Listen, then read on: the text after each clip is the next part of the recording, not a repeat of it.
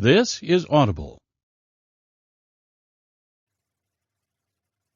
Tantor Audio, a division of Recorded Books, presents Got Me Looking by Casey Cox. Narrated by John Solo. 1. Gus. Want to see me do a magic trick? It's only as I utter the words that I realize that even though I'm at a crowded bar, I'm actually talking to myself because, yeah, that's a great look. I came here with a group of people, not super close friends, yet more than mere acquaintances, so frequentances? But everyone's off mingling, chatting, and basically doing their own thing around the bar I'm standing at. A couple of guys who look like they're in their mid-20s, standing close by, hear me. With a cocky head tilt, one of them leans in. "I love magic. Show me what you got."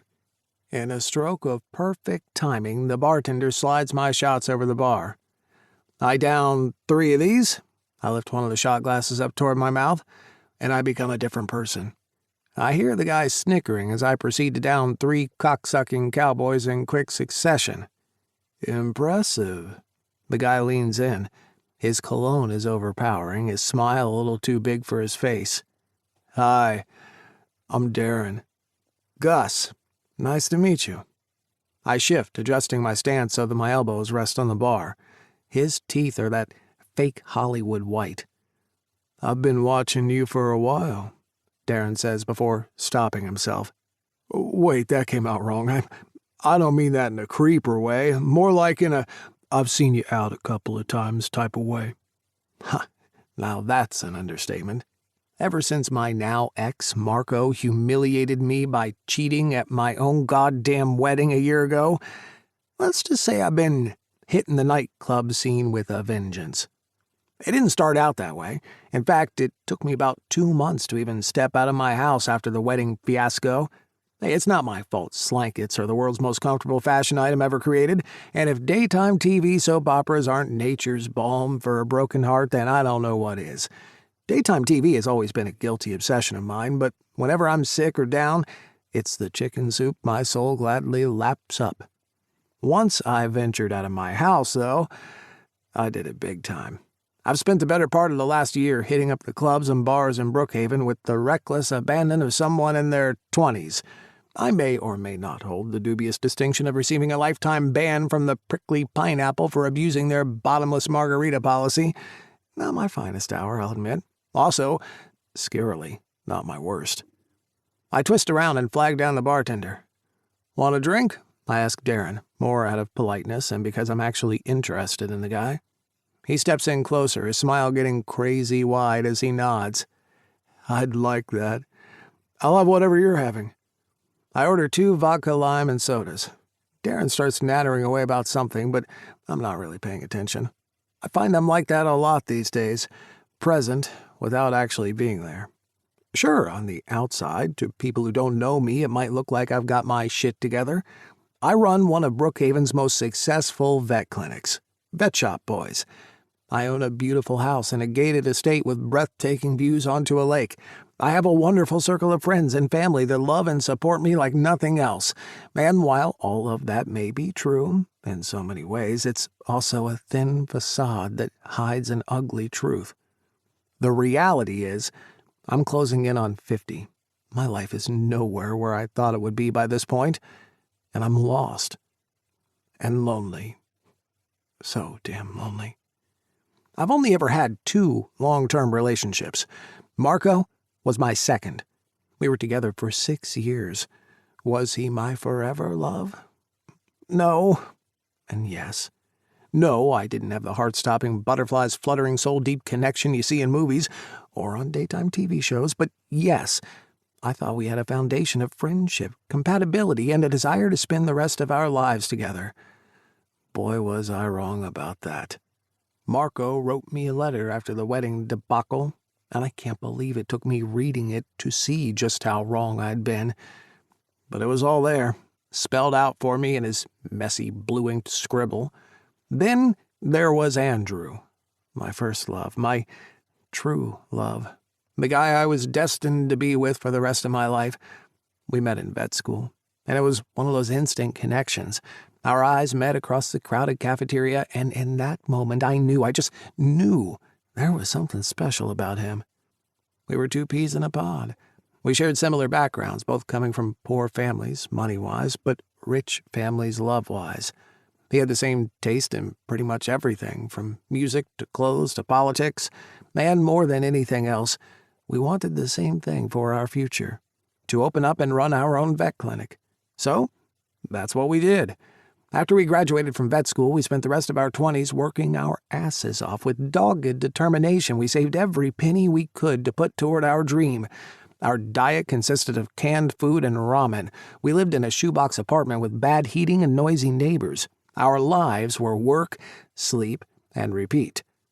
It sounds like it should have been tough, but what we lacked in creature comforts we more than made up for with a love that grew and deepened with each passing day. We didn't have much, because we didn't need much. We had the most important thing in the world, the only thing that really mattered: one another. I never thought a love like that was possible. We were so in sync and so connected, it's almost like we knew each other better than we knew ourselves sometimes. He was one of those rare people I could be around 24/7 and still feel like it wasn't enough. But all that was ripped from me shortly after we achieved our dream and opened the vet clinic. My life was shattered and thrown into a bleak, roving, empty abyss one rainy Thursday night. Andrew was driving out to an animal emergency on the outskirts of town when a bolt of lightning struck a tree, causing it to crack. It toppled over onto the road, right onto Andrew's car, killing him instantly. He was just 32 years old. You lose two things when someone dies: the person, which is heartbreaking and soul-shattering on its own, but also the life you were going to share together. Having achieved our goal of opening the clinic, we started talking about having a family. Marriage equality was still a decade away, but we began looking into adoption and surrogacy options. Having kids, being a family unit in that way, being loved and settled, is something I've dreamed about for as long as I can remember. In some ways, in most ways, actually, I have gotten over Andrew's death. It took me the better part of a decade and a shit ton of therapy to work through the grief, process it, and finally get some closure, but part of me is still stuck in this in-between place where the white-hot grief that burned a hole in my heart has dimmed, and yet it still has a hold on me. I can't go back, and it seems I can't go forward either. "Another drink?" Darren asks, and I realize that he's been talking to me this whole time. I glance down at our empty glasses. Shit, I've totally zoned out for the last 10 minutes. I feel terrible. I didn't mean to ignore the guy. That's such a rude thing to do to someone, especially since I'm the one who bought him a drink. I rub my hand across my chest, feeling bad. "No, thank you, though." Darren catches my fingers. That's when I notice a heat simmering in his eyes. "That's okay. How about we go back to my place instead?" I unwrap his fingers from mine and gently guide his hand away from me. I've probably had one too many." It's a lie. Sure, I'm a little tipsy, but I'm still in control. I'm just trying to let him down gently. But Darren doesn't seem to be getting the hint. "That's okay." Now his hand is squeezing my shoulder. "You can just lie there, be a total starfish. I'm happy to do all the work." I lower my shoulder from his grip and take a step away. In case of an emergency, I'm going to break the glass and use a line that Fulton, in all his quirky glory, assured me was enough to drive men away like insect repellent. I'm in a mannequin sex phase. Darren's brows pinch together. "Is that a kink?" "No. It means look, don't touch." The dreaded words anyone hoping to score with someone doesn't want to hear. I see Darren considering things for a moment before leaning in toward me. "So I suppose a twirly in the bathroom is out of the question?" I have no freaking clue what a twirly is, and I have no interest in finding out either. It sounds like something Marco would have been into, and that's about all the trigger I can handle. No, thank you, I repeat. I offer a polite smile, but it's met with an unimpressed sneer. He shakes his head. Whatever. You may be hot, but you're still old as fuck. And with that, Darren makes his ungracious exit. I blow out a dejected breath as I slink down into the nearest empty bar stool. I order a lemonade, and as I wait for it, I pull out the letter from my back pocket. Yes, that letter. From Marco. The one he left me about a week after the wedding shit show where he made his own ungracious exit from my life. It's like my own fucked up self-imposed torture version of American Express. I never leave home without it. Guess that makes me a loser, carrying it around with me a year later, but the bartender slides the lemonade over. As I take a sip, I open the well-creased paper that I may or may not have crumpled up in sheer despair on more than one occasion. My eyes zone in on the words before me, words I could probably recite from memory at this point. Dear Gus. God, it always irritates me that he capitalized my name. Every single time I see it. I mean, who does that? I have to get this off my chest, because if I don't, I feel like I'll explode. I know you're probably hurt and angry and confused.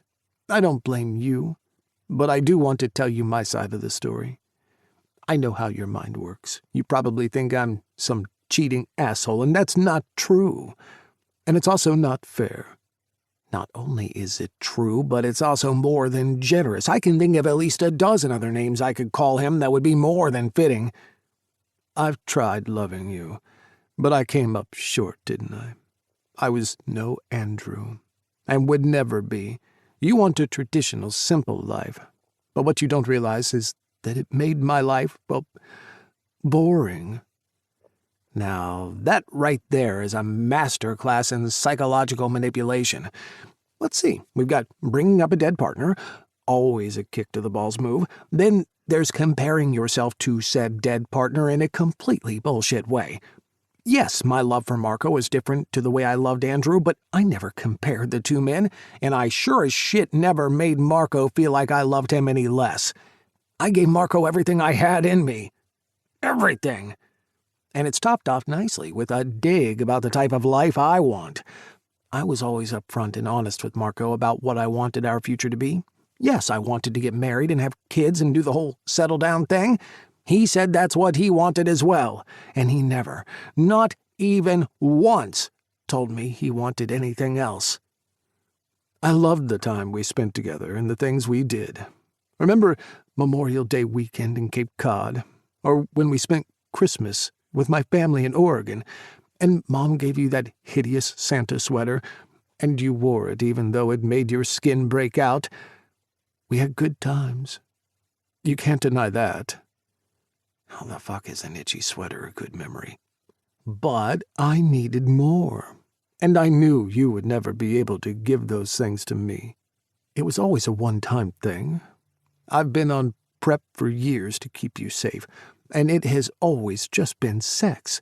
Not even real sex, just blowjobs. They practically don't count. No emotion, no connection, no relationship. I just like what I like, and you could never give that to me. You're a great guy, Gus, but I'm going to be honest. You're boring in bed. Fuck you. I am many things, but I am not boring in bed. Also, nice way to out yourself as having cheated on me for years. Fuck, I thought it was bad enough to do it at our wedding, but yeah, looking back on it, Marco was known for always disappearing whenever we went out. He took long trips to the bathroom. I assumed he had a small bladder. Turns out he just had zero conscience. I put the glass I'm holding down for fear of clenching it so hard it'll shatter all over the place. Why is it wrong for me to get what I needed if it meant we could stay together? I shouldn't be punished for doing something to try and save our relationship. Call me old-fashioned, but there's no excuse for cheating on someone, ever. Period. End of story. Exclamation fucking point. Also, try talking to your partner to save a relationship instead of gobbling down on every cock you can find in men's rooms. It might prove more effective. Please think about it. Really think it through. I still love you and think we could make it work. I know I want to. And if you're able to get over your own bullshit, I'd be happy to give it another shot. Of all the things that he wrote in the letter, I think telling me to get over my shit is the one that enrages me the most. No, wait. Boring in bed was the worst. Admitting he's been cheating on me for practically our entire relationship was second. And this is a close third. How fucking dare he turn it around on me? It wouldn't have changed anything. But if he'd taken even the slightest sliver of responsibility for what he had done, maybe it would have helped me heal a bit faster and not make me feel like all the years we'd spent together had been a total waste of time. But nope. Deflect and blame the guy you cheated on. Really kick him while he's down. Great move, asshole. Lots of love, Margot. Again, with the name capitalization. I have no words. I fold the letter and shove it back into my pocket. I finish off the rest of the lemonade as I push to my feet. I've got this weird energy coursing through me. I'm on edge. My hands are shaking. I need to dance or do something to get it out of me. A couple of guys shuffle past me, almost bowling me over. They're so wrapped up in each other. The display of lovey-doveyness only makes my mood even more funky. The bar isn't too crowded, but still, something's missing. It takes me a few moments to figure it out. I snap my fingers. Of course, my wingman's missing. Wait, did I even have one tonight? I know, it looks and is pathetic to be 48 years old and need a glorified babysitter to supervise me and make sure I don't get into too much trouble, but what can I say? I have the best friends a guy could ever have. Side note, I can also be a rascal troublemaker that'll give you the best night out on the town you've ever had in your life. Noah, Fulton, and Chase have been nothing short of incredible. They've seen me through the highs and lows I've gone through this past year. I honestly don't know how I would have made it through without them. They're not just friends. They're more like brothers to me. They even came up with a schedule, taking turns to accompany me on my nights out. Sure, I may have evaded their watch with the cheeky long weekend to Vegas here and a 3-day luxury yacht party complete with go-go dancers in Florida there, but all in all, the system has been working as it should. I've managed to stay out of trouble. Mostly. Contrary to a certain cheating scumbag ex's theory about me, I, Gus Robinson, am anything but boring. In bed or out of it. With a much-needed injection of revenge-inspired self-confidence, I prop my chin out as I do a lap of the bar, on the lookout for whoever it is that's meant to be wing-manning me tonight. It takes about 7, maybe 8 steps for that jolt of newfound confidence to dissipate into thin air. As I'm walking, I'm suddenly struck by how young everyone at the club is. I'm sure they're all over 21, but it makes my skin prickle knowing I've probably got 2 decades on most of these people. Usually, I guess I don't notice, but tonight, for some reason, I have. And try as I might, now that I've seen it, I can't unsee it. This really isn't how I wanted my life to turn out. I'm not married. I don't have kids. I haven't even expanded the business the way Andrew and I dreamed of.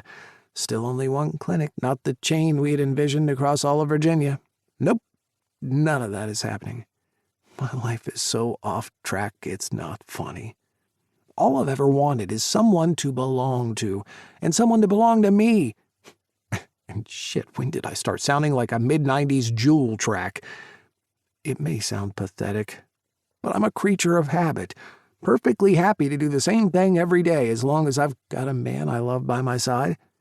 So how the hell did I wind up being an almost 50-year-old guy stalking around a nightclub way too late on a weeknight looking for his missing wingman? 2. Tate. Please, please, please. I grin, shaking my head in mild disbelief as Hayes' pleading voice floats out of my cell phone speaker. I already decided I'd do what he's asking, to be Gus's stand-in wingman for the night. I just haven't told Hayes that yet. Nothing wrong with mildly torturing your best friend every once in a while, is there? And why can't Noah do it? I ask, doing my best to keep the smile out of my voice. He's stuck in the clinic. Harmony rang and said his surgery is running over. It could be a few hours yet. And you can't go out and do it. Why? Dude, if I could, I would. But I have orders backing up. One of my staff members called in sick, and I'm drowning here in the factory. DLS is flying off the shelves and out of people's asses, I helpfully throw in. I hear Hayes chuckle. Yeah, that too. Bottom line, I am swamped. I know you are. I'm beyond happy for my bestie. Not only is the business he started doing so well, but he's also blissfully in love with possibly the nicest guy who's ever lived, Noah. That ain't my cup of tea, that old settling down with one person thing, but I'm always supportive of people pursuing their own path to happiness, whatever that means for them. So will you do it? Please? I gotta put the guy out of his misery. Of course I will. You're a lifesaver. Hayes huffs out, relieved. I'm also the best friend you could ever hope for, an entrepreneur with killer business instincts, and I've got an ass that just won't quit, I add helpfully. That's met with another chuckle. Yes, you're all that and humble to boot. I pick up the laptop I've been resting on my thighs and place it beside me. Where is Gus? I ask. No, wait, don't tell me. Let me guess. It's Thursday, so he'll be at the Prickly Pineapple, right? I don't know Gus super well. Our circles overlap since my best friend is going out with his best friend, and he and I have hung out a bit, including a long weekend away in Vegas. But there have always been people around us. Can't say I remember ever spending any longer period of one-on-one time with the guy. No, Hayes replies. He got banned from the Prickly Pineapple. I snicker. Of course he did. I've seen the way that man parties. Someone needs to invent a word better than wild, because Gus goes above and beyond. What did he do? I don't know for sure. He's being super cagey about it, something about abusing their bottomless margarita policy. Sounds about right. Gus is a total badass. He's living his life on his terms. He runs an awesome vet clinic. Hayes, Noah, in fact everyone who works at Vet Shop Boys, raves about how good a boss he is. He owns a mansion by the lake, and sure, he's in his late 40s, but he's got the type of body guys half his age would kill for. Not that I've spent a whole bunch of time checking him out or anything. It's just an objective observation. That's all. I clear my throat. So where is he? At the Shady Lady. Have you been there? No, but I know where it is. Cool. Hayes sounds like he's got something more to say. I know the guy so well I can pick up on the slightly different hitch to his breathing. Yes? I prompt when Hayes isn't forthcoming with any more of those useful things otherwise known as words. Okay, so apparently Chase told Fulton, who told Noah, who told Harmony, who told me, who's now telling you that Gus mentioned that it's strip karaoke night at the Shady Lady. Strip karaoke, I echo. What the hell is that? I think it's implied in the name. Hayes laughs. Anyway, keep an eye on Gus. You know what he's like when he hears Genuine's Pony. Or Christina Aguilera's Dirty, I add, completely unnecessarily. Yeah, okay. Hayes sounds a little confused, almost as if I shouldn't know that about Gus. What can I say? We've been to Vegas together, and Gus can party like it's nobody's business, as well as dance the fuck out of a Christina Aguilera number. No worries, I'm on it. See ya, Hayes. Thanks a million. I owe you. You do. And $1 million should about cover it. I end the call to more sounds of Hayes chuckling. Before I get up to save Gus from himself, I flick my eyes over the laptop screen. A sense of pride fills my chest as I see the word count I achieved today. 2,708. I have no way of knowing if that's a lot or not. I'm completely new to this whole writing thing. Maybe real authors kill it with daily word counts closer to 5,000 or 6,000, I don't know. And I kind of don't care. I'm doing my own thing, writing my first book. While I'm happy with the word count, I'm even happier that they're good words. At least I think they are. I'll be meeting with publishers soon enough to find out for sure. My life's changed a lot since Hayes met Noah and began living his happily ever after. After coming up with the idea for Hayes's business, it made me realize I had other business interests I wanted to pursue. Don't get me wrong, I loved my camping days and look back fondly on them, but they're behind me now.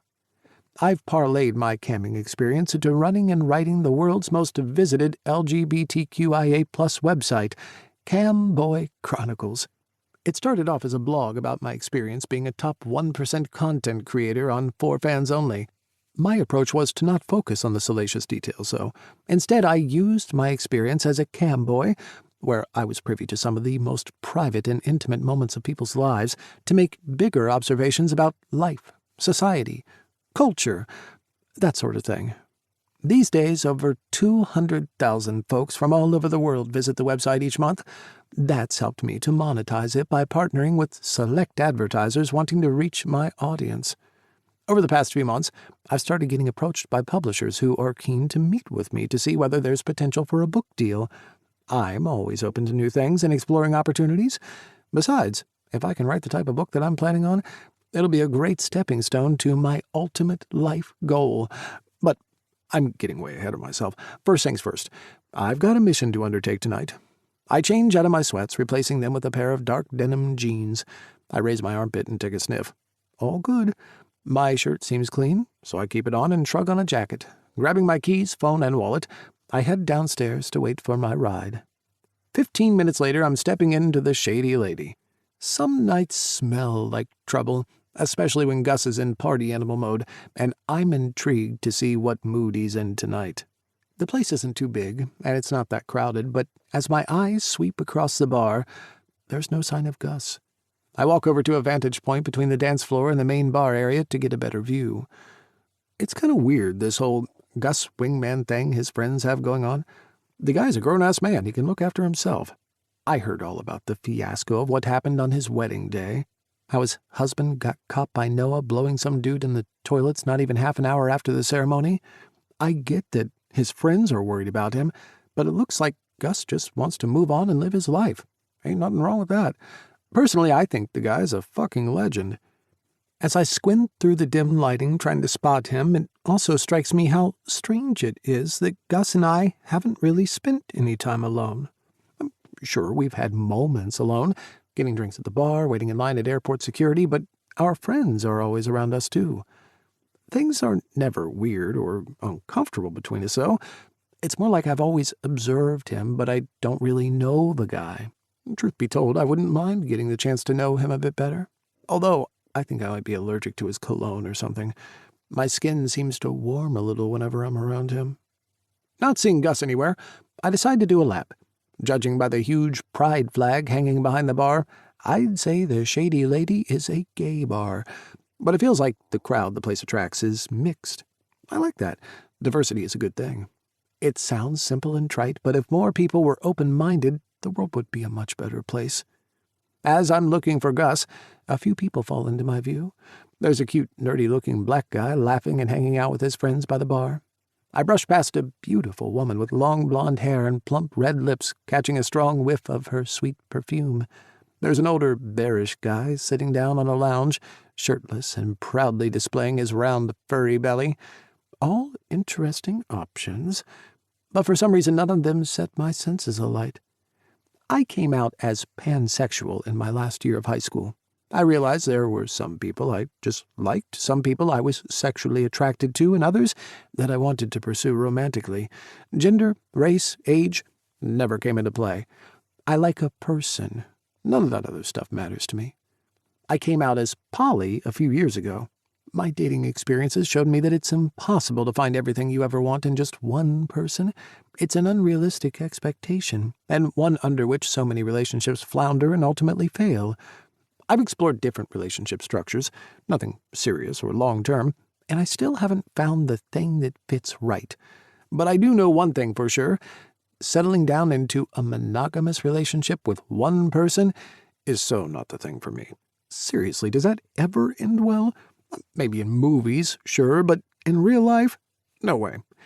Case in point number 1. Gus and that asshole Marco. I feel bad for what Marco did to Gus. Cheating is wrong. Always. Every single time. That's the truth. But if people weren't so fixated on monogamy, establishing that as the ideal and only way to have a relationship, maybe it might eliminate or at least greatly reduce the need for people to cheat. I'm not saying it's true. It's just a theory I've been thinking about for an article I might write one day. Case in point number 2.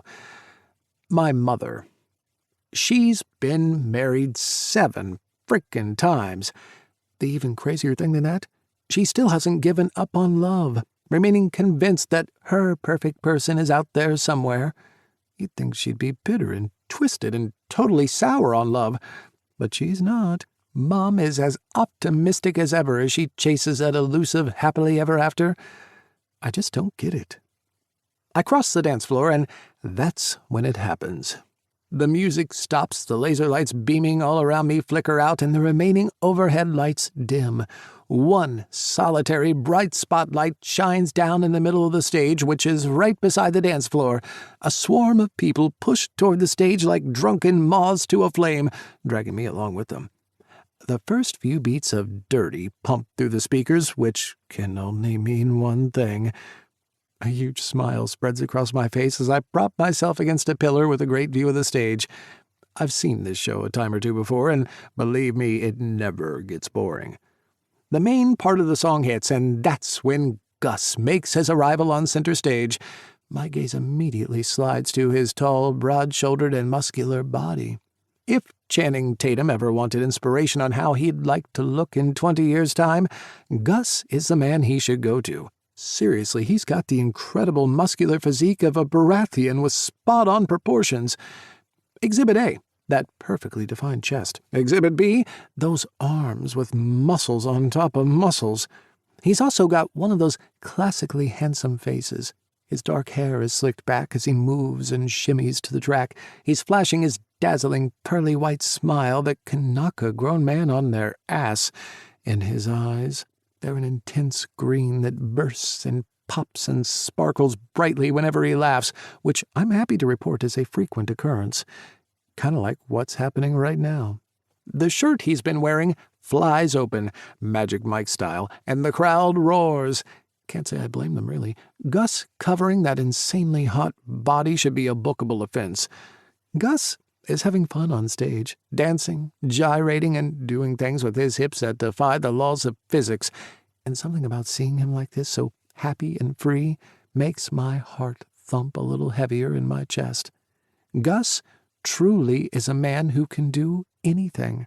Run a vet clinic, be kind and generous and big-hearted to everyone he meets, live life on his own terms, and, as he's currently showing the crowd at the Shady Lady, he can work and grind so hard against a stripper pole that the song should probably be renamed to Nasty. Once it's over, a thunderous applause erupts from the crowd, no one seeming to give a shit that Gus focused on the strip part and totally ignored the karaoke part of strip karaoke. After Gus has taken a round of ceremonial bows, he leaves the stage. I edge my way over to him as music starts thumping through the speakers again. When I get close enough, I place a hand on his massive, sweat-sheened shoulder. He spins around to face me. "Ah, Tate!" His chin drops knowingly. "Noah sent you?" I can't tell if there's a note of disappointment in his voice or not. Haze, actually. I'm relieved when Gus lets out a massive smile, my chest expanding at the sight. "I'm here to save you," I remark, pushing a bottle of water against Gus's sweaty chest. He takes the bottle off me, our fingers touching for the briefest instance. As I watch him drain it all in one go, there it is again, that cologne of his that makes my skin prickle with the fiery heat. Gus wipes his mouth with the back of his hand. "I believe I ordered the knight in shining armor model." "Is that right? Complete with a horse?" I shoot back. "No." Gus eyes me up and down. "Just hung like one." 3. Gus. "Well, here I am. Your wish has been granted, sir." Tate replies to my joke with a laugh. "We may not have spent a lot of time together, but Whenever we've hung out with our friends, Tate and I have always enjoyed a playful banter. Ever since he came into our social circle, he's fit in so well with everyone. Tate's curious, clever, and engaging. A firecracker with no filter who somehow manages to stay friendly and genuine at the same time. Besides, he's Hayes' best friend, so I know he's good people. If there's one thing I've learned over the years, it's that when you find good people, you stick together and keep them close. Family isn't just the people you share blood with. It's the tribe you seek out and choose. I place the empty bottle of water on a table, and for some reason, my eyes drop down to his body once again. What can I say? Tate is an attractive young man. Okay, that's the polite version of what I'm thinking. The less polite and way more inappropriate thoughts coursing through my head are, if I were 20 years younger, Tate would be the kind of guy I'd let rail me like the Amtrak. So yeah, definitely keeping that one to myself. He's dressed simply in a black t-shirt, jacket, and dark denim, but I'm a face guy. Always have been.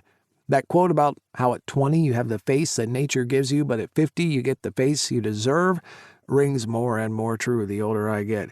And nature sure has blessed Tate with a handsomely sweet face that instantly charms anyone he comes across. One of the first things I noticed when he grabbed me tonight was that he must have recently got a new haircut. I've always seen him with straight, dark blonde hair, but now one side is shaved and he wears his long hair in a sweeping rush over his head. The new look suits him. A light dusting of soft stubble lines his jaw, and yet somehow he still looks boyish. But it's his sunken, narrow, light blue eyes that always make me do a double take. They make him look like he's half squinting. It's intense, and for some reason, I really like it. I realize I've probably been staring at Tate for a few seconds too long. Oh, and I'm still standing shirtless in front of him.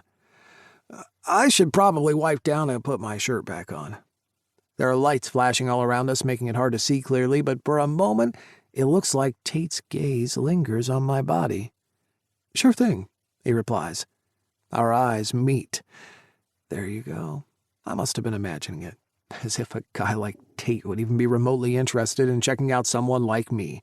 I'm old enough to be his... Let's not even go there. I spotted some lounges over in the corner. How about you go to the bathroom to freshen up and I'll grab some more water and find us a seat, he suggests. Sounds good. I step to move past him when I feel the soft press of his palm against my sweaty chest. Oh, and Gus? Tate pins me with a heavy stare. Seriously, I'm going to have to email the owners of this nightclub about their lighting. Surely I can't be the only person it's affecting, making me see things that aren't there. I swallow. Yes? You were a beast on stage. A crackling heat simmers between us for a few moments before I break away, muttering something about needing to get dressed. Pride surges through my chest as I make my way to the bathroom. I'm sure Tate was simply being polite when he said it, but of all the words to choose, beast? Hello. I can't help but feel a little good about that. But as I approach the door to the men's room, the good feeling high I'd been riding after Tate's comment flies out the window. I pause, moving to the side to let a few people pass me. My breath becomes short and erratic, my throat dry. Fuck. It's happening again. Apparently, I now suffer from an incredibly rare, Fulton-diagnosed affliction known as PRH. Public restroom hesitancy. It seems to only affect men who catch their newly married husbands blowing the florist at their wedding reception. My jaw clenches at the memory. The only saving grace, if you can call it that, was that I wasn't the one who actually caught them. That was my best friend Noah. The poor guy. In an attempt to take a photo, knowing that Marco would likely deny it if he got confronted about it without proof, Noah ended up sliding down the cubicle wall and injuring himself. That's the kind of good friend and incredible man Noah is. Me, though? In addition to a broken heart with a side helping of shattered dreams, I've been left with a huge dislike of public bathrooms and an even more extreme dislike of hydrangeas, like the 1,500 Marco insisted we have at the wedding at the advice of the floral director. I say this as someone who doesn't have a violent bone in my body, but every time I see a goddamn hydrangea, I want to punch it in its stupid, petally face. I take a deep breath and push through the door into the restroom. It's not like I'm going to catch Marco on his knees in here. The logical part of my brain knows that. Unfortunately, that part doesn't always win out when it comes to love or heartbreak. I head to the row of sinks and grab a few paper towels from the dispenser, dabbing them across my chest and under my armpits. I turn the tap on and lean forward, splashing some cold water on my face. That's better. I stand up straight and finish wiping my face. I slip my shirt back on, and just as I'm leaving, who should happen to walk in but Darren from before, hand in hand with some guy who's got cartoon hearts, or rather cartoon cocks, flying out of his eyes. "Jake," Darren says, smiling way too widely.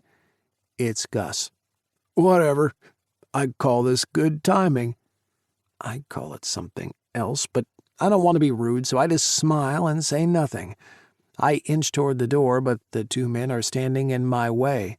"Mark and I—" "It's Michael," the other man corrects. "Whatever." Darren sends Michael a biting look before returning his gaze at me. "I'm gonna blow him. Want in on the action? I have an incredibly flexible jaw. I can probably fit both of your I'm good, thanks," I interject. I manage to shuffle past them and get the fuck out of there. I feel upset and confused and make a silent promise to myself never to use a public bathroom again unless I really, really have to. That little encounter was too much.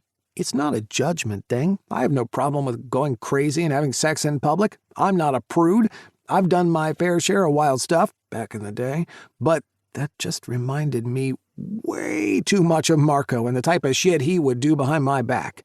Even though Fulton was kidding when he made it up, PRH, it seems, is proving to be a real thing for me. And, for my own sake, I need to honor my feelings and stay the hell away from men's rooms. I spot Tate sitting in a half-circular lounge. As I approach, I shake out my shoulders and plaster a smile onto my face. I can only imagine what he must think of me. A grown-ass man who can't keep his shit together, most likely. I suppress the groan bubbling in the base of my throat at my own patheticness. "Hey," I say as I take a seat beside him. "There, that sounded believable and happy."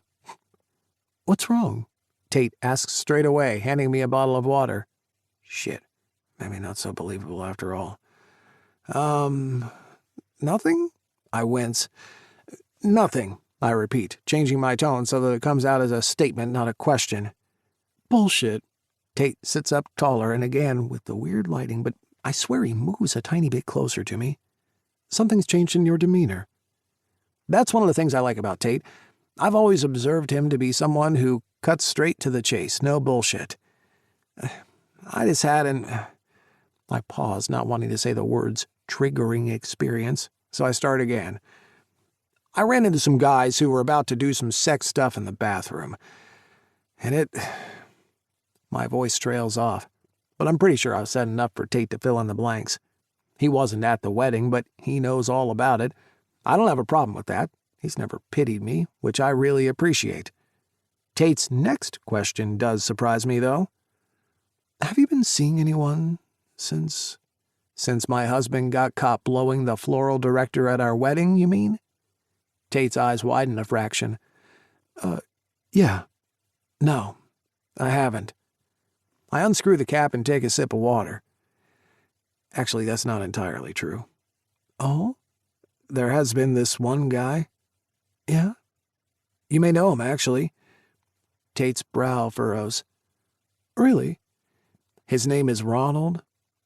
I can see Tate squinting in concentration, like he's going through his mental Rolodex of contacts trying to place who I'm talking about. I have a feeling my next clue will seal the deal. "Last name McDonald?" A grin crosses his lips. "Oh yeah, now that you mentioned it, I think I do know him. I have him in me at least 3, sometimes 4 times a week." As I say the words, I feel my cheeks stretch out in a smile as the memory of that whole bathroom situation starts to fade. "Is he any good?" I shrug a shoulder. It's okay at the time, but it's over pretty quick, and once I'm done, I go back to feeling like shit. Tate nudges into me, his upper arm warm against mine. "Well, I can assure you that my Big Mac is definitely better." "Wait, I turned to face him square on. Did you just refer to your dick as a Big Mac? Oh my God.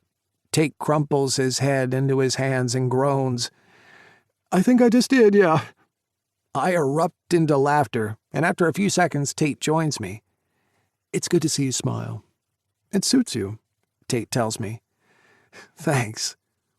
I know that you and I haven't really spent a lot of time alone together, but if you ever want to talk about anything, I'm here.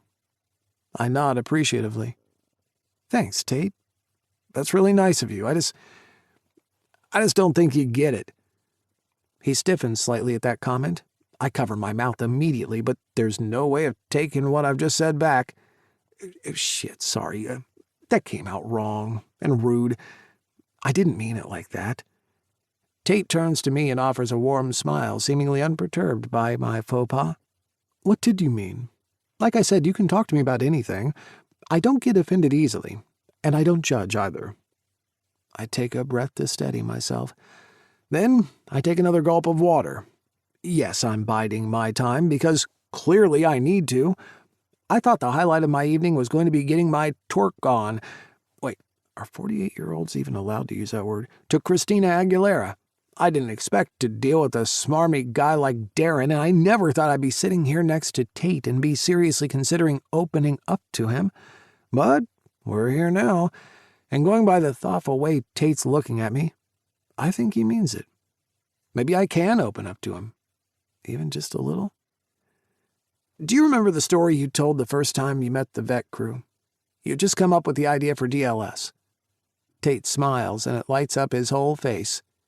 Of course I remember. It was great to meet you all. Tate made quite the memorable entrance that night. I mean, anytime you tell a bunch of strangers about how you came up with a business idea for a new product by shooting it out of your ass is likely to be unforgettable, right? And it was a great story, I say. And during it, you referred to yourself as the Polly Prince. I chew down on my lip.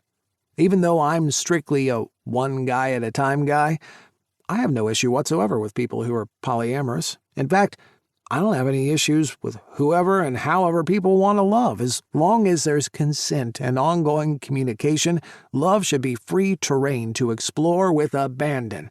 The world needs more love and less rules about it. I just want to proceed with caution and not run the risk of inadvertently saying the wrong thing. Again. After taking a few moments, I settle on a question. I repeat it a few times in my head, checking to make sure it won't come out wrong. Geez, where's the walking PC encyclopedia, otherwise known as Fulton when you need 'em, and then come right out with it. You don't believe in monogamy and what can be termed traditional relationships, do you? Tate doesn't sit up higher, nor do any of his facial features tighten, so I'm taking that as a good initial sign I haven't said the wrong thing. He looks like he's considering my question, giving it some serious thought. After a few moments, Tate says, I think that monogamy is a broken, outdated concept. I nod, but say nothing, listening intently as he goes on. I don't believe one person can give you everything you need. I think it's unrealistic to pin all your hopes and desires on someone like that, and I think that the pressure of doing that is ultimately why a lot of monogamous relationships fail. People end up being unfulfilled and unhappy, and they end up hurting each other by doing things such as cheating. I interrupt dejectedly. Tate places his hand on my leg, the touch soothing my rising nerves. Marco didn't cheat on you because of anything you did, Gus, or the fact that you were in a monogamous relationship. You both chose to have that kind of relationship, so he needs to take responsibility for his actions. Marco cheated on you because of his shit, his issues. My thoughts drift to the letter I have shoved in my back pocket. Taking responsibility for his actions was the last thing Marco did. If anything, he tried to spin it so that somehow I was the bad guy and he was cheating on me to help us. So twisted. I just feel like such a fucking loser. And there goes my verbal diarrhea again. Fuck, what is wrong with me tonight? Are you serious right now? Tate shuffles, bracing my shoulders in his hands as he says, You are like my definition of life goals. You kick ass and do whatever the fuck you want. You're successful, smart, and loaded. Your friends adore you, and people love working for you. You are a lot of things, Gus Robinson, but loser isn't one of them. You're literally the best." I smile and say a quiet, "Thank you." But Tate isn't finished yet. "And your parties are off the hook. That extra long weekend we went to Vegas was epic. The meat, wine, and weed night at your place was the best. I had so much fun that night. Everyone did, because you're an amazing, considerate host who wants to make sure everyone is having a good time." As much as I try to absorb what he's saying, it doesn't quell the pain stabbing at my chest. The me he just described isn't the version of me I thought I'd be, especially at this stage of my life. All I want is to find the right guy and be, well, boring. But in the good sense of the word. The kind of boredom that comes from finding the right person to share your life with, fall into familiar routines with, and enjoy the small, everyday moments as much as the big, momentous life events. For me, that's my idea of paradise. Tate studies me for a moment before adding, "And you're fucking hot." I let out a chuckle. "Yeah, for a guy my age." "No." Tate grips my shoulders even tighter, and the touch ripples through my body all the way down to my toes.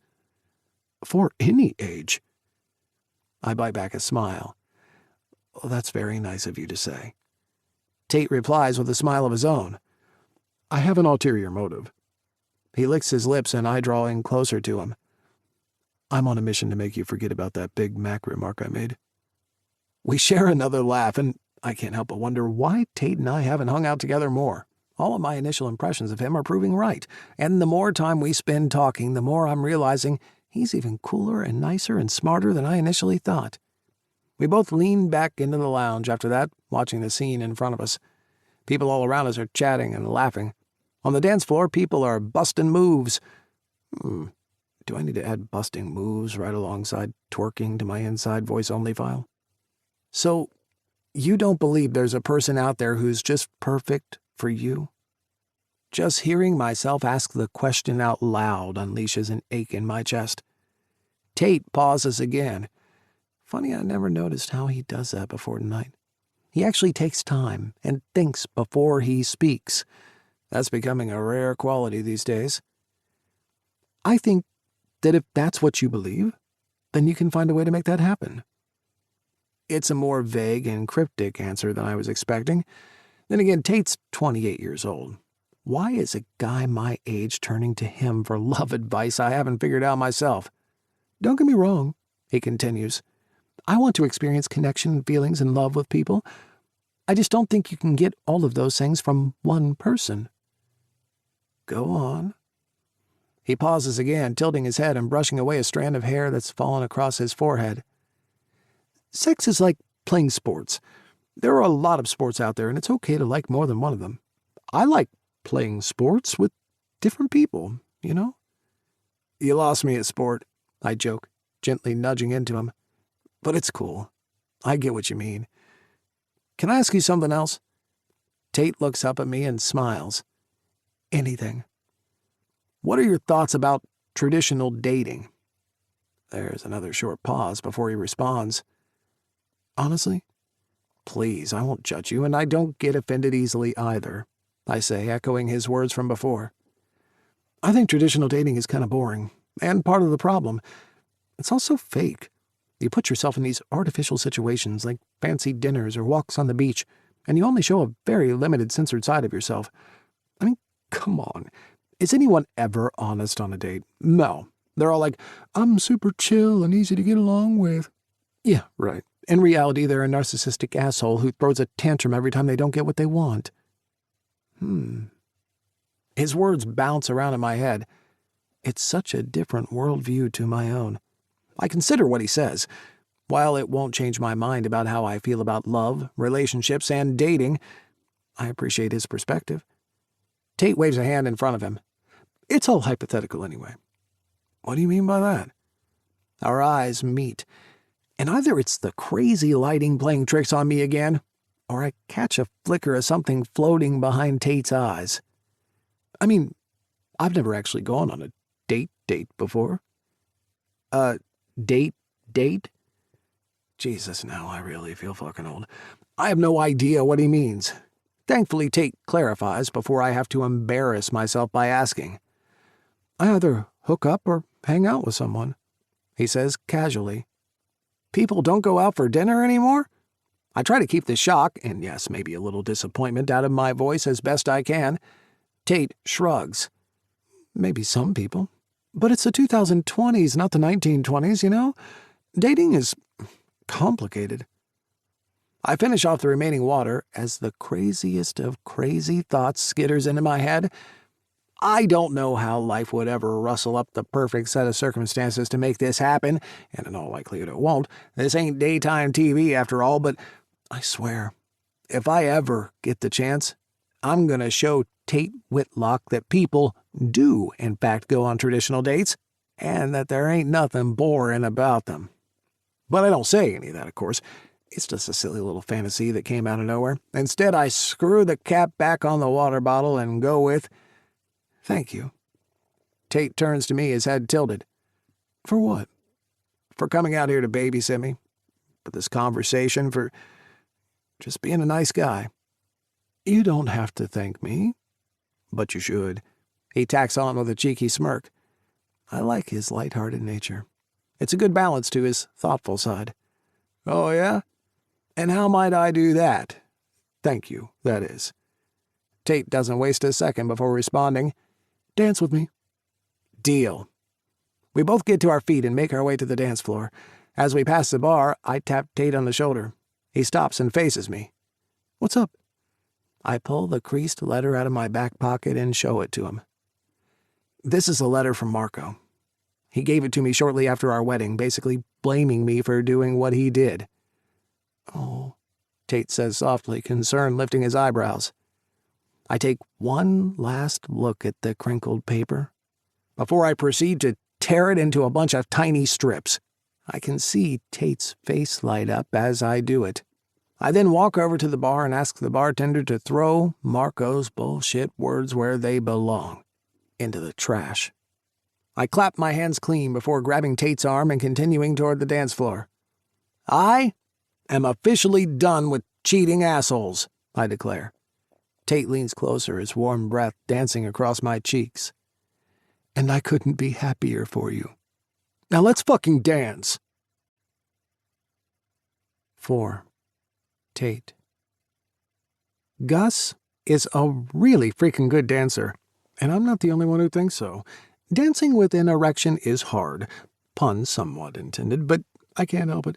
Sure, I've seen him light up stages with his deliciously dirty dancing before, but now, experiencing it right in front of me in extreme close-up, it's like nothing else. When Gus dances, he really loses himself in the music. It's like all of the stress, worries, and burdens in his life dissipate, and his body takes over, surrendering to the sounds and moving to the beat in this really cool, infectious way. I find myself dancing harder than ever just to keep up with the guy. Kind of hard to believe he's 20 years older than me. Our bodies knock and bump against each other every so often, and it feels good. As more people come onto the dance floor and crowd us in, it forces us closer to each other, and the physical contact increases.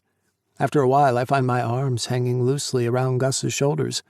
He doesn't say anything or seem to mind, so I keep them there. After all, what's the point of having such ridiculously broad shoulders if a guy can't lean on them on a dance floor? The music changes, going from fast and poppy to a mid-tempo jam. A look of recognition flashes across Gus's face. Do you know this song? He leans in to ask. I shake my head. It's a slowed-down remix, he tells me. But the original is by the Pet Shop Boys. It's called Always on My Mind.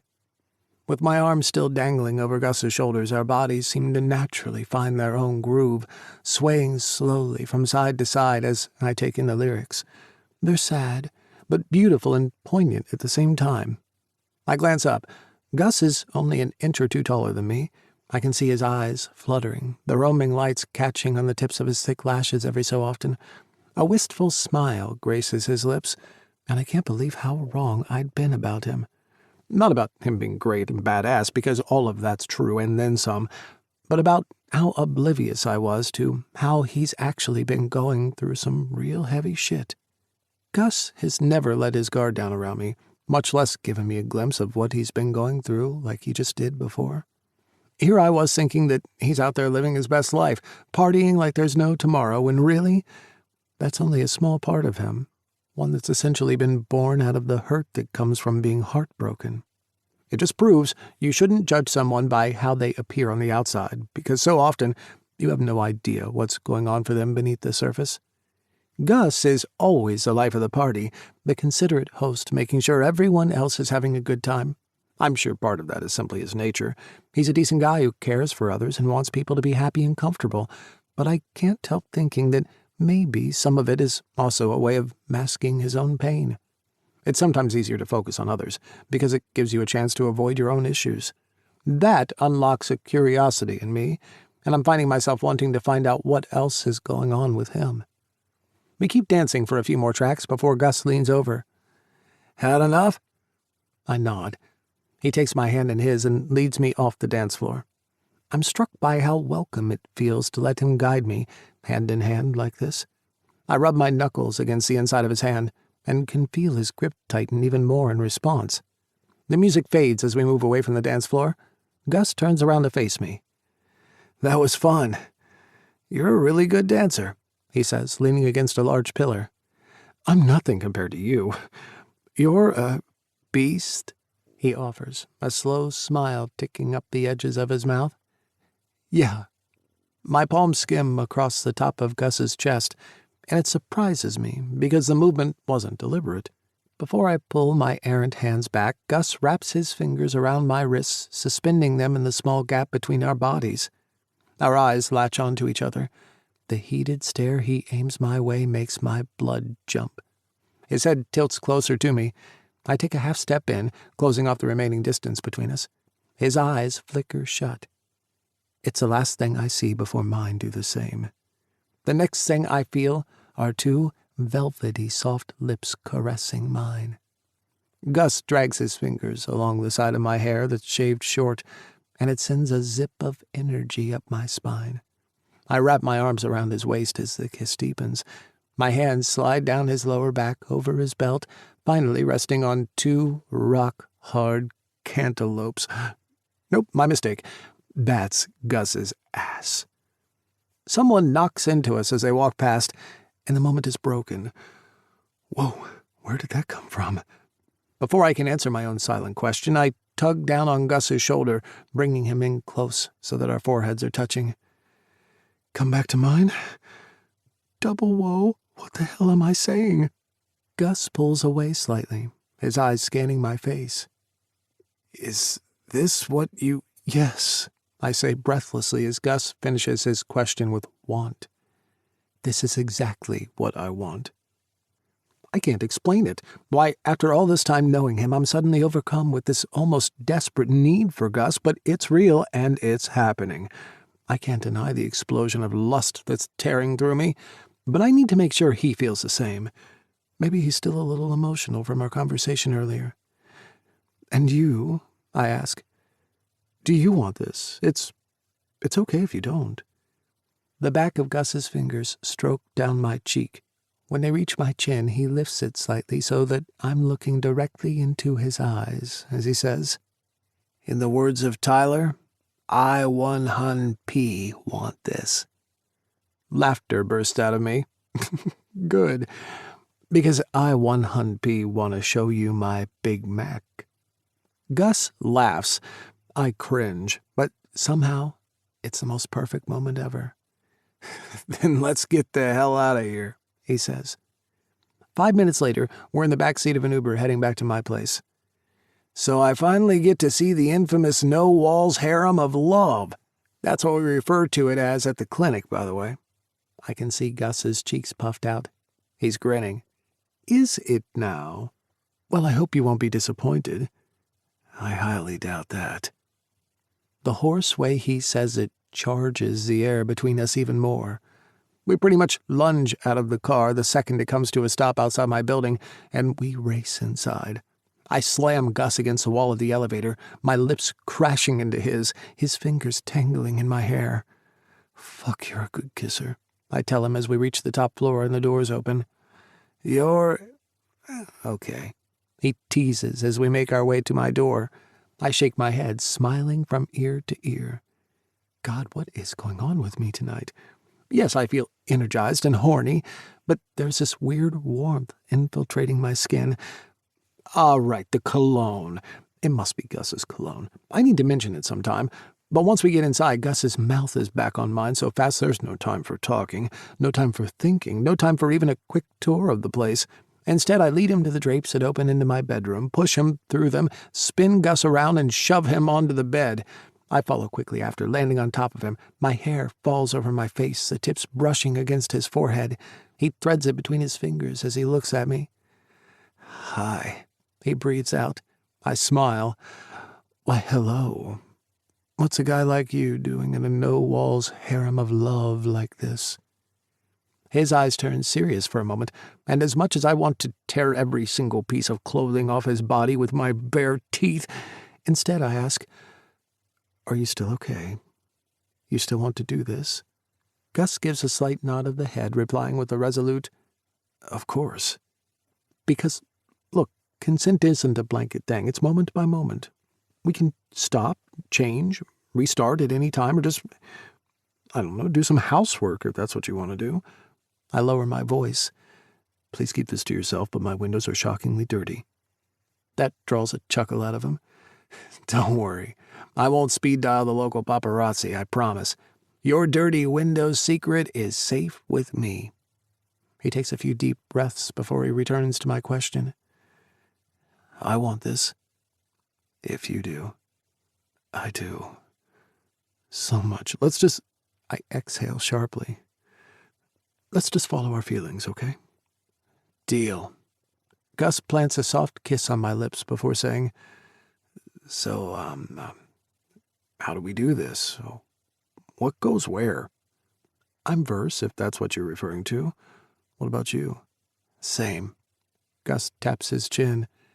In that case, there's only one fair way to decide this. He repositions me so that I'm lying next to him on the bed. Once I'm in place, he sticks his hand out in a fist. When I just stare blankly at him, Gus waggles his eyebrows and says, Jen Kin Pon. Huh? His eyes brighten with laughter. It's Japanese for rock, paper, scissors. I let out a snort. All right, you're on. Ready? He asks, and I nod.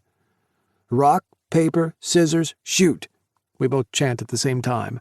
On shoot, I hold out my fist for rock, while Gus's hand goes flat for paper. Yay, I win. I get to bottom first. I smile so hard that it makes my cheeks hurt. I love that Gus equates winning with bottoming. Gus leans down closer. Are you ready? For what? For me to bottom the fuck out of you? I was born ready. I shoot back. We fall into a hungry kiss as we begin tearing our clothes off each other. Actually, that's not entirely true, but I'm too immersed in the velvety goodness of Gus's lips to notice until we pull apart, and I've ended up fully naked, and he's somehow still fully clothed. Hey, I protest. How is this fair? What? How come you're still dressed? I want to see you naked, too. Oh, you will. Gus grips the sides of my face with his big hands. This is only the first round. There'll be plenty of time for both of us to be naked. I gulp before repeating. First round. He throws a sly smile my way. If you can keep up with me, that is. Holy shit. How did I not notice I've had someone with sex stamina to match mine under my nose for a year? Right now, all I want to do is to sink into Gus's body. Grab supplies, he orders, getting up. I lunge for my nightstand, digging out lube and condoms. When I spin back around, my breath hitches in my throat. Gus is on all fours on my bed. He's unbuckled his pants and slid them over the hard curve of his ass, and holy fuck, the sight of him fully clothed with only his muscular ass exposed is nothing short of blazing hot. That, combined with me being buck naked, creates an intoxicating dynamic. I scoot up the bed so that I'm propped up behind him. A need to devour Gus almost overtakes me, but first, prep. I slick a finger and let Gus know what I'm doing. I'm gonna get you ready for me. He twists around to look at me, fire burning brightly through his green eyes. Hurry, I need to feel you inside me. I swallow. A man with a rock-hard ass, insane dance moves, and emotional availability is like, whoa. I rub my fingers together to warm the lube up a bit before pressing the tip of my index finger against Gus. His lower back arches, and then presses back into my touch. I graze his taint, running my finger up and down in the thin strip. Gus wriggles impatiently, and I smile, loving the feeling of teasing him gently before I give him the hardest fuck of his life. Tate, he drawls at my lingering touch. Come on, give it to me, please. Well, because you asked so nicely. He starts to snicker, but stops the second I hook my finger inside him. Yeah, he breathes out. Like that. You like it a little rough? I ask. He cranes his head around, our eyes finding each other. I like it a lot of different ways. I'm not boring in bed, I'm a beast. His eyes crinkle, and he turns back around. I slide his second finger into him. Gus hisses and mutters something that sounds like, You have no fucking idea. I stretch him open, adding a third finger just to make sure he's good and ready. I might not be the biggest guy in the world, but it really isn't the size, it's how you use it. And believe me, I plan on using it until we both can't breathe. Are you ready? I ask, slipping my fingers out and reaching for the condom wrapper. Unbelievably ready. Gus groans back at me, the guttural sound making my cock swell even more. But then... Fuck. Shit, fuck. What's wrong? I must have sworn out loud, because the next thing I know, Gus has spun around and is facing me.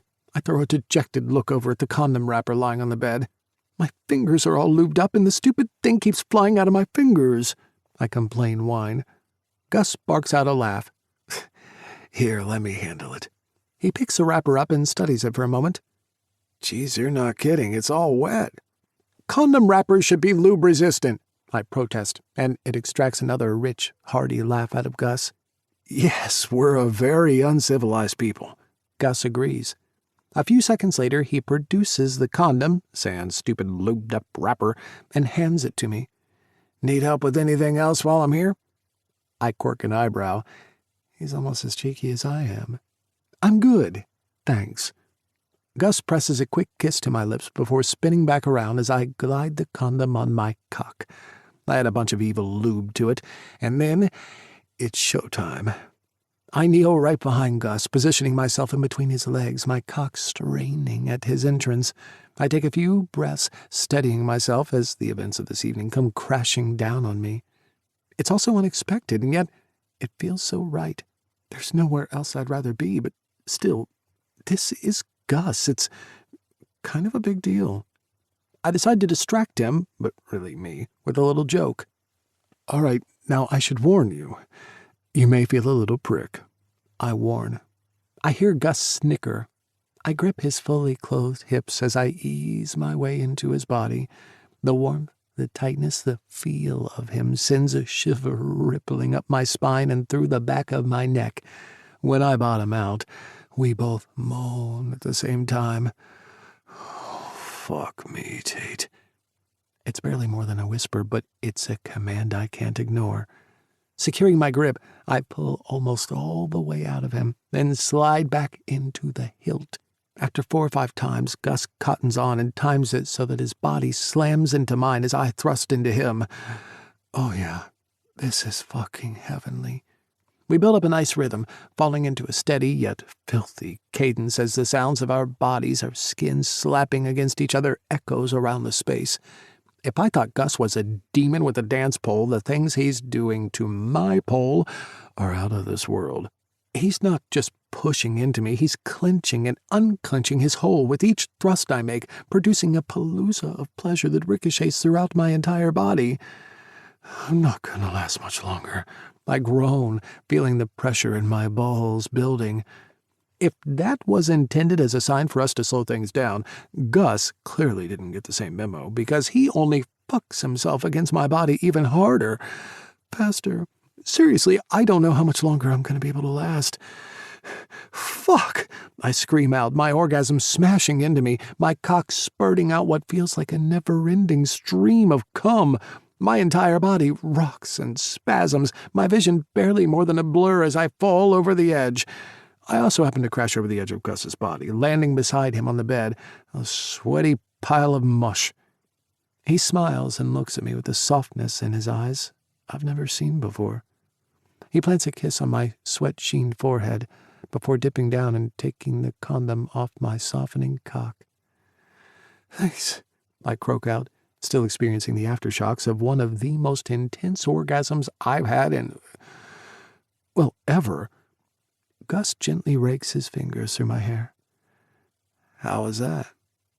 Good, I reply, finally finding my voice. Really good. What about for you? He shrugs a shoulder. Not bad for round one. A soft giggle bubbles out of my throat. Did you come? Not this time, no. I let my fingers trace small circles around and around his massive shoulders, still trying to catch my breath. What have you got planned for the rest of the night? I coo. A fiery heat brews in Gus's eyes as he leans toward me and says, whatever it is not going to be boring or traditional. I smile, recalling our conversation from earlier this evening. I see what you did there. Gus laughs again, the sound making my stomach do happy flips.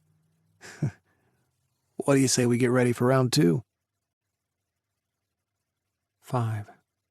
Gus. You had sex with Tate? Fulton practically squawks. Hey, keep your voice down. I hiss back at him. I throw a furtive glance around the staff lounge. Fulton, Noah, Chase, and I are seated at the main table, but there are a few other people milling around too. Guess it's my fault for opening my big mouth and answering with the truth when Noah asked me how Tate performed as my wingman last night. Getting back to Fulton's question, I scratch the back of my neck and reply faintly, once, accidentally, sort of. Not true, not true, not true. That's a triple layer of bullshit right there. Tate and I had sex 5 times. It was totally on purpose, and there was no sort of about it. At Tate's insistence, I got naked after round 1. Not that I needed all that much convincing. After he fucked the life out of me, I was desperate for skin-on-skin contact as much as he was. The heat in Tate's eyes as he dragged his gaze up and down my body was only matched by the intensity of the blowjobs he gave me in rounds 2 and 4. That was interspersed with me fucking him in round 3. Oh, fair is fair, after all. And we capped it off by jacking each other off while we kissed so passionately, so intensely, I'm surprised my lips aren't still red and swollen from it. But I'm not about to tell these vultures any of that, and by vultures I mean my 3 closest friends in the world. Whoa, Chase exhales loudly. Didn't see that one coming. Fulton cocks his head. Seriously? Because it's been pretty freaking obvious to Noah and me since... Geez, let me think about it. He taps his chin in an annoying, overly dramatic way. Oh yeah, since the first time Gus and Tate met at the bar. Really? Chase and I reply in unison. Noah aims a warm smile at me.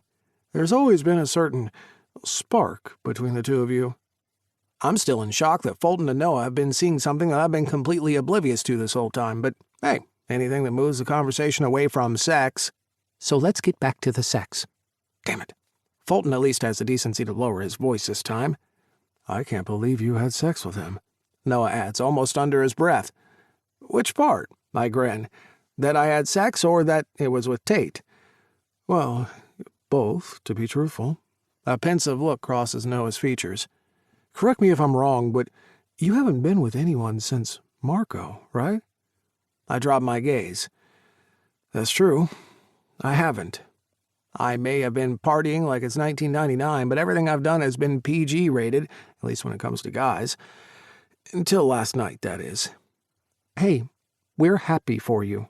Fulton squeezes my shoulder. I mean, the three of us are getting laid left, right, and center. It's about time you got yours. I move to reinstate the shut up Fulton catchphrase, Noah says, grinning widely. I second that motion. Chase chips in.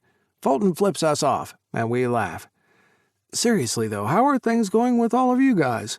I ask Deflect, needing a bit of time to talk about anything else. My three closest friends are all in great, loving relationships, and it makes me really happy. Fulton and Bishop have been going out for about 6 months now, and I don't think I've seen Fulton happier in the close to 14 years I've known him. I know he's got his reasons for being closed off when it comes to men, so I'm genuinely thrilled he's finally found someone deserving of his trust, someone he can share himself fully with. Bishop and I are doing great, he says, his whole face beaming. He makes me... Are you recording this? I deadpan to Chase, because witnessing Fulton Meyer tongue-tied deserves to be preserved for the ages. That earns me a simultaneous headshake and eye roll from Fulton. He's still beaming, though. And what about you, Mr. Walters? I turn to Noah. How are things with you and Hayes? I expect to be met with an equally impressive display of googly eyes and stupid-in-love smiles, enough to give Fulton a run for his money, but instead, Noah's eyes go dark. Hayes and I have been going out for longer than Fulton and Bishop have, he begins almost pensively. The three of us lean in closer, as if sensing he's about to tell us something heavy. Noah blows out a big breath. And you know how they say that every relationship has a honeymoon phase? We all nod, and I can feel my throat tightening. Noah and Hayes are the definition of a perfect couple. I really, really hope nothing's wrong with them. Yeah, well, another deep exhale. The people who say that... Noah runs his fingers through his hair while my heart's hammering away in my chest. Have obviously never met Hayes and me because I'm crazier about the guy with each passing day. He gushes. Fucker, Fulton snarls. You had me worried there for a minute. Noah opens his arms out wide. He's my hazy baby. How can there be anything wrong with him?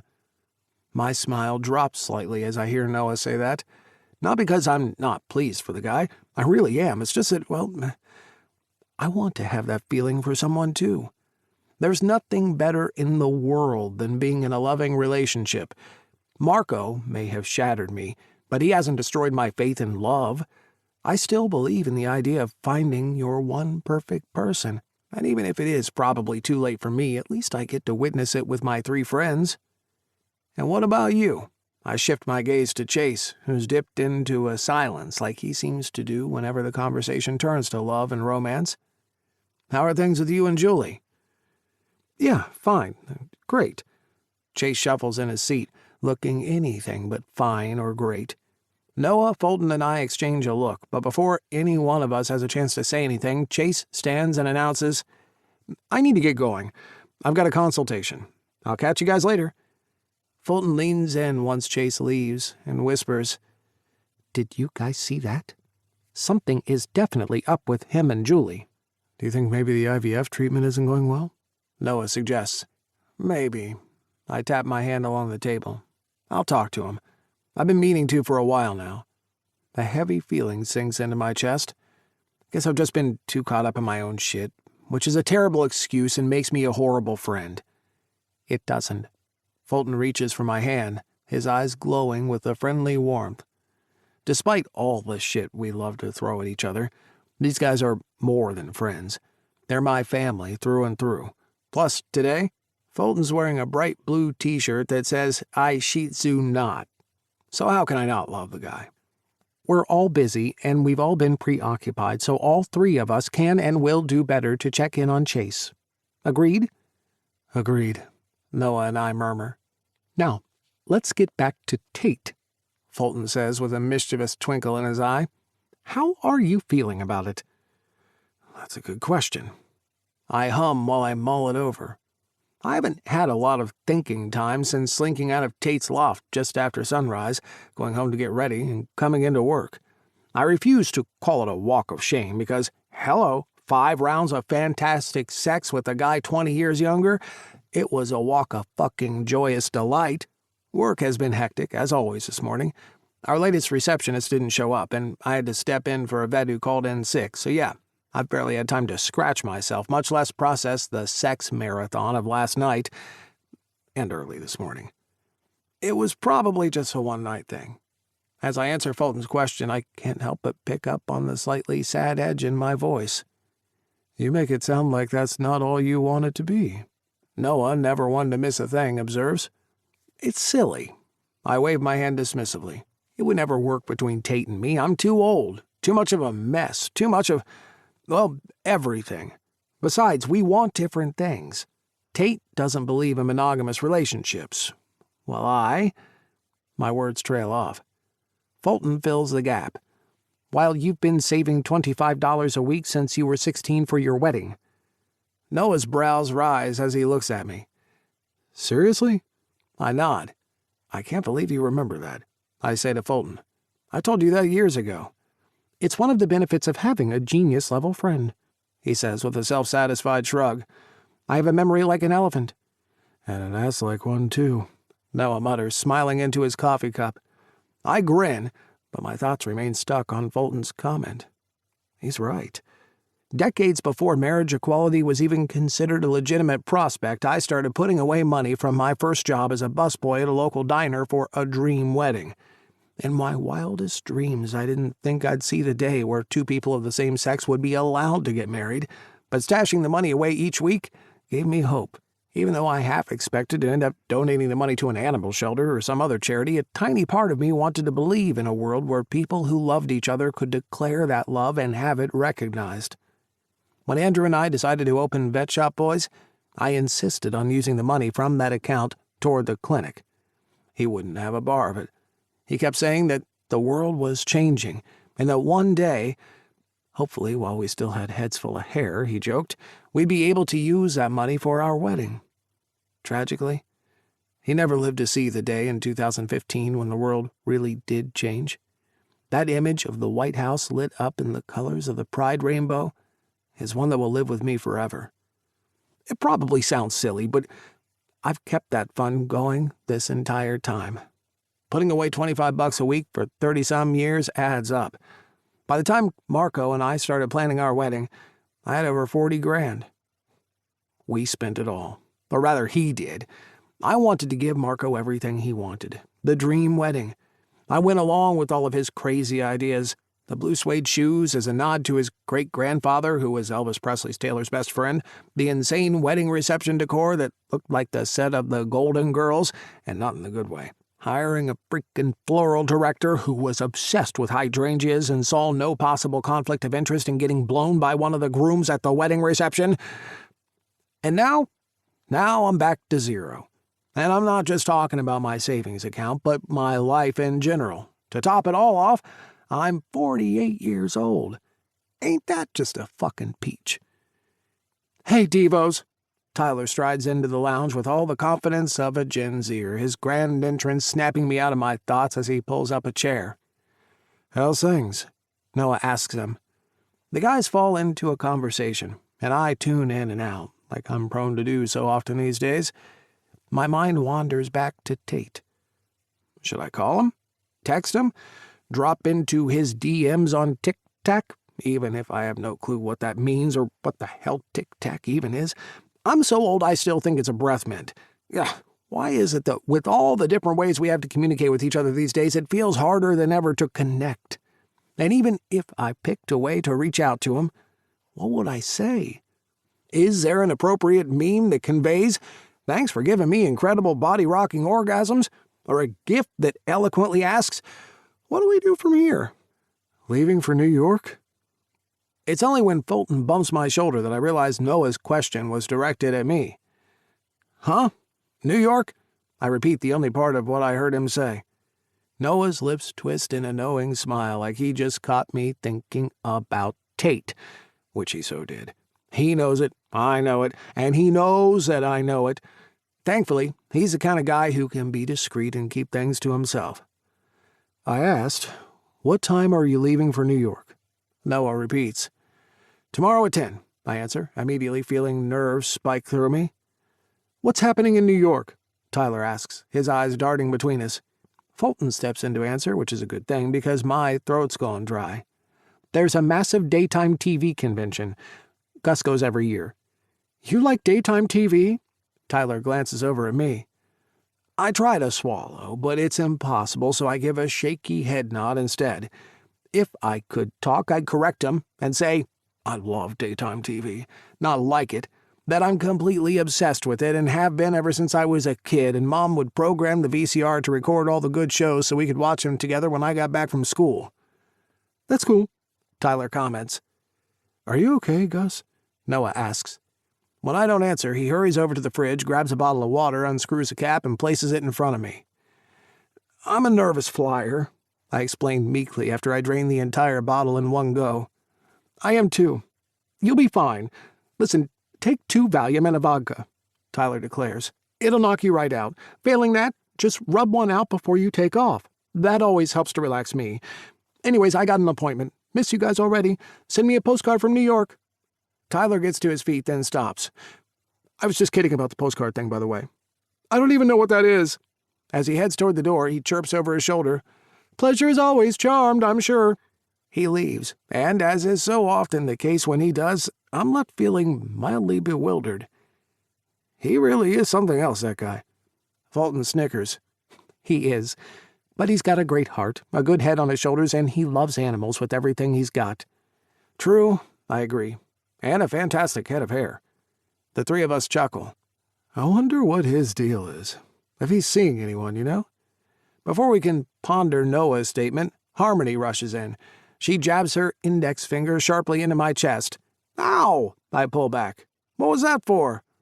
"You need to hire a new receptionist." I know. Don't you I know me. We've had 6 people in the last 6 months. We need to find someone good and reliable. We're only getting busier and busier. I'm trying to cut back my hours, and we can't expect vets to answer calls. Yesterday, I heard Tyler answer the phone with a yo. Last week, I heard him answer and pretend we were the Dim Sum Palace. Fulton adds. I pinch the bridge of my nose. Ever since Hayes left, it's been impossible to find a decent receptionist. It reminds me of that ongoing joke in the TV show Murphy Brown, how every few episodes Candace Bergen would stride into her office to be greeted by yet another bumbling and incompetent receptionist who never lasted long. It's funny when it's on TV, less so in real life. I'll get on to it. When I get back from New York, I'll make it my #1 priority. I have to step up. It's long overdue.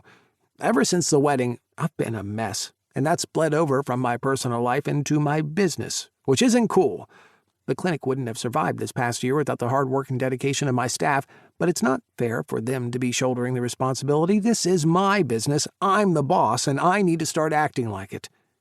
I can't tell if this newfound assertion is because I finally ripped up Marco's letter last night, or because of the, other thing that happened 5 times last night. But whatever the reason, I'm more determined than ever to get my shit together. Great, Harmony says way too cheerily. So I guess you won't mind dealing with the Carvin that's waiting for you at the reception desk. I look up at Harmony confused. Carvin? I refuse to disrespect all the Karens and Kevins of the world who have had their perfectly fine names dragged through the mud because of a couple of assholes, so I combined the 2 names into Carvin. I'm pretty sure that's not a real name, so I'm proud to say that no Karens or Kevins have been offended in the making of this joke. Noah's mouth drops open while Fulton gives her a slow clap. I can tell she's just ticked every box on his uber-woke checklist. I push to my feet. I'll deal with... What is their actual name? Mr. Reynolds, Harmony offers. I'll deal with Mr. Reynolds. Do I need armor? Harmony crosses her arms. No, but you'll need your wits about you. Oh, and remember, Gus, the customer is always right. I try to shove Harmony's devious grin out of my head as I walk down the hallway and greet a clearly unimpressed middle-aged man standing at the front desk with the dog carrier at his feet. Are you the owner? He barks at me. I am. Oh, brother, I can just tell he's going to be a problem client. Never mind. I've got decades of experience under my belt. I've dealt with all sorts of people in that time. I'm sure I can handle him. Initiating fake smile. Set to launch. Handshake. I'm Gus Robinson. How can I help you, Mr. Reynolds? The man ignores my outstretched arm. It's Reynolds, no S. He practically hisses, throwing me a pointed glare. And I'd like to know what sort of deviant vet clinic you operate here, Mr. Robinson. Operation Keep My Cool is faltering already, but I do my best to give the guy a chance to explain. However, if it turns out he's got a problem with me or any of my staff being on the LGBTQIA plus rainbow, I'll be happy to give him a one-way ticket to fuck Offsville. The customer is only right as long as they're not a homophobic asshat. What seems to be the problem, Mr. Reynolds? I overpronounce the D just to make a point of it. I'm very upset because you have my dog's name before my last name here on this check-in sheet. I quirk an eyebrow. Seriously? That's his beef? We do that because we're a pet-centric clinic, I explain. We like to treat the animals that come in here with the respect that all creatures deserve. That's why we use their human-assigned name as well as the owner's surname. That's atrocious, Mr. Reynolds spits back at me. When I look at my dog's name like this, it makes it look like I'm married to my dog. I can very well assure you that I am not into bestiality, Mr. Robinson. Is this guy for real? We seriously need to get a new receptionist stat because I am way too old to be dealing with this shit. I take a breath and reply as calmly as I can. We're not in any way suggesting you're married to your pet. Think of it more as you being the pet's parent. There, that answer would placate most reasonable people, right? But, of course, that assumes that Mr. Reynolds, hold the S, is one of those people. Clearly, he's not, as he shoots back. Are you saying that my wife gave birth to a dog? Oh, for the love of cheese sticks. I hold back an exasperated sigh. No, that's not what I mean. When all else fails, blame technology. You see, the computer, I point to the machine sitting in the middle of the front desk, prints out the pet's first and the owner's last name. It's part of the system, and we can't do anything to change it. Mr. Reynolds eyes me suspiciously. So, you're saying it's the computer's fault? That's right. It works this way for every animal and every owner. His eyes dart between me and the computer for a few painfully long moments. Fine, he huffs, picking up his dog carrier and heading for the door. I guess it'll have to do. And with that, he leaves. A smug-looking Harmony sidles up next to me as I slump against the receptionist's desk. I bet finding a new receptionist just became a whole lot more important to you, hey? My head's still shaking in disbelief as I reply, like I said, it'll be the first thing I do when I get back from New York. 6. Tate. You had sex with Gus? Hayes' sandy-colored brows shoot up so high they almost reach his hairline. I did. 5 times. And it's all you and your boyfriend's fault. Wait, what? 5 times? I shrug. What can I say? The man's a sex machine. A giggle escapes Hayes' lips, and he tips his head, indicating we should move away from his staff and find a quieter spot in the warehouse to have this conversation. We move over and sit down at a small table that's littered with paperwork and mugs of half-drunk coffee. How is it Noah's or my fault that you slept with Gus? Because if you guys hadn't neglected your wingman duties, none of this would have happened. Hayes pins me with his, "Are you kidding me with this shit? Look, I asked you to keep an eye out for him, not stick your bits in his bits, or the other way around." He leans forward, his tongue sticking out the corner of his mouth. Which way was it? I'm not telling you. I fold my arms across my chest.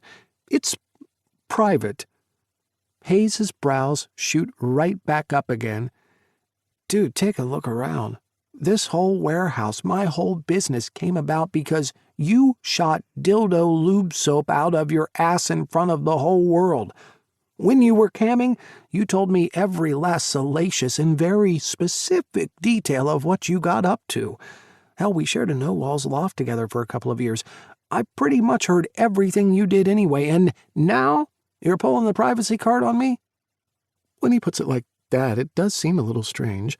Which is kind of fitting, because strange is a good word for how I've been feeling since I woke up this morning in an empty bed. The side Gus slept on was crinkled and still smelled like him. Not that I cuddled his pillow and imagined it was him or anything sappy like that. I just don't feel like it's appropriate, that's all. Hayes suppresses a smile. That's fine, I can respect that. I will, however, remind you that you're the one who came over to visit me, and the first thing you blurted out after I asked you how you were doing was that you and Gus had sex last night. That sort of makes me think you want to talk about it, is all I'm saying. He's right. I do want to talk about it, even if I don't exactly know what it is. I guess, I concede, glancing around the massive space. It makes my heart swell to see how well Hayes's business has taken off.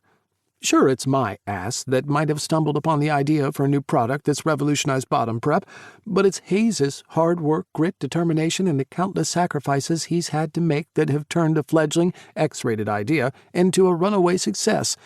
He's working so hard these days I barely get to see the guy anymore. Hayes just sits there, patiently waiting for me to stop avoiding the topic, letting me get to it in my own time. It would never work, I finally declare. Why not? Hayes presses, his voice neutral. Don't you want to have a relationship? I roll my eyes. You sound just like my mother. Hayes ignores that comment. You're deflecting. I'm poly. I'm well aware of that. Still deflecting. I hate that Hayes knows me so well that he can see what I'm doing, but I also love that he respects the fact that I'm poly and knows enough about it to understand that poly people want and have relationships too. Too many people still equate polyamory with some bullshit notion that we just want to sleep around or are commitment phobes. I decide to stop evading his question. Even if I did want something with Gus, it wouldn't work. Because I don't see myself settling down with just one person, and that's literally the only thing that Gus wants. It wouldn't be right for either one of us to sacrifice such a big part of what we need in a relationship just to please the other person. Hayes considers what I've said. That's true. But what people need and want changes over time. Maybe what Gus wanted a year ago isn't the same thing that he wants now. Maybe what you wanted last month is different from what you want now. He makes an interesting point, I'll give him that. Even though Gus and I have never been super close, until 5 times last night, that is, I still don't get the impression that he'd be willing to have a relationship with a poly person. And me? Would I be willing to be with just one person? Don't get me wrong, I want to experience a deep connection and feelings of love and joy with people. I just don't think you can get all of those things from one person. But maybe that could change? I like to think of myself as open-minded and keen to explore and challenge all facets of who I am. While the door may be mostly shut for me on that one, I guess maybe it's not completely locked. I'm not ruling anything completely in or out at this stage in my life. A fantasy floats into my head, and I imagine for a moment that such a miraculous, wonderful person who can give me everything I want and need does actually exist. Is it weird that, in my imagination, that person looks an awful lot like Gus? There's no right or wrong here. You just have to go with whatever makes you tingle. A smile blooms on Hayes's lips as he speaks, popping my whimsical bubble of reverie. And no matter what happens next, it sounds like you guys need to talk. Yeah, well, that's the thing. Gus left this morning before I got up, so we didn't get the chance to do that. As it is, I don't know where anything stands. He probably had to get to work, Hayes suggests. Noah's been saying the clinic has been insanely busy lately. Gus can't seem to find a receptionist that sticks around for more than a few weeks, and I think they need to hire some more vets, too. Not everyone can run their lives on their own schedule like you and I are lucky enough to. That is very true. I concur. I'm not mad at Gus for leaving. He's got responsibilities. He runs a business. People, as well as animals, depend on him. I get that, and I'm a big boy. I've got his number in my phone. If I want to reach out to him, there's nothing stopping me. Except there is. I'm not sure how the heck it happened, but I think I feel something for Gus. A fragile seed, only the beginning of a feeling, more than some fully fleshed-out thing, but nonetheless it's there. As much as I love my best friend, it's not something I'm ready to share with him just yet. It's way too soon, and in all honesty, it's probably nothing. I just had a great night with a fantastic guy. Lust at first thrust. That's probably all this saying with Gus will ever be. As if picking up on my reluctance to keep talking about Gus, Hayes changes the topic. What time do you leave for New York tomorrow? 10, I answer. I'm so excited for you. Hayes gushes. I can't believe you're meeting with publishers. I mean, of course I can believe it. I read your website all the time and think you're a terrific writer. But it's just so, I don't know, grown up and cool. I smile. I know what you mean. And you know, this is kind of your fault as well. Hayes narrows his eyes. What do you mean? Remember that night I dragged you out to play some pool before you left for London? Hayes smiles fondly. How can I forget? That's the night I met Noah. Right. You might not remember this part, though. As we walked into the bar, you asked me how my day went. I told you about whatever crazy camming shit I got up to that day. Hayes's blank face tells me I'm right and that he doesn't recall that bit. It's fine, I say, chuckling. It's not a big deal. But you made an offhand comment about how I should write a book to document all the stuff I was experiencing. Well, that's what gave me the idea for the blog, and that's now led to me having interest from publishers. So I help you pivot and launch a new career as a best-selling author, and you turned what I thought were droopy and deformed soaps into a multi-million-dollar product? What are friends for, right? Right, Hayes agrees, smiling. I spend the next few hours helping him out. Even with the staff he's hired, there's a seemingly never-ending list of things to do, from answering emails to checking orders to dealing with delivery issues. I like to help him out in whatever way I can, and I know that Hayes appreciates it. When I leave and head back to my place, my thoughts quickly return to Gus. I'm curious to see what happens next between us, and I'm even more intrigued as to why my chest fills with lightness whenever I think of him. The skin thing, when I'm around him, I'm sure I can blame on his cologne or something, but this is different. I've never felt anything like this before. But I'm sure that whatever it is will pass. In a few days it'll be over and I won't even remember it. Sadness tugs in my chest at that thought. Doing my best to brush it off, I decide to busy myself with packing. I've got to get ready for my trip to NYC tomorrow. 7. Gus. I blink. And blink again. Then once more just for good measure. I'm in a heightened state, so I realize there's a definite possibility I may have died, and the person I'm seeing standing before me is an apparition. What are you doing here? I stammer out. The apparition responds. It talks, and in true cheeky banter style to boot. I'm picking up my dry cleaning. What does it look like I'm doing? Tate drops down next to me, tucking his carry-on bag under the seat in one swift movement. Just to be 1,000% sure, since my nerves are completely jangled and all over the place, I reach out, running my fingers over the smooth skin of his forearm. You're real. Okay, shit, that was meant to be an inside voice commentary. Tate tries to suppress a smile, but his lips twitch anyway. I know I'm pretty good at what I do, but have you been under the impression that you've died and gone to heaven ever since we had sex? I laugh. No, not died and gone to heaven, but I have been feeling all floaty-like and haven't been able to stop thinking about it, and him, and it, and him some more. Thankfully, this time, the words remain inside my head where they belong. I rest my head against the top of the seat and let out a sharp exhale as I glance out the tiny window. I'm a nervous flyer, I explain, keeping my eyes turned away from Tate. My tongue feels like it's too heavy in my mouth, my chest is tight and itchy, and all that was happening before I saw Tate. Now my body doesn't know what the heck to do. I really don't like it, I add, just in case the look of terror written in bright neon letters across my face doesn't spell it out for him. Tate scoots forward on his seat and turns to face me without touching me, which is oddly a good thing.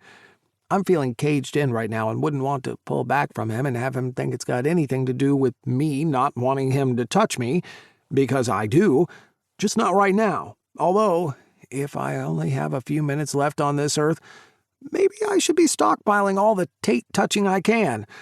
Or what type of monster invented this flying death machine, and why have I willingly paid to put myself here? Gus. Tate's smooth voice finds a way to reach through the avalanche of thoughts bouncing around in my head. I turn, slowly. My eyes meet his. He's smiling, and his face is angled, making it seem like I'm the only thing in the world that he's focused on. His eyes are narrowed in concentration, but they're friendly, reassuring even. It's a short flight. His voice is calm yet strong. Barely more than an hour. I'll be right here next to you. We can talk, or read, or thumb wrestle, whatever you like. It's your call. I nod. At least I think I'm nodding. Otherwise, we've hit a massive gust of turbulence without having lifted off the tarmac. iPad, I stutter. I need to be distracted on takeoff and landing. Once we're up in the air, I'm better. Almost normal, if you can believe it. Tate schools his features into a delicate smile. You're normal right now. And for the record, cute as fuck, too.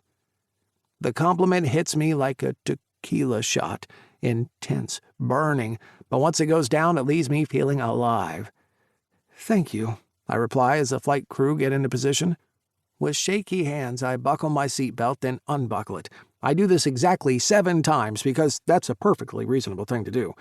Out of the corner of my eye, I notice Tate glancing over at me every once in a while. If he thinks I'm acting weird, he doesn't say anything, which leads me to think, what must Tate see me as? This past year, he's witnessed me at some of the lowest points in my life. I'm an almost 50-year-old man who needs to get babysat by his friends. I've been wild and out of control, and that's so not who I truly am. But he wouldn't know any of that, would he? He's never really seen the real me. And then, he and I had sex 5 freaking mind-blowing times. I can still feel the after effects 2 days later. I've thought about reaching out to him since, but haven't. Thinking I'll give it some time and maybe send a text or something when I get back from New York. But has he thought about contacting me? It strikes me that I honestly don't know what answer I'd be happier with, if he has thought about it, or if he hasn't. The safety demonstration is over and the captain comes on, battling something about weather conditions and expected flight times. I reach for my trusty iPad. Even though it's only a 70-minute flight, I've got at least 10 hours of programs on here, in case there's bad weather and we have to detour via Honolulu or something. You can never be too prepared. As we take off, and before I commence watching my shows, I look over at Tate one more time. He's taken a book out and is intently focused on whatever he's reading, so much so that I notice a tiny line that I've never seen before between his eyebrows. I take him in. My eyes travel over his hair, swept neatly over the top of his head and across his boyish features. His light blue eyes sweep from left to right as he's reading, and every once in a while, his lips twitch like he's taking in whatever is on the page. He really does have a gorgeous face. Then, my eyes travel lower. Tate dresses pretty plainly, which for some reason I like. He's not flashy or showy. Today, for instance, he's decked out in a light gray t-shirt, black slacks, and a pair of well-worn Vans. But it's not his clothes I'm taking in. It's the body underneath that I'm recalling. The body I spent an entire night and well into the morning exploring every single inch of. I've never had a thing for younger guys, or older guys either for that matter. Andrew was a year older than me and I was 4 years older than Marco.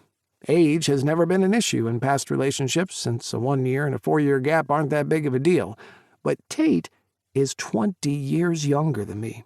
Well, that's not a lifetime, it's definitely a different generation, and yet when we were together 2 nights ago, it felt like that age gap melted away.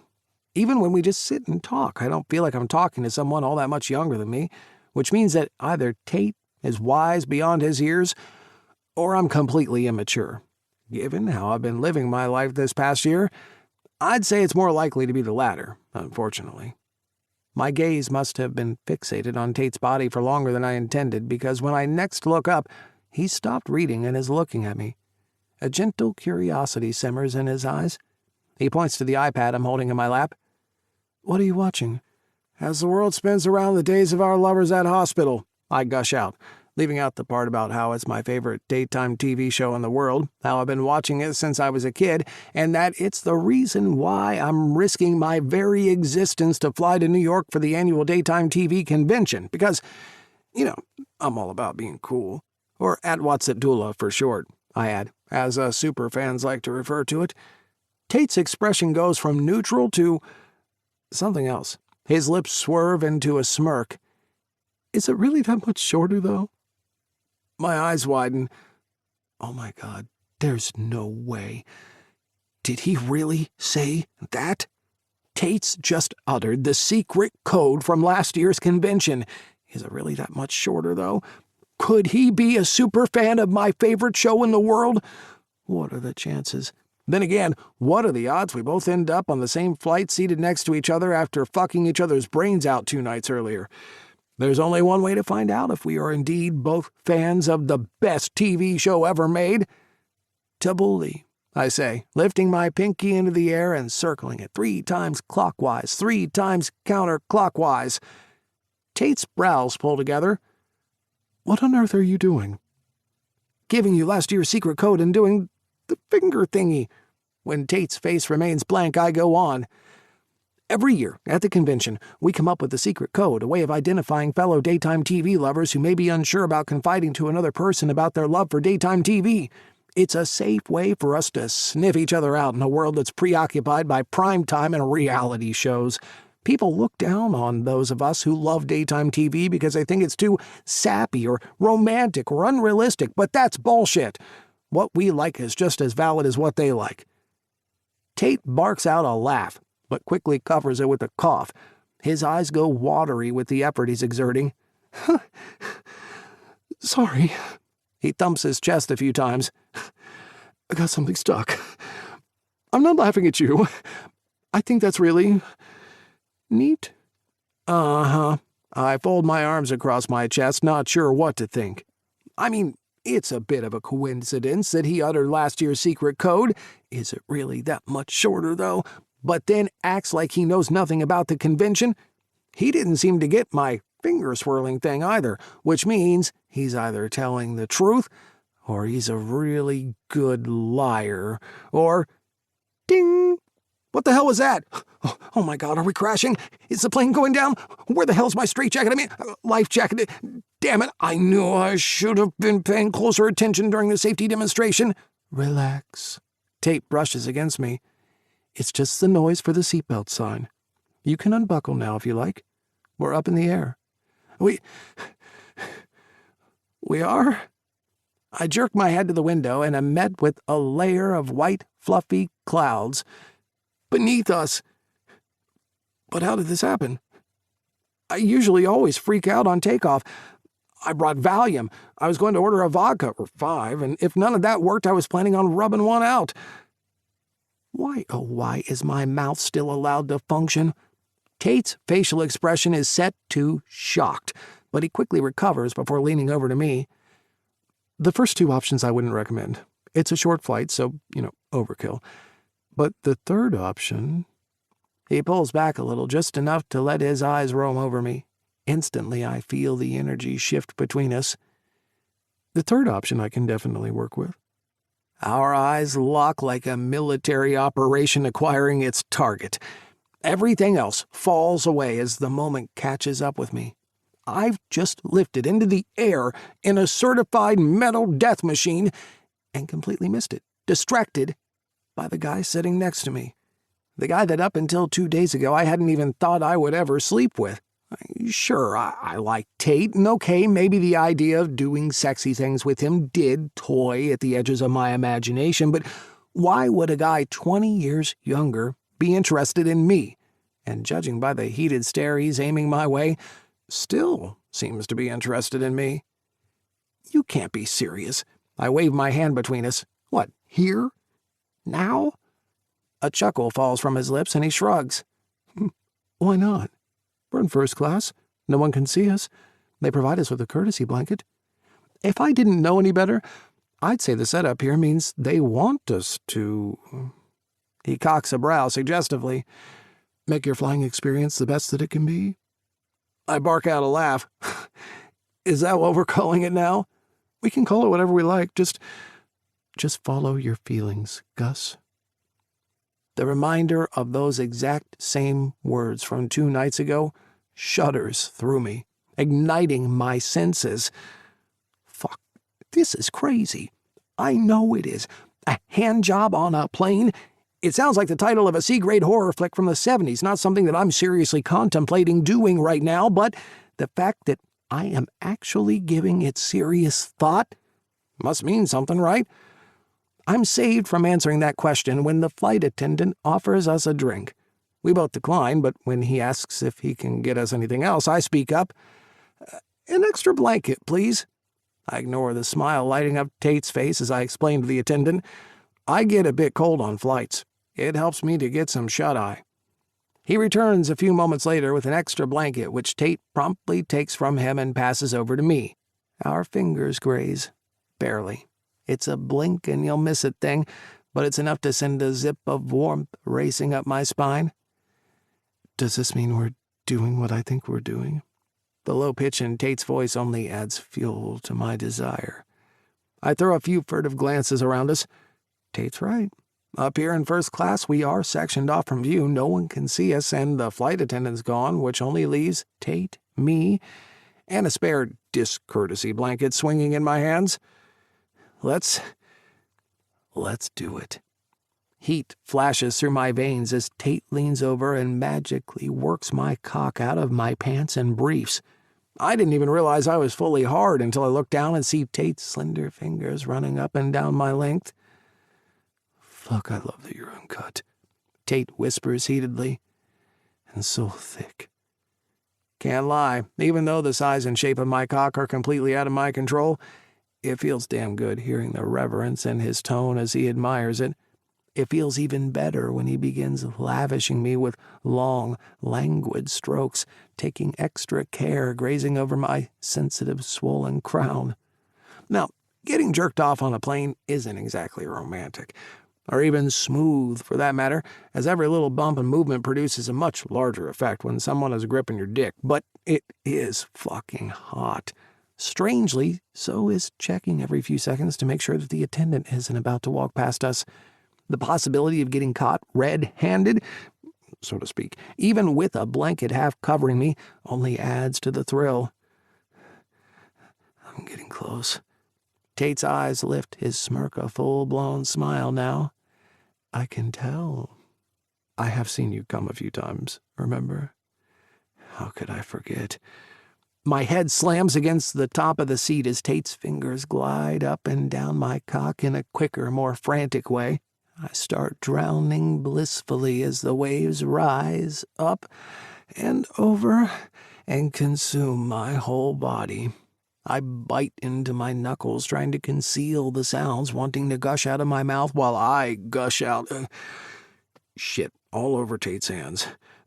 I'm sorry, I mumble once I come as I spot my cum dribbling down his fingers. I hear a light chuckle. Don't be, that was kind of the point of this. Tate wipes his hand on the blanket. So good, I say, drowsiness overtaking me, my eyelids growing heavy before closing. Excuse me, sir. Sir, you need to wake up, sir. I startle, and to my horror let out an obscenely loud snort as the words rouse me. My eyes flicker open.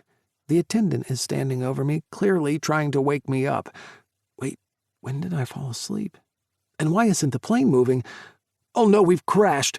I'm dead, and I'm not on the plane anymore, but at the pearly white gates. But before my life has a chance to flash in front of my eyes, I spot Tate sitting next to me, grinning from ear to ear. It takes me an embarrassingly long few seconds to realize we're all actually alive and that we've simply landed. Not only have I survived the flight, but I didn't even freak out. Well, a little, but for me, this was by far the easiest flight I've ever taken. How is that possible? Thanks for waking him up, Tate comments to the attendant. That extra blanket really helped him get off. He pauses and looks over at me, his eyes gleaming wickedly. To sleep. Not a problem, the attendant replies before clearing his throat to remind us to leave, since we are the last passengers on the plane.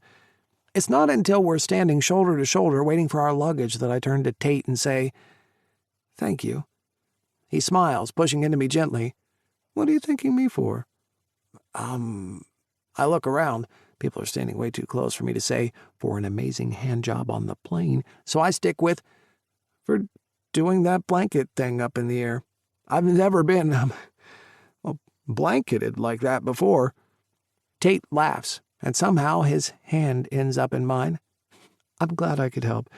And listen, if you ever need any more help of the, blanketing variety, you've got my number. Feel free to use it, okay?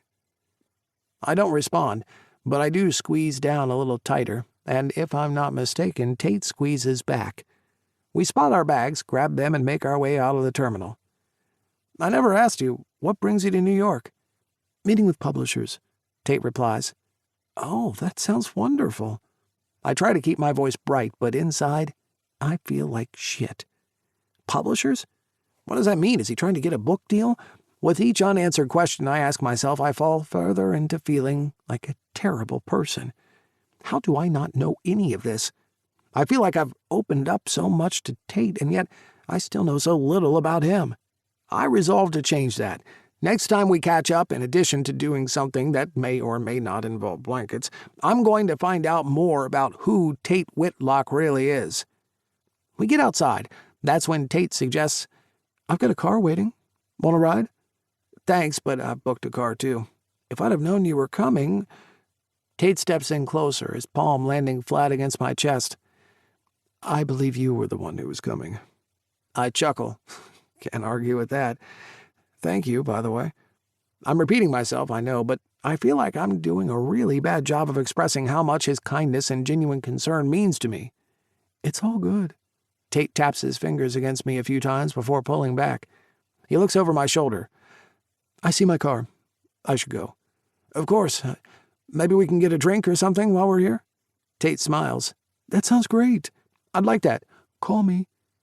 And as I watch him walk to his car, I silently commit to giving him a call and buying the guy a drink. An hour and a half later, I am beyond frustrated.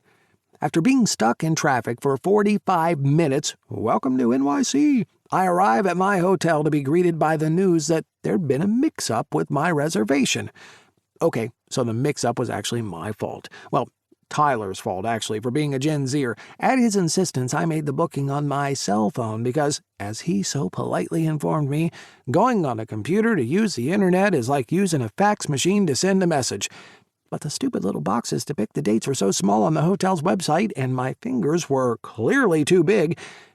Anyway, to cut a long story short, I made the booking for the exact days I need next year.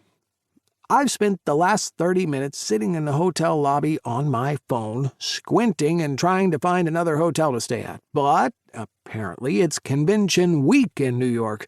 In addition to the daytime TV convention, there's a tech conference, some big gaming company is launching a new product, and there's a series of environmental meetings and panels taking place to discuss the fight over climate change, which is to say, the chances of me finding another room are pretty much nil at this stage. I twirl my cell between my fingers as I stare out at the busy street. My options have dwindled to, nothing. I suppose I could book an Airbnb, but where are they located? And how does it even work? Just go up to a random house and say, "Can I Airbnb here? Are you an Airbnb-er? I'd like to Airbnb here, please." It's times like this I really wish I was more tech-savvy. My phone spills out of my hand, and as I lean forward to pick it up, an idea pops into my head. Tate. He's staying in town, too. But no, surely I can't ask to crash with him. Can I? That would be too awkward. On the other hand, hotel rooms do have beds, and we've recently had some very good times on one of those. Maybe he'd be willing to let me share a hotel room with him. I'm still not entirely sure as I dial his number, but at this point, he's pretty much my last hope. Otherwise, I'll have to turn around and head back to Brookhaven. On a plane. By myself. A shudder rolls through me at the thought. Gus. Tate answers happily on the first ring. Hey. I scratch the back of my neck. You're probably a little surprised that I'm calling so soon. Not at all, he replies. I've heard you're a fan of day drinking. I shudder. God, he really does know about some of my lowest moments. Guess he heard about the day drinking while binging daytime TV phase I went through after the wedding. Don't forget about my love of slankets. I try to salvage the situation with a meek joke. I've repeatedly asked Hayes for photographic evidence of that, but for some reason he stubbornly refuses. Probably because I looked like an absolute mess. There's a pause on the line. I'm sorry, I meant that it would have been cute to see you in a onesie, that's all. There's another pause, a longer one this time. I probably should get to the reason why I'm calling. So, there's been a slight problem with my hotel. Oh, yeah? You sure you haven't been day drinking? He laughs, and it makes me smile. I can assure you no alcohol has passed these lips today. But I do have a problem. The room I booked is, unavailable. I figure there's no need to go into specifics. I've tried finding another place to stay, but it's impossible. NYC is Convention Central this week, apparently. No need to tell him I haven't tried Airbnb, or that I don't actually really know what Airbnb is, and that whenever anyone mentions it, I just smile politely and pretend I know what they're talking about. Kind of like what I do with Tic Tac, come to think of it. I suck in a breath of air. It's fine if you say no, but I was wondering if there's any chance I could possibly stay with you? I have the good sense to not add the in your bed part, thank God. Oh, yeah, sure, that's no problem at all. Damn, now I'm wishing I had mentioned a bed. Is it too late to add it in as a clause? I hear a muffled sound like Tate's gotten up and has started walking. Actually, I don't suppose there's any chance I could ask for a favor in return, is there? Name it. You're helping me out big time, whatever you want. Well, see, the thing is, Tate takes a deep breath. I'm staying with my mom. Oh, and there goes the bed idea. Tate snickers. It's fine. We have a massive 2-bedroom suite. There's plenty of room, so don't worry about that. The bed situation is possibly back in play. Stay tuned. Story developing. But, I ask a little warily, the thing is, my mom's pretty cool with most things. She's fine with me being pansexual, doesn't mind me being poly. She was even surprisingly good about the whole camming thing. He pauses. She just has this thing, this crazy obsession that I need to be in a relationship. She doesn't care with who or with how many people. She just wants me to be happy. And according to her, the only way a person can be happy is when they're with someone. We've only been here for like 2 hours, and she's already nagging me to death about it. I swear I'm this close to taking up day drinking myself. So what are you asking me? Clearly I'm a little slow on the uptake because surely Tate's not asking me to. Can you pretend to be my boyfriend, please? Just for a few days. It'll make my life so much easier. Without even thinking, I hear the words, "Sure, that sounds great," tumbling out of my mouth. 8. Tate.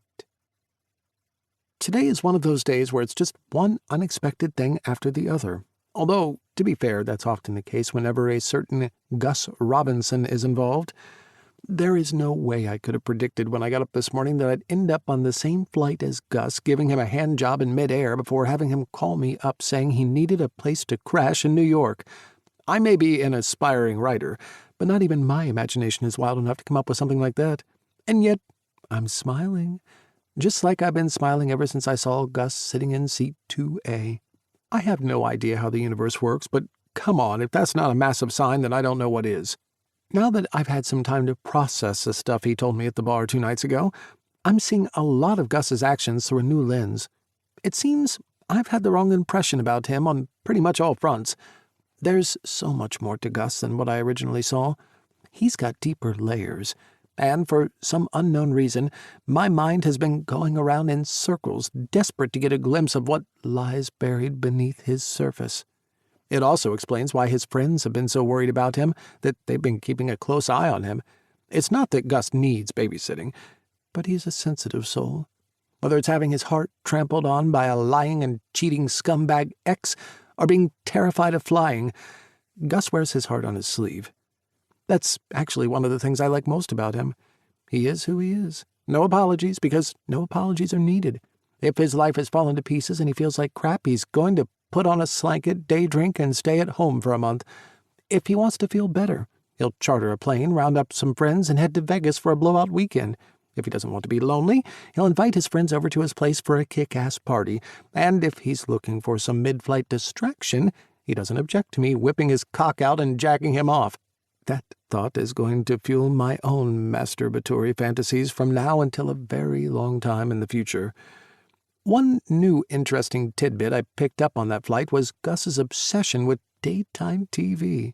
The way he waggled his eyebrows so earnestly and how excited he got when he thought I was a daytime TV lover too, complete with secret code words and hand signals and all.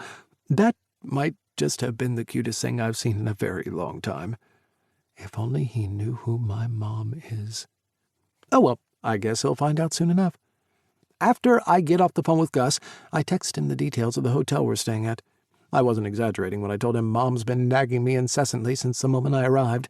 Her flight from L.A. landed 2 hours before mine did, so she's had plenty of time to unpack, relax, and ready herself for grilling her only child about his love life, or lack of one, to be more precise. I still can't get over how Mom even believes in the concept of finding the one right person. She's been married 7 frickin' times. Not that there's anything wrong with that, but, geez, after not finding the right guy time and time again, wouldn't she think, maybe this whole love thing isn't for me? And not content with chasing her own happily ever after, she's more determined than ever to make sure I get mine too. I head downstairs to wait for Gus. The lobby of the hotel is super snooty, and given my casual attire, I'm not in the mood for people to look down their noses at me. I push through the revolving doors and smack straight into the buzz of New York City. The vibrant energy of the city hums in the air, but I couldn't live here. It's too frantic, too many people, just too intense. I like popping in for a visit, usually a short one. I grew up in California, so I need more laid-back vibes. Sunshine and warm weather help too. Mom is originally from Brookhaven, Virginia, and even though my grandparents have passed, it's always been the place I knew I'd return to someday. I love a lot of things about L.A., but it really is a showbiz town. Great for Mom, since that's her gig, but not really my scene. A few minutes pass, and then a yellow taxi pulls up, and Gus gets out. He hasn't changed since the flight, which makes total sense, but he has rolled up the sleeves on the black dress shirt he's wearing. My gaze snags on the way the material clings to his wide shoulders, revealing him to be pretty much the hottest vet I've ever laid eyes on.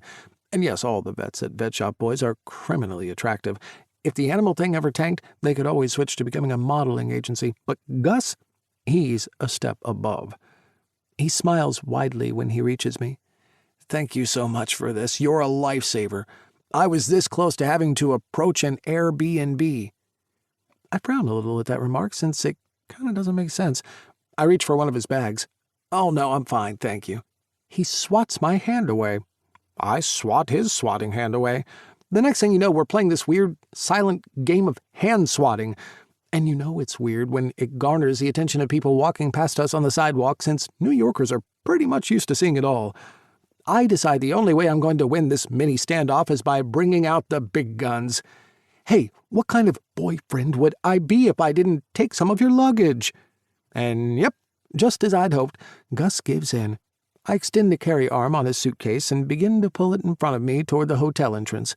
Gus falls into step next to me. When we reach the swinging doors, we break apart since we won't fit with the 2 pieces of large luggage. Gus lets me go first, and I smile. Again with the smiling. Oh well, it'll make things more believable since I'm not the actor in the family. There are people milling about in the foyer as well as in the elevator, so it's only once we reach the 19th floor that Gus and I are finally alone. I don't know why I come to a sudden halt. I should turn left and head down the corridor until we reach our suite, but I don't. I drop Gus's luggage.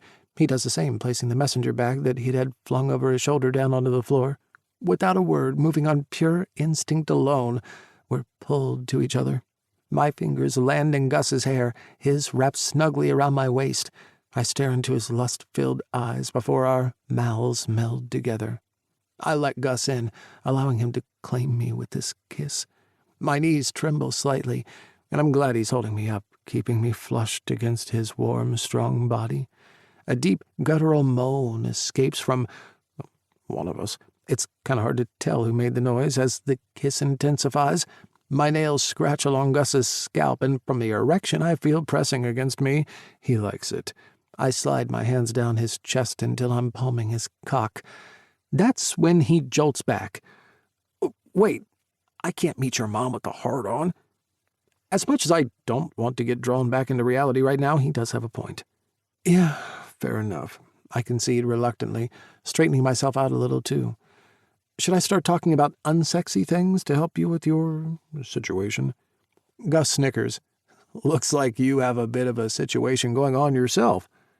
I drop my head and, sure enough, my cock is straining against the fabric of my jeans. I reach around Gus's middle and draw us in closer so that I can briefly rub our cocks together. His eyes flutter at the friction. God, that feels so good. Nowhere near as good as if we weren't wearing any clothes. But we are in public. Right on cue, I hear the sound of a door opening and a couple of people striding down the hallway toward the elevators. Gus and I grab his luggage and he follows me to the door of the suite in silence. So, wait, before we go in, Gus begins.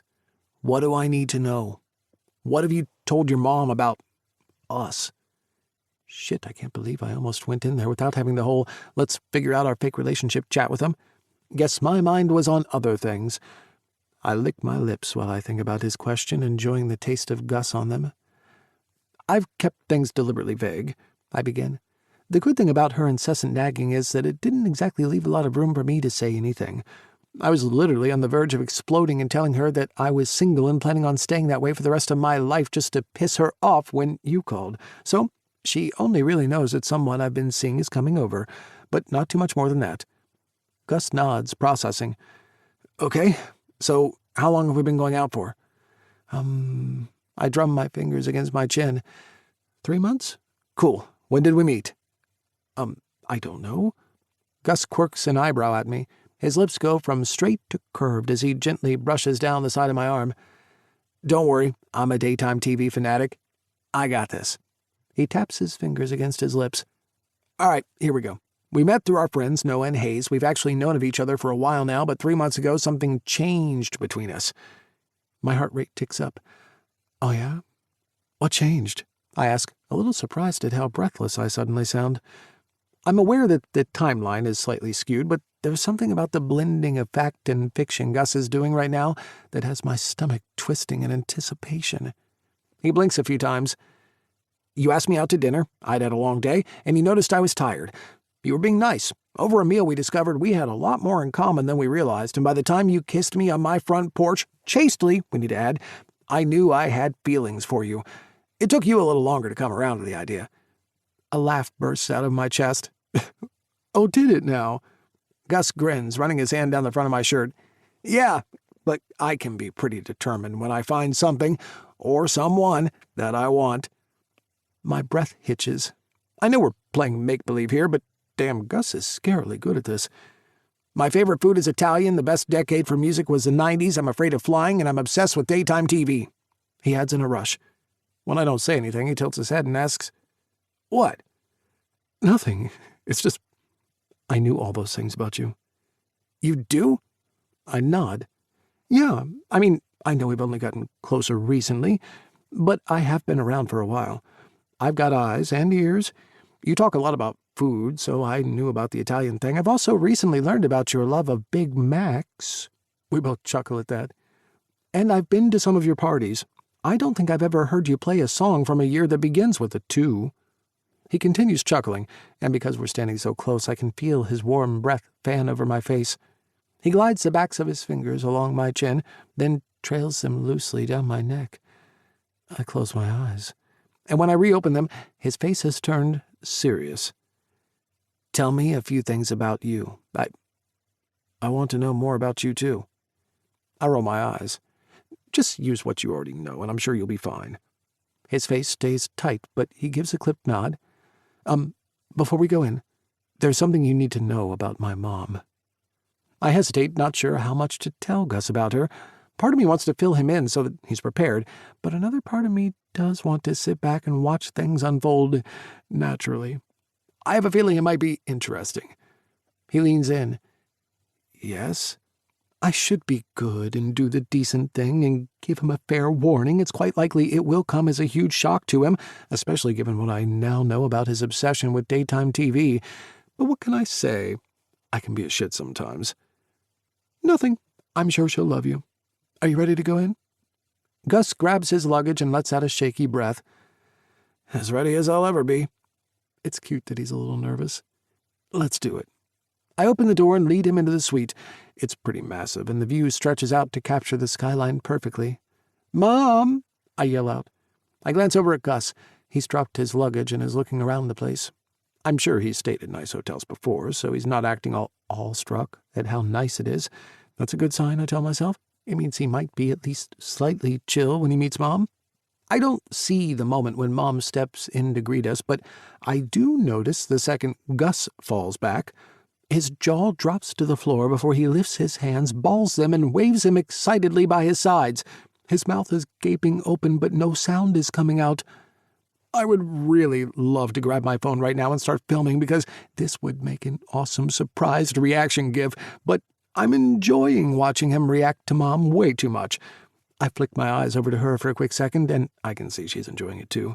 I guess getting recognized and having fans go apeshit crazy is something she's gotten used to over the years. I take Gus in again, and just when I think his fanboying is about to recede, he squeals. He actually squeals. The pig-like sound escapes his mouth and circles around the room. Once that dies down, he then takes a few steps toward my mother, gushing about how much he loves her, how he hasn't missed an episode of As the World Spins Around the Days of Our Lovers at Hospital since he was 8 years old and started watching the show every day with his mom after school, and how her character, Sylvia Spencer, who's been involved in a decades-long love square between herself, Brad, Chad, and Thad, is the most amazing character that's ever graced TV. And it goes on, and on, and on. Mom, to her credit, is handling the unfolding situation with all the grace I've come to expect from her. Nothing gets this woman down. Not 7 marriages and 7 subsequent divorces, not her only kid telling her he's going to embark on a career as an X-rated cammer, and not the overzealous, over-the-top reaction Gus is showering her with. In fact, I think she secretly loves this kind of unadulterated fan love. She is the only thing that exists in Gus's world right now. That's got to be great for her ego. After a few more minutes pass, I clear my throat. Gus shakes his head one more time, the initial shock and disbelief finally settling as he goes silent for the first time. "You never told me you're seeing a fan?" Mom purrs, aiming an amused look at me. Much less such a handsome one at that. Gus's cheeks go a bright tomato red at the compliment, and for a second there's a distinct possibility he might faint. I move closer to him just in case resuscitation is needed at some point. He reaches out for me, and I take his hand in mine. "And you never told me that your mom is Kelly Carter, Lewis Miller, Worthington, Bradley Kozlowski." I shrug my shoulders. "Surprise, you guys. Mom, meet my boyfriend, Gus. Gus, this is my mom." "Boyfriend." Mom repeats the word, sounding pleased. Your mom?" Gus says, still sounding shocked. A few moments pass before Gus turns. I'm sorry about my reaction." Gus's cheeks remain stained red as he addresses my mom. "I had no idea." He sends me a look when he says that. "I'm such a huge fan.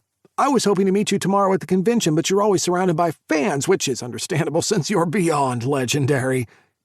Gus stops talking for a moment while he whips out his phone. I see his fingers tapping away frantically. "I have so many questions for you about the show, and in particular, some plot points and inconsistencies that I'm sure you'd be very interested in." His eyes bulge, and he lets out a slightly dejected breath. "Oh, it's 36 pages long. Maybe I can just email it to you."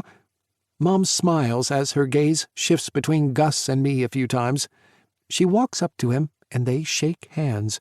Gus is doing his best to keep his composure, but I'd be willing to put money on him telling me later tonight that he's never washing that hand again. "It's nice to meet you, Gus." "You too, Mrs. "Call me Kelly, please." "Oh, God." Gus runs his hand through his hair. "I feel so stupid now." "Please don't." Mom is a beacon of grace and style as she continues. "I always enjoy meeting people who enjoy my work and love the show. And I'll tell you what, how about the 3 of us have dinner tonight? We can get to know each other better. Oh, and Gus." Her smile widens. "I'll even let you ask me one question about the show. Sound good?" He nods wordlessly as Mom turns to leave, raising an elated eyebrow as she walks past me. "Well, I muttered, lifting one of Gus's bags and indicating for him to follow me to my room. At least I'll never forget the moment you met my mom for the first time. 9. Gus. Oh my God, I still can't get over the ballet thing, I remark, shutting the door to the room Tate and I will be sharing behind me. Enough already with the ballet. He heaves out an exaggerated sigh. I will need to see photographic evidence. Little 8-year-old Tate in a tutu and pointed shoes. I pull out my phone and wallet from my pockets and place them on the nightstand. There are photos, right? Exasperated, Tate throws his arms into the air. Shut up, shut up, shut up! Then, with a dramatic flourish, he flops down onto the bed. I waste no time in positioning myself right next to him. Relax, I'm just teasing, and enjoying it. Tate groans like he's in pain. I can tell the difference since I've heard the other kinds of groans that come out of his mouth, and this one doesn't sound like those. Dinner was really nice, I say as I kick off my shoes and socks. Yeah, maybe for you and Mom, Tate scoffs back. For me, it was one painfully long and seemingly never-ending trip down Embarrassment Lane. Oh, pish-posh. I give him a playful slap on the arm. Tate's been covering his face the whole time he's been lying on the bed. His fingers split apart, and I can see him giving me a funny look between them. Who says pish-posh? I chuckle. People who watch daytime TV, own vet clinics, and are generally all around super cool and snazzy. This elicits another groan. This one, though, is moving away from the vicinity of pain and into slightly more pleasurable terrain. I decide to give the poor guy a break as I adjust the pillow beneath my head and get myself comfortable beside him. I stretch my legs out and crack my head from left to right. A few moments of silence might do me some good, too, considering the day I've had. On any other day, the terror of the flight and the unexpectedly wild and immensely pleasurable hand job would have made it a standout all on its own. But everything got blown away by the discovery that my favorite actress of all time, who also happens to be the most awarded daytime TV actress in history with 15 daytime Emmys, 3 People's Choice, and an honorary Grammy for her narration work on a documentary about the history of plastic surgery, just so happens to be my fake boyfriend's mother. Admittedly, my reaction upon meeting her wasn't my finest moment. I just couldn't help it. I got so excited, and I couldn't help all of those emotions spilling out of me. Sure, I've seen her from afar every year for the last 9 years I've been coming to the daytime TV convention in New York, but to be in the same room as her, breathing the same air, man, that right there is a moment I will never, ever forget. Thankfully, after taking an excessively long lukewarm shower, having a nap, and generally taking it easy for the rest of the afternoon, I managed to find my chill, as Tyler would say, and not embarrass myself any more over dinner. Tate's mom is so remarkably down-to-earth and easy to talk to that the meal was actually enjoyable. I especially liked the part where we talked about Tate, and I got to learn more about him. Granted, I'd like to find out more about him from him, but second-hand recollections aren't a bad place to start either. In addition to his childhood passion for ballet, I also picked up a few other interesting nuggets. He loved reading and would spend half the night under the covers with a flashlight devouring book after book way past his bedtime. He got a French tutor in high school and can speak the language fluently. He would repeatedly get mistaken for either Dylan or Cole Sprouse, and it would piss him off each time. Tate's mom thinks that's secretly the reason he left L.A. The epic eye roll Tate made at that comment makes me think she might have been exaggerating a bit. But the crowning achievement of the evening has to be that Tate and I pulled off our whole fake relationship thing. At least, I think we did. It might be useful to confirm this information. How do you think tonight went? My fingers absently stroke up and down Tate's forearm. Not the childhood embarrassment part, but the bit about you and me dating. I quickly clarify. The teasing portion of the evening is behind us now. Tate's uncovered his face, and the back of his hand is brushing lightly against the side of my thigh. I don't even know if he realizes he's touching me, but I don't mind one bit. Good, I think. We were convincing, right? I nod. Yeah, I think so. We kept the story simple, got our facts straight, and it was a nice added touch the way you kept leaning over and planting small kisses on my cheek. I look over at Tate, and if I'm not mistaken, his neck seems a little pinker than usual. Had to make it believable, right? Of course. This is all just an act, something we're doing for the next couple of days to appease Tate's mom and get her off his back. Even though we did have sex a few days ago before any of this started, and we've known each other, albeit at a distance, for a bit over a year now, still, this is just an act. I need to keep that in mind and not forget it. I might have a shower, Tate says, getting up. Cool, I'll have one after you.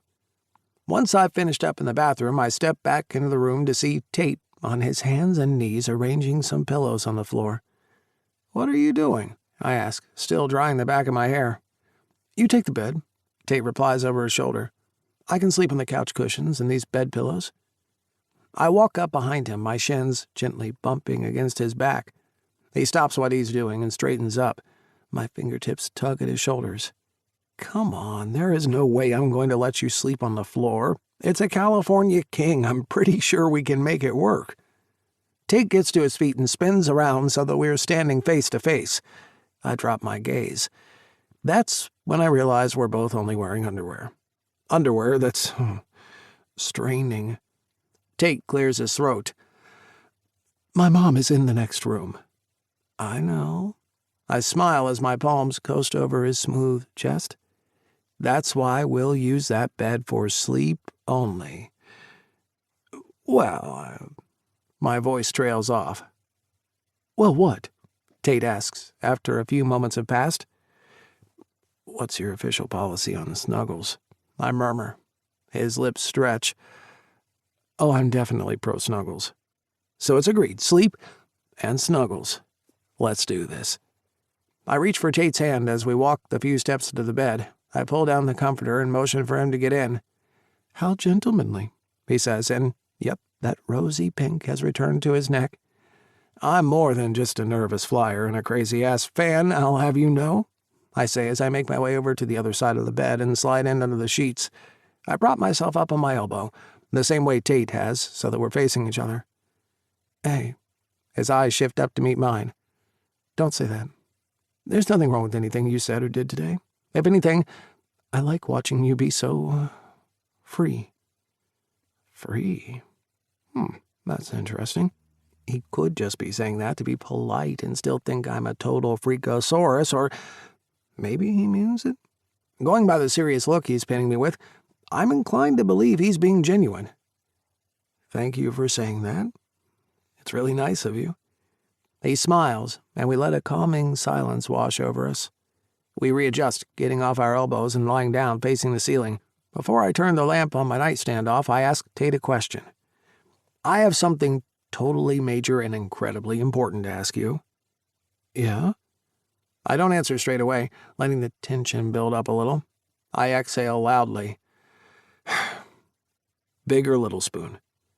I hear him chuckle, and it sends a rush of warmth throughout my entire body. Little spoon, he answers in a soft voice. You? Same, I say. Oh, but maybe we can take turns if you like. We're here for a couple of nights after all. That sounds good. I'd like that. Cool. I'll be the big spoon tonight, I offer. I hear the sounds of sheets ruffling as Tate turns over. I kill the light and scoot over until the front of my body is pressed snugly against the back of his. He's curled his legs up, so I slip my thighs under his. He runs his smooth soles up and down the tops of my feet.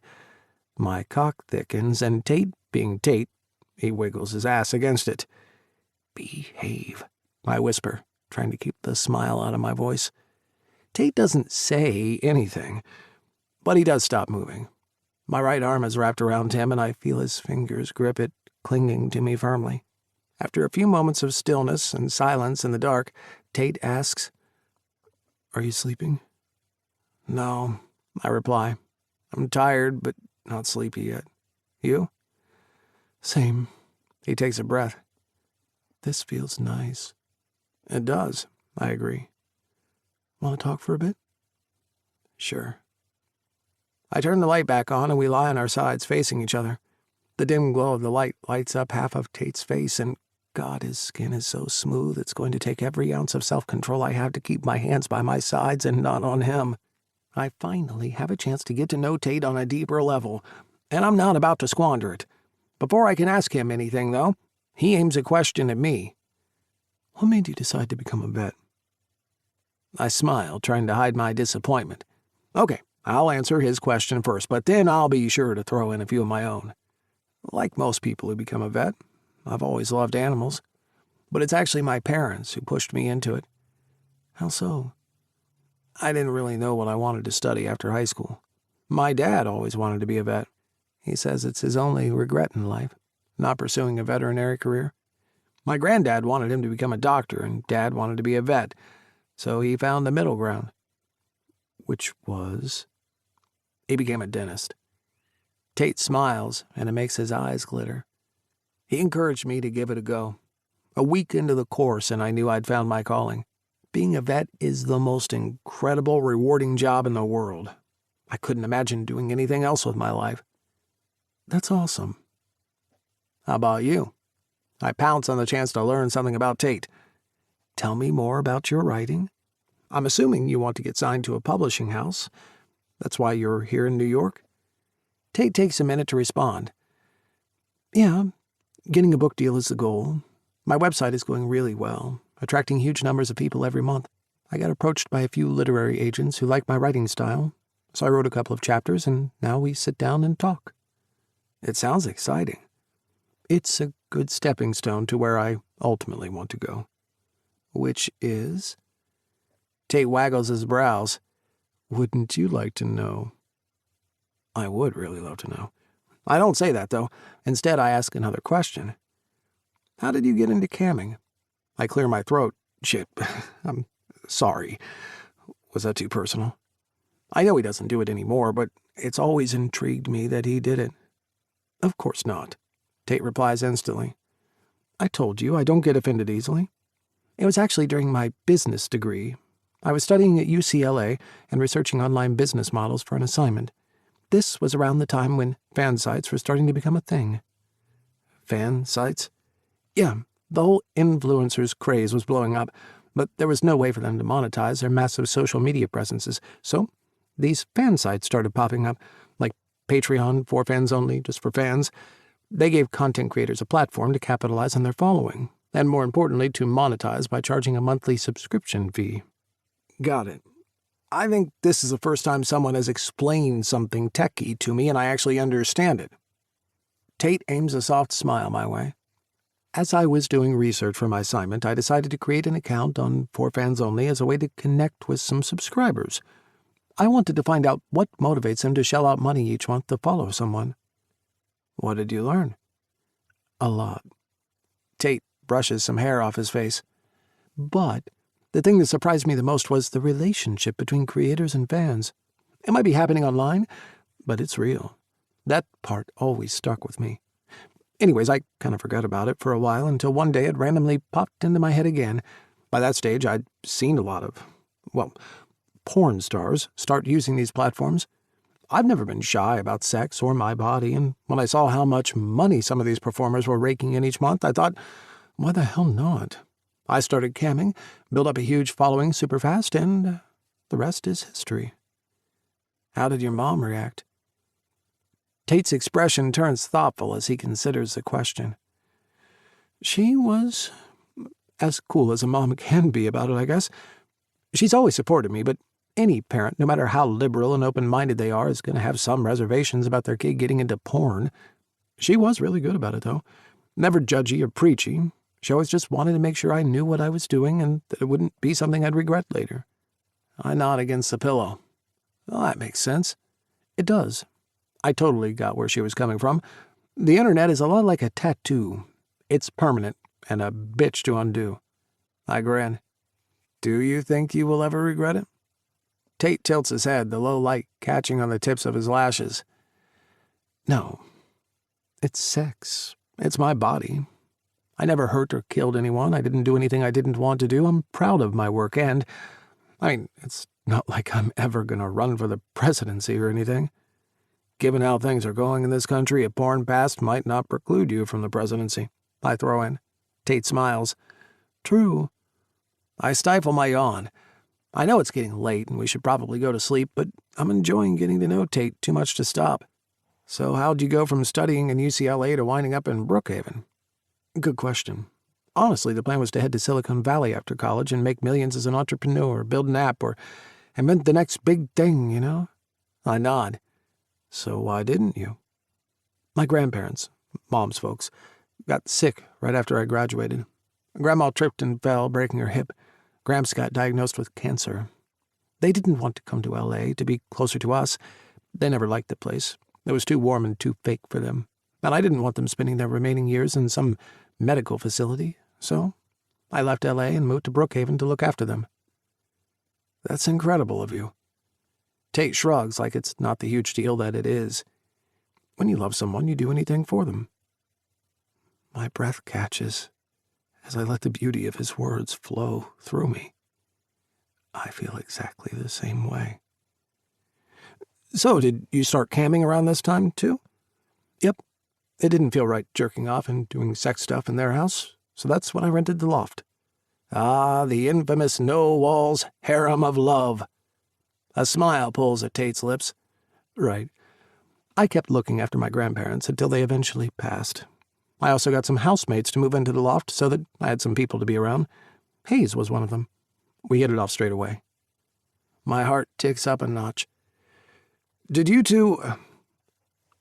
was there... You know what? It's none of my business. Tate laughs. Hayes and I never did a single thing. Why not? He's a good-looking guy, I prompt. I see him thinking about it for a moment. Yeah, he is. We just never had that spark, I guess. We fell into friendship territory real fast. Once that happened, there was no way of seeing him as anything else. Does that make sense? Totally. I scoot forward and plant a few kisses on his shoulder. You should probably stop doing that. Shit, I pull back immediately. Why did I just kiss his body like that? I'm so sorry. Stopping me mid-sentence, Tate grabs my arm and drags it all the way down to his cock. His hot as fire and hard as hell cock. Oh, understanding dawns on me. I see.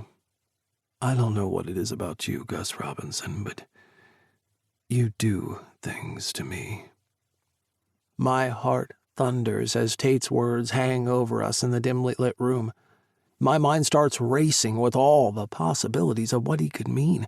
I can't seem to land on any one concrete answer. Tate lets out a loud yawn. I glance behind me at the alarm clock on the nightstand. Holy shit, I exclaim. It's almost 2. I turn back to Tate, and I can see how heavy his eyes are. You're so naughty, always keeping me up so late, he says sleepily. I chuckle as I reach over to turn the lamp off. Tate turns around, and we take up our big spoon, little spoon positions from before. I like being naughty with you. It takes me a few moments to try and figure out how to reply to that, my brain getting foggy with the need to sleep. I hear Tate wheezing gently. I can feel his chest rising and falling against the back of my arm. He's gotten a tight hold across his body. He's already fallen asleep. I plop my head back down onto my pillow, my thoughts scattered as I join him and drift off to sleep. Again, I am so sorry about yesterday. My behavior was beyond embarrassing. Gus, sweetie, I told you it's fine. Tate's mom places a hand on my knee, but nope, not gonna lose my shit about it. Believe me, I'm used to it. Sure, I may be riding in the back of a stretch limousine with the most awarded actress in daytime TV history, and she's grazing my knee, but I cannot start fanboying like an idiot, especially when I'm apologizing for the millionth time about fanboying like an idiot yesterday. I apologized a couple of times over dinner last night, too, but in the light of a new day, I felt one more final apology was warranted. Okay, grown-up Gus starts now. Tate's mom is looking out the window. She's dressed in a body-hugging, sleek black dress and is wearing those fancy stilettos, the ones with the red soles.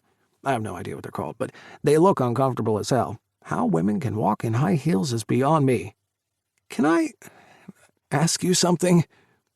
It's still hard for me to call Tate's mom by her first name, Kelly, even though I'm sure she genuinely means it when she says it's okay. And Mrs. Carter Lewis Miller Worthington Bradley Kozlowski is way too much of a mouthful, so whenever I think of her, I just refer to her as Tate's mom. Besides, it'd be rude to call your fake boyfriend's mom by their first name, right? Of course. She smiles, but then her face turns solemn. It's not about the show, is it?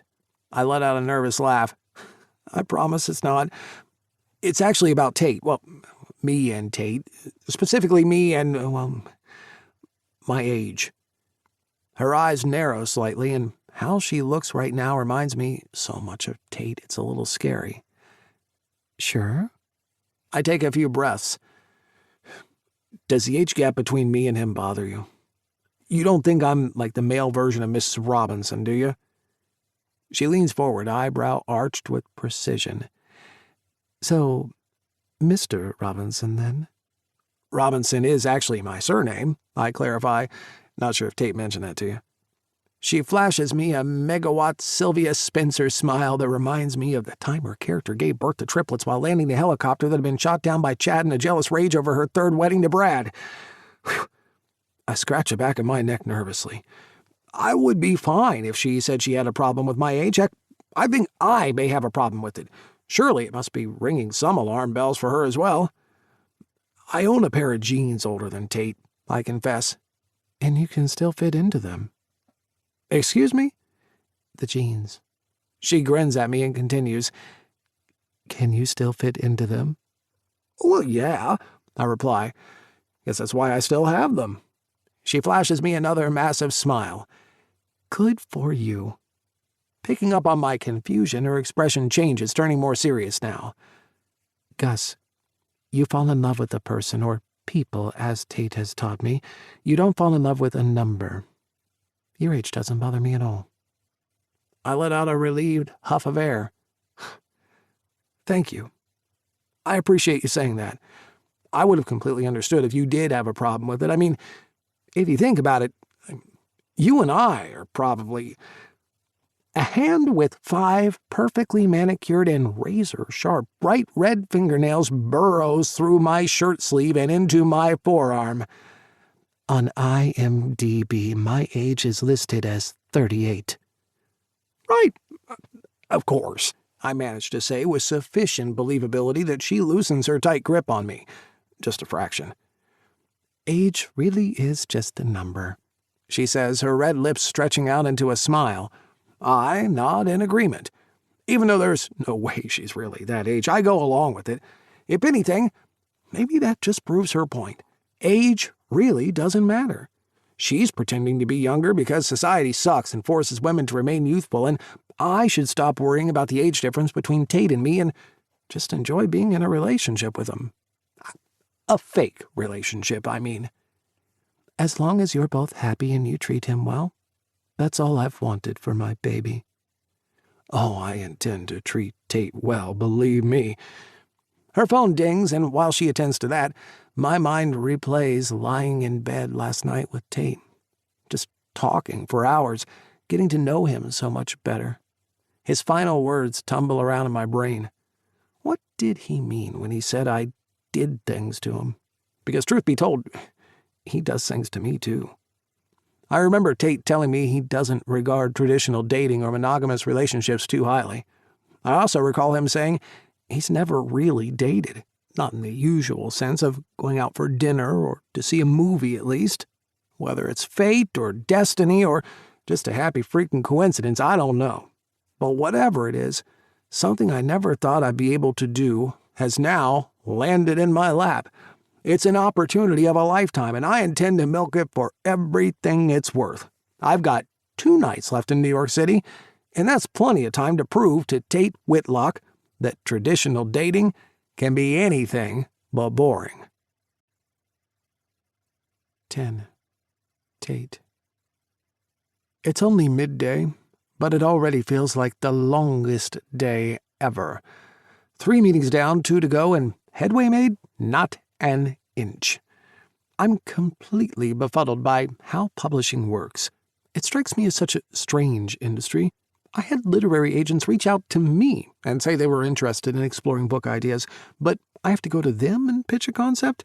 It's slightly nonsensical, and it feels like things are being done back to front. By the looks of things, my first 3 pitches of the day were duds because if there's one thing I'm good at reading, it's body language. Arms folded, disinterested gazes aimed anywhere but at me, finger tapping and possibly checking phones under the table. Yeah, not signs of a publisher falling over themselves to sign me up.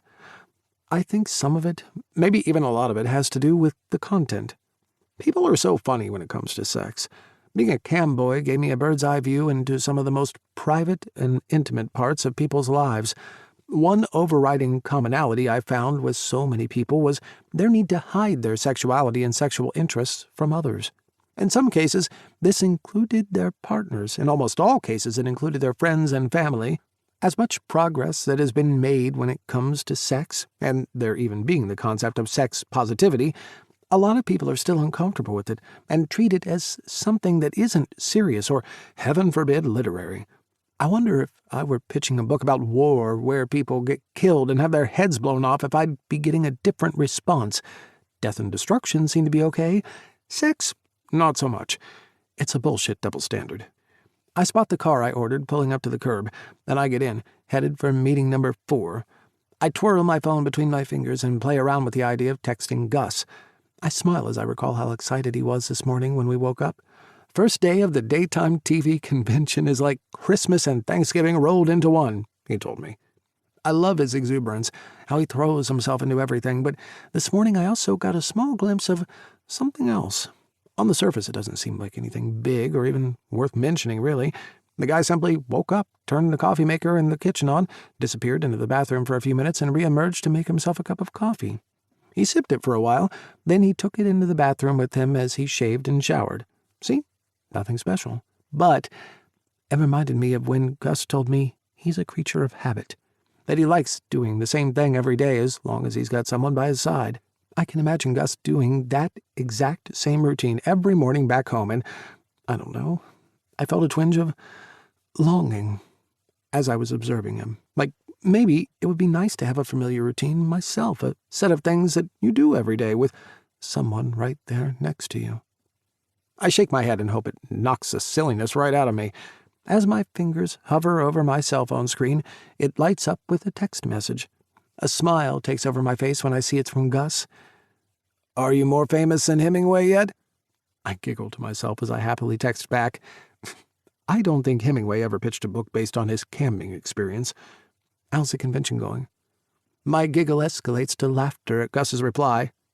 "You never know. Hemingway strikes me as being down for camming. It's times like this I wish I knew how to send a GIF because excitement overload." The idea of Gus being overloaded with excitement barrels into a warm space in my chest.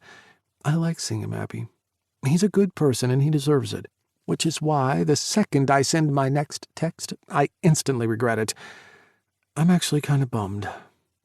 Fuck, I don't want to ruin his high. He's having a great time. The last thing he needs is for me to be depressing him.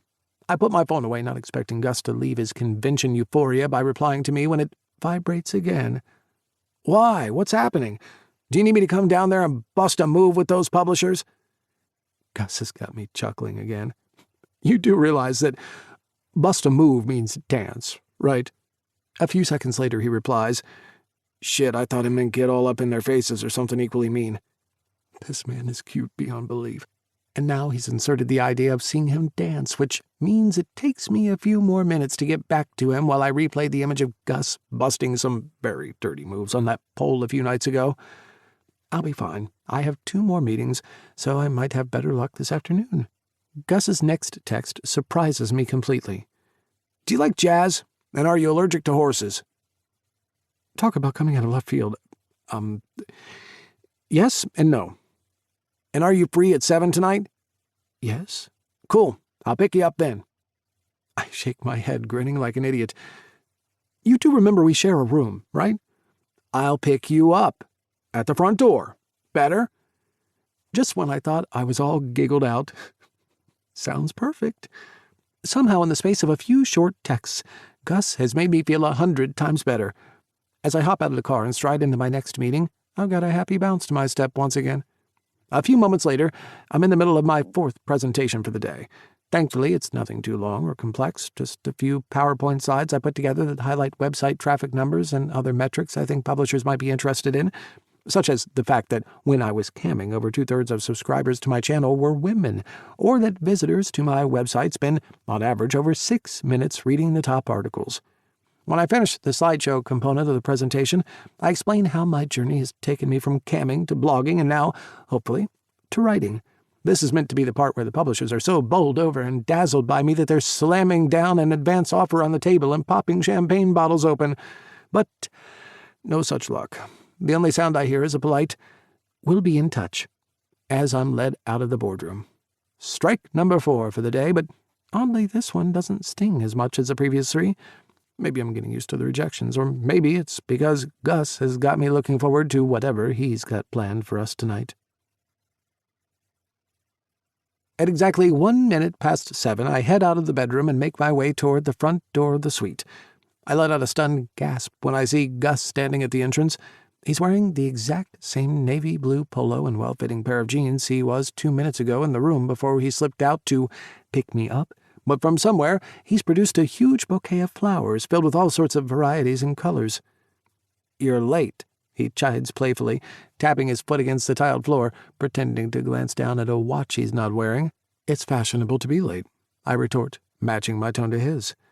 My eyes drop to the flowers he's holding as he slowly approaches me. I don't really like flowers. I mean, I don't hate them. They've never offended me or irritated me by doing something like pushing in front of me in line at the grocery store or talking way too loudly throughout a movie. Flowers are just flowers. The most traditional of traditional first date fare, but there's something about these flowers that makes them different. Maybe it's the fact that Gus is holding them, which means he thought about me in order to buy them. Or maybe it's his damn cologne, which I really need to speak to him about one of these days before I break out in hives. With every step Gus takes closer to me, the heat pools and rises in my belly and radiates through my entire chest. When he reaches me, I chew on the inside of my cheek to steady myself. I can see emotion stumbling through me. He lifts the flowers between us. "These are," he begins, "for your mother." "Wait, what?" Laughter breaks past his lips. "I'm just kidding. They're for you." He hands them to me. "Do you like them?" I stare at the flowers like I'm trying to commit every last petal to memory. I would like to be able to answer Gus's question, but I believe that in order to speak, a person's brain needs to have a functioning relationship with their mouth. That seems to have flown completely out the window, as this one simple gesture moves me in a completely unexpected way. Finally, I cough out, "They're beautiful, thank you." I look up and Gus is beaming, his eyes shimmering like emerald diamonds. He twines his fingers with mine. I'm glad. "Are you ready to get going on our date?" I nod. Gus takes the flowers from me and puts them into a vase he must have also pre-planned, and hand in hand we leave the hotel. I have no idea what this New York City night has in store for us, and I can't wait to find out. An hour or so later, we're enjoying our second glass of red wine and munching on some delicious hors d'oeuvres at Mallory Taylor's home. When we arrived at her house, I assumed she was a friend of Gus's, but nope. This is a once-a-month thing that she does. She's this super cool lady in her late 60s. She invites people she doesn't know to her house, puts out a great spread of light snacks, drinks, and desserts, and hires some of the coolest jazz musicians to play while people sit back and enjoy it all. Apparently she's been doing it since the late 90s. Gus quirks an eyebrow over his glass of wine. "Not so bad for a boring date, right?" This is... I glance around the room one more time at the 10 or so people who are scattered about.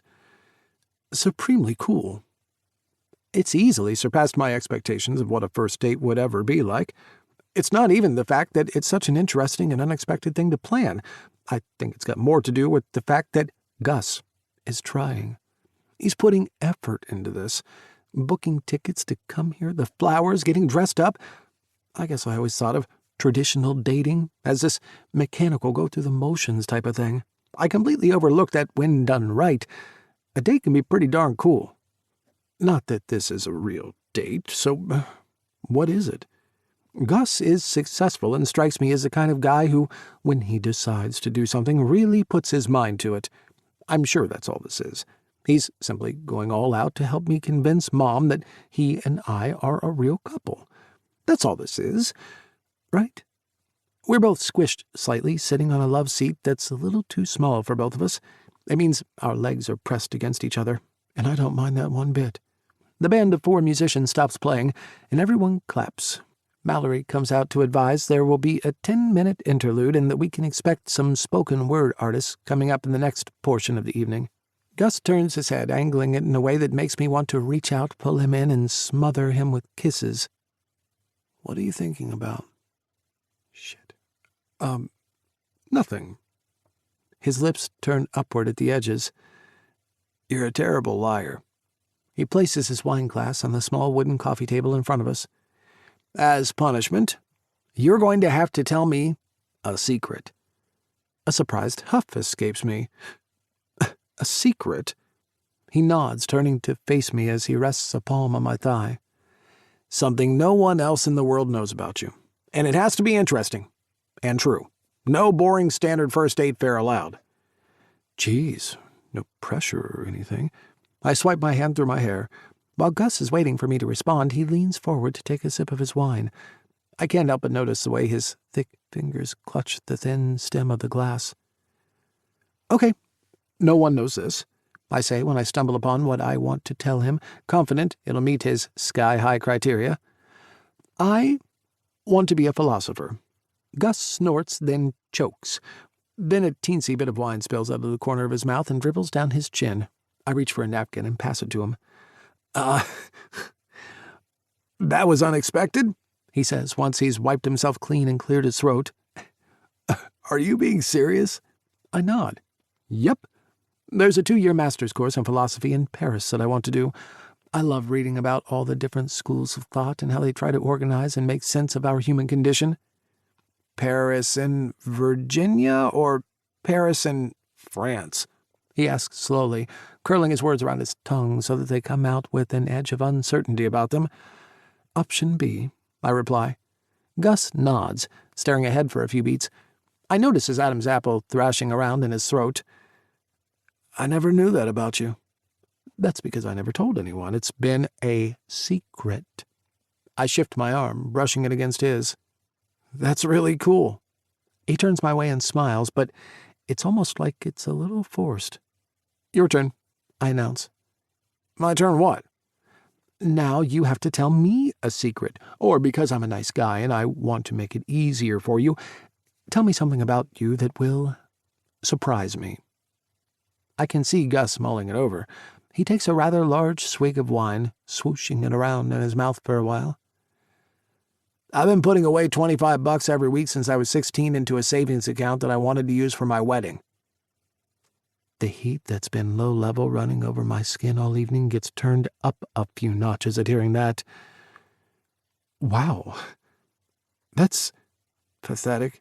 "No. Beautiful," I correct. I mean it.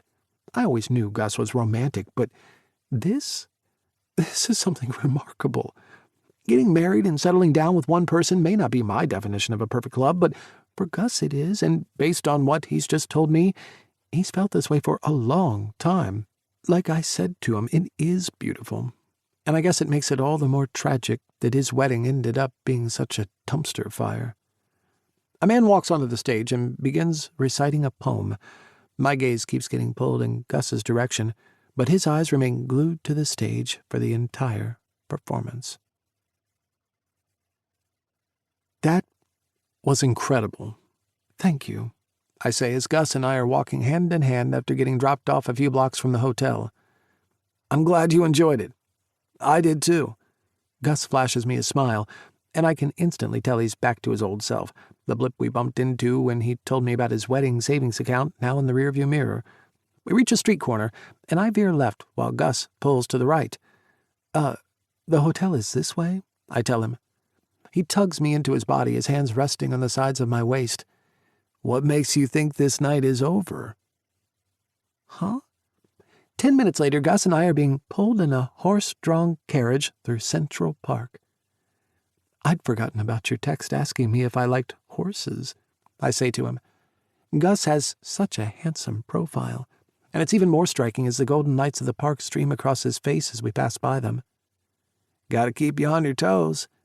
His cheeks puff out as he smiles. In case you haven't noticed, I'm on a mission to show you that traditional dates don't have to be boring. Oh, I've noticed. Believe me. We exchange a heated stare, the clippity-clop of the horses' hooves, the only sound in the air. Man, this has been an incredible night. The flowers, the jazz session, this, a horse-drawn carriage ride in Central freaking Park. I move over and slide into Gus's strong, hard body, nestling my head in the crook of his neck. His arm curls around me. I don't know why, but I just seem to have this need to touch and be touched by him. I notice we tend to do that a lot whenever we're near each other. I'd like to be able to brush it off and say that it's because we're trying to convince my mom we're a couple, but it's a little hard to convince myself of that since, Mom's not here right now to witness any of this. We could have gone out to a diner for a burger and just told her we'd done something romantic. We didn't actually have to do any of this, much less anything on this level. This whole night has been surprising and unbelievable and is leaving me with a swirl of emotions that is going to take me some time to find the right words for. I adjust the way my head rests against Gus's body. "Are you comfortable?" he asks, and I can hear the concern in his voice. "Yeah, I am now, thanks." "Can I ask you something?"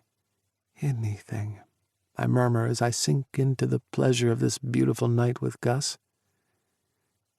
"How do you feel about the age gap between us?" "Okay, not what I was expecting." I frown, even though he can't see my face. "What about it?" "Does it bother you?" "Not at all." As much as I don't want to push away from Gus's warm touch, I can tell by his voice he's serious. So I feel like it might be a good idea to see his face for this conversation.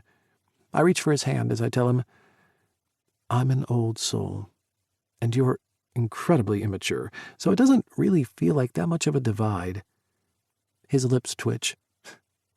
"You like being cheeky, don't you?" "With you I do, yeah. But seriously, Gus, I don't give a shit about the particulars of a person. I go by my feelings, what my gut tells me." I run a hand through my hair. "You know I'm pan, right?" Gus's eyes flick over to me. "I do." I'm wired a bit differently. I continue talking as my fingers rejoin his. I'm attracted to a variety of people, different genders, orientations, identities, races, backgrounds, ages. The way my attraction works, none of that stuff is ever a deal breaker for me. And I'm always open to new experiences. That answer seems to satisfy him. His shoulders relax and the pinch in his jaw eases up too. "Why?" I nudge into him. "Does the age gap bother you? Or are you going around bragging to all your friends how you scored yourself some hot young dude?" Gus laughs, and it makes his eyes twinkle. "I thought about telling them, but at our advanced age, with all the dentures and hearing aids and risk of a fatal heart attack, I decided against it." It's my turn to laugh now. Is it wrong to love this playful back-and-forth thing we've got going on as much as I do? Gus moves his hand and squeezes my arm, the pressure soaking through me and making me feel even more blissful than I already am.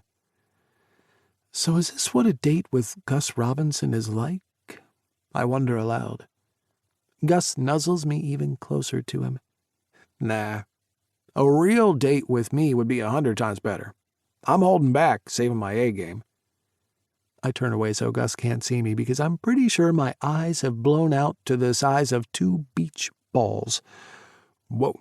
If he's serious, if this really is Gus holding back, I can't even begin to imagine what he's like when he goes all out.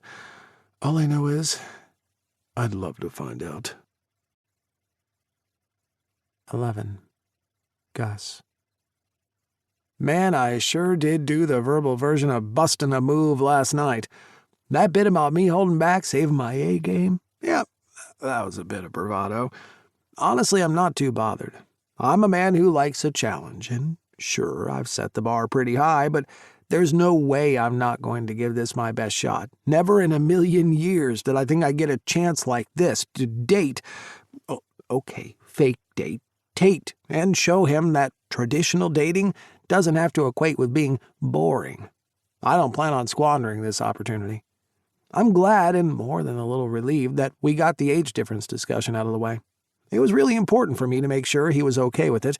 I believed him when he said he was. As for me, well, sure, I had some initial reservations about it. I mean, it's a freaking huge gap, but it's hard to harp on about age when I'm just so damn happy whenever I'm around him. After getting back to the suite and talking to his mom for a bit, we retired to his/our room for another chaste night of snuggles. This time it was my turn to be the little spoon, and damn, I'd forgotten how good it felt to be wrapped up in someone's arms. The feeling of warmth and surrender seeped into my bones. It felt divine. We didn't talk too much. Tate was beat after a long day of meetings, which, from the vague way he mentioned them, I got the distinct impression hadn't gone as well as he had hoped for. I was careful not to push.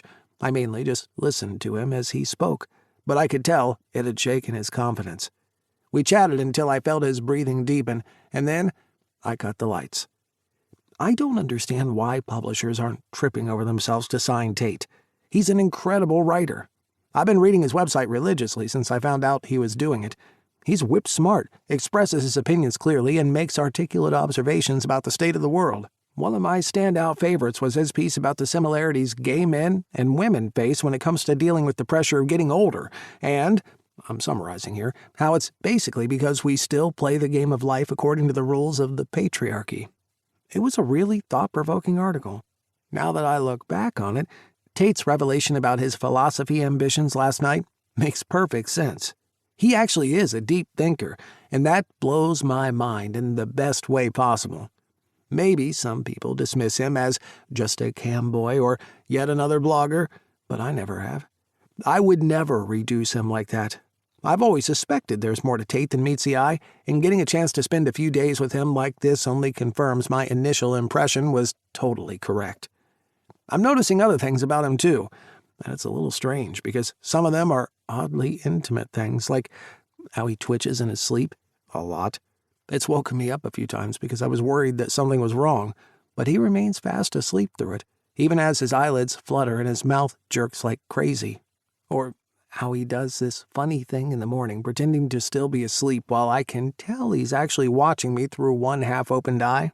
He did it yesterday, and he did it again this morning. I've always been an early riser, and I have a set routine I like to follow every morning.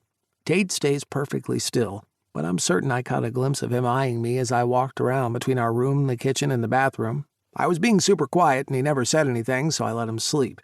While it should sound like creeper material, a guy checking out my movements while he pretends to be sleeping, it's not at all. In fact, it feels nice. One thing that doesn't feel as nice as it should is the daytime TV convention. I'm wandering around the giant pavilion on day 2 like a lost sheep. I've got the agenda I spent weeks meticulously planning in the Notes app on my phone, but I haven't bothered to even look at it today. There are talks to go to, forums of other fans to attend, but I'm just happy meandering, letting my feet take me wherever they want to, and letting my mind replay anything and everything Tate-related as often as it likes, which, as it turns out, is all the freaking time.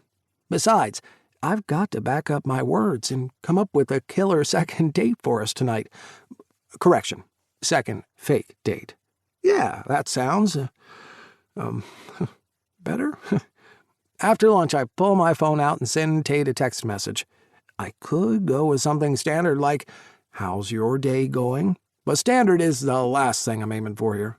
I can't run the risk of having Tate think I'm boring now, can I? Instead, I tap out, "Are you left or right-handed?" Tate messages back surprisingly quickly. "Right-handed." He follows up a few seconds later with, "Why?" I don't respond to his question because what would be the fun in that? Instead, I send another message his way. "Are you okay getting high?" As soon as I send it, I realize that message may require some clarification. That wasn't a drug reference, by the way. It takes Tate a smidge longer to answer this time, and I can just hear how much he's dying to know what I'm concocting for us tonight. I get all of that from his, yeah? Text. I smile as I get to work on making a few phone calls. I talked up a big game last night, and tonight, it's time to follow through. Where are you taking me? Tate quizzes as we step out of the car, and I lead him down a busy sidewalk in the Flatiron District. Can you at least give me a clue? I smirk, lifting a brow as I glance over at him. In typical Tate style, he's dressed simply, wearing a white crew neck, faded denim jeans, and his trusty black Vans. Also, in typical Tate style, he looks fucking hot. Fine. One clue. I tap my chin. Susan Sarandon. That is literally the least helpful clue in the history of unhelpful clues. We stop walking, and I pull Tate over to the side so that we don't get trampled by the procession of people streaming past us. Oh, yeah? What are you going to do about it? I tease. Our eyes meet. Next thing I know, Tate's hands are cradling my face as he leans in closer and whispers hotly, "This." He kisses me. And even though we've done this and so much more before, it floors me. Because it's not just a little kiss. It quickly blossoms, taking full flight until our tongues are tangling wildly. His fingers are scraping against my scalp, and my entire body is thrumming with excitement. When we finally pull apart, because, we are in public, I warn him, if that's your way of punishing me, you're quickly going to turn me into a very, very bad boy. Tate balls his fists into my shirt and yanks me in for another kiss.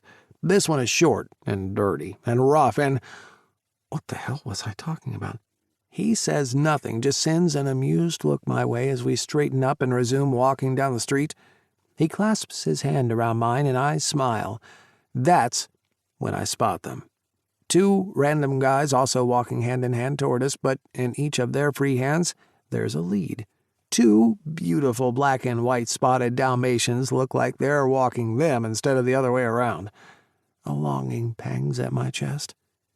God, how badly I want to have something like that. A man, a couple of dogs, a nice, normal, happy life. I quickly do my best to regain my composure. I don't want Tate noticing me falling apart on him like some lunatic. Where are you taking me? He pleads again, and it helps jolt me out of my silly longing. I manage to smile and hold off answering him until we reach a ping-pong bar. Tate blurts out when we arrive at our destination.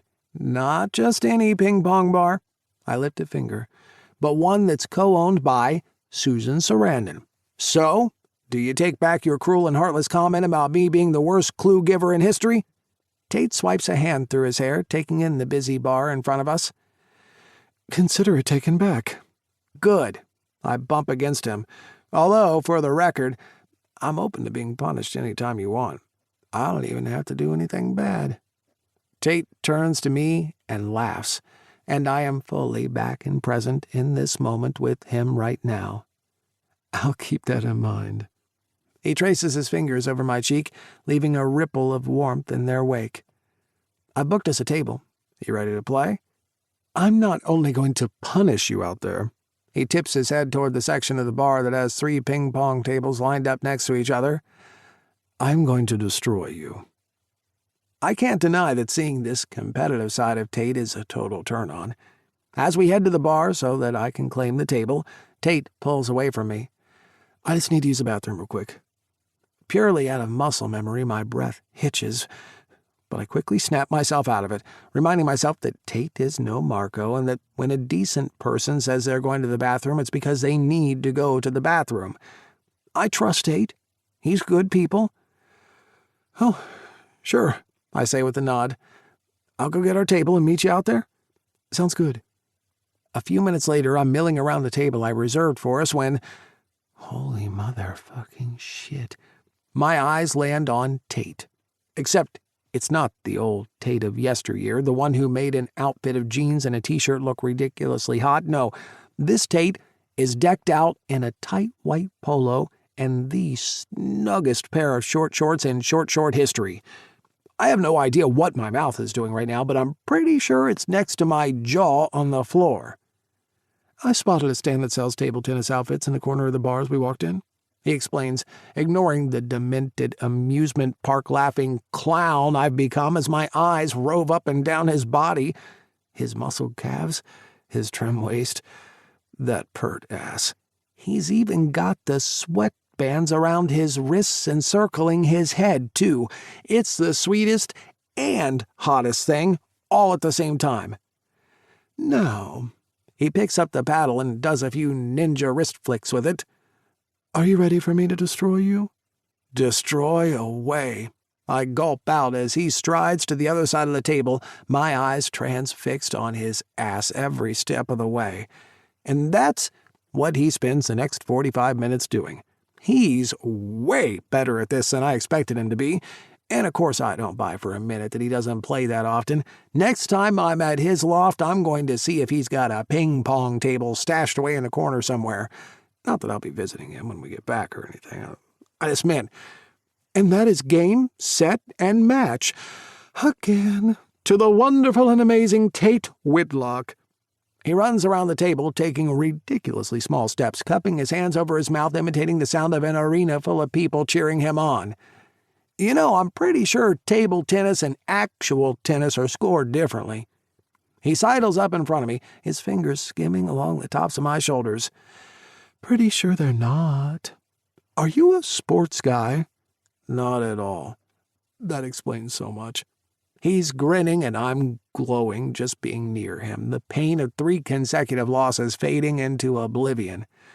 Because, see, the correct way that sports people congratulate the winner is by... I wrap my hand around his waist and draw him in for what I assumed he was going to say, a kiss. A relatively mild one given our surroundings, but it's got all the required components. Lots of lips, a little tongue, and so much desire bubbling up inside of me I feel like a volcano on the brink of erupting. A bead of sweat pours down his temple. I thumb it away gently. A kiss? I say so softly it's almost lost beneath the sounds of music and people around us. Yeah. Tate swallows hard, his lips rising at the corners. That... Feeling like I'm having my Leo DiCaprio King of the World moment, I ask, Ready for tonight's next adventure, Mr. Whitlock? The wide-eyed look I'm met with hurls my heart rate into overdrive. God, I love spending time with Tate. I'm having so much fun. There's more, he stutters back. Oh, so much more. I grab his hand. Strap yourself in because we're about to get high. Luckily, the conditions are super clear, and with it being the perfect time of day, everything is lining up beautifully. Wait, how is it that you're afraid of flying, but you're not afraid of this? Tate asks as we strap ourselves in. I shrug. I hate the taking off and landing part of flying.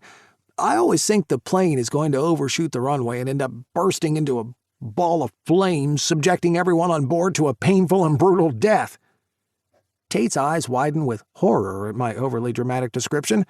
I lift a shoulder. This doesn't have a runway. I guess that makes sense, he replies slowly. Just a helipad and a craft that lifts straight up into the air. The way God intended. John, our pilot, explains a few things to us before we take off. I settle into the plush white leather seat as Tate takes my hand, resting on the armrest between us. We smile at each other before turning our gazes out the window, transfixed by the incredible view of the mammoth city beneath us slipping into sunset. What are you thinking about? I ask, a few minutes into the flight.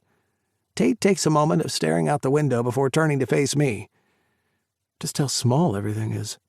How small we are. It really does give you a different perspective. I nod. Yeah, it does. We get ourselves so worked up about stuff, but up here, it all disappears. Tate considers my words before he licks his lips. I stumbled upon something online the other day. Can't remember where. Oh, yeah? It said that life is like juggling. Some of the balls we juggle are made of glass, and if you drop them, they break and can never be fully repaired. Those are things like health and family. Other balls are made of rubber. If you drop them, they bounce back. To be happy in life, you gotta figure out your balls and prioritize the glass ones. So, you're saying you gotta get in touch with your balls? Tate goes to slap me, but I catch his hand in mine. Our eyes zero in on each other. He's wearing an expression that I can't quite make out. I think he looks happy. At least, I hope he is. Something like that, he says with a grin as I release him from my grip. It's only a 10-minute flight, but it feels more like 10 seconds. Once we're back on solid ground, I ask, is it just me or does it seem like that went by in the blink of an eye? It did go fast. Tate agrees. That's why we have to enjoy the moment while we're in it. We're out on a busy sidewalk again, so like before, I pull Tate to the side. And did you? Enjoy the moment, I mean. Tate opens his mouth and closes it. He does this a few more times before he settles on a one-word response. Yes. Clearly, there's more going on behind those beautiful blue eyes of his, but whatever it is, he's not ready or willing to share it with me. I dip my head. Can I tell you a little secret? Tate nods. A strand of hair falls over his forehead. I push it back, tucking it behind his ear. This is totally my A-game. All of it. Last night, tonight, I was just talking shit because, I don't know. I guess I wanted to impress you or something equally pathetic like that. It's not pathetic, Tate says swiftly. It was kind and thoughtful, and I can't remember the last time I've had this much fun. I feel exactly the same. He steps in closer and pulls me into a tight hug. I relax, letting my body sink against the warmth of his. I squeeze my eyes shut and inhale him, his scent, his energy, his everything. God, this feels so good. I have to work hard to remind myself that none of this is real. It's a fake short-term arrangement that ends tomorrow when I head back to Brookhaven. Still, I can't deny that it's been incredible. Thank you, Tate says. You've single-handedly changed my opinion about traditional dating. I chuckle. Glad I could be of service. A serious look crosses his face. I mean it, Gus. These last 2 nights have been absolutely perfect dates. Perfect fake dates, I correct. Tate shakes his head, his hair coming loose from behind his ear again. No, he says firmly. Just perfect dates. Nothing fake about them. 12. Tate. I'm being driven to the final publisher I'm scheduled to meet with today, and it really boils down to this. I had 3 meetings yesterday, and they all went about as shit as my meetings the day before. If this next meeting doesn't go well, the whole trip will have been a bust. Actually, that's not entirely true, because something very unexpected has been happening over the past 2 nights. Flowers, jazz and wine, horse-drawn carriage rides through Central Park, ping-pong, sunset, helicopter rides, bed chats, and snuggles. Whew, it sounds like I'm brainstorming ideas for some cheesy rom-com, and I should be rolling my eyes so hard right now that it makes my head spin, but I'm not. Instead, I'm smiling, and I'm happy, and it's all because of Gus. Whatever happens with the book deal, spending time with him has made the trip totally worth it. I still can't get over the look in his eyes when I made my nothing fake about them comment last night. It seemed like I'd bowled him over with it, which, in fairness, I probably had. I only asked him to pretend to be my boyfriend to keep Mom off my back, and that part of the plan has been working a treat. There was never any talk of developing actual, real feelings. I probably stumped the poor guy good, given how quiet he remained for the rest of the night. We did fall asleep, like we always do, without even a whisper of a breath between our bodies, encased in the yummiest of snuggles as we alternated each night, swapping big and little spoon positions. And then there's the morning. I don't know what draws me to it. Yes, I like and appreciate the extravagant and grand gestures Gus has been showering me with these past 2 nights, but there's something so special, so intimate about getting a glimpse of Gus right after he gets up. I actually think those early morning sneak peeks of him are my favorite part of this whole trip. Although the mid-air hand job has to come a close second. Or maybe the flowers. Or the carriage ride through the park. Do I really have to decide? Maybe all the memories we've made on this trip can be my favorite. We're here, the driver announces, snapping me out of my Gus haze. And I realize I'm doing it again. Smiling. I thank the driver, step out of the car, and make my way to the top floor of the Midtown building. From the second I set foot in the spacious, light-filled office of blaze-lit stars, I can tell they're different from the other publishers I've met.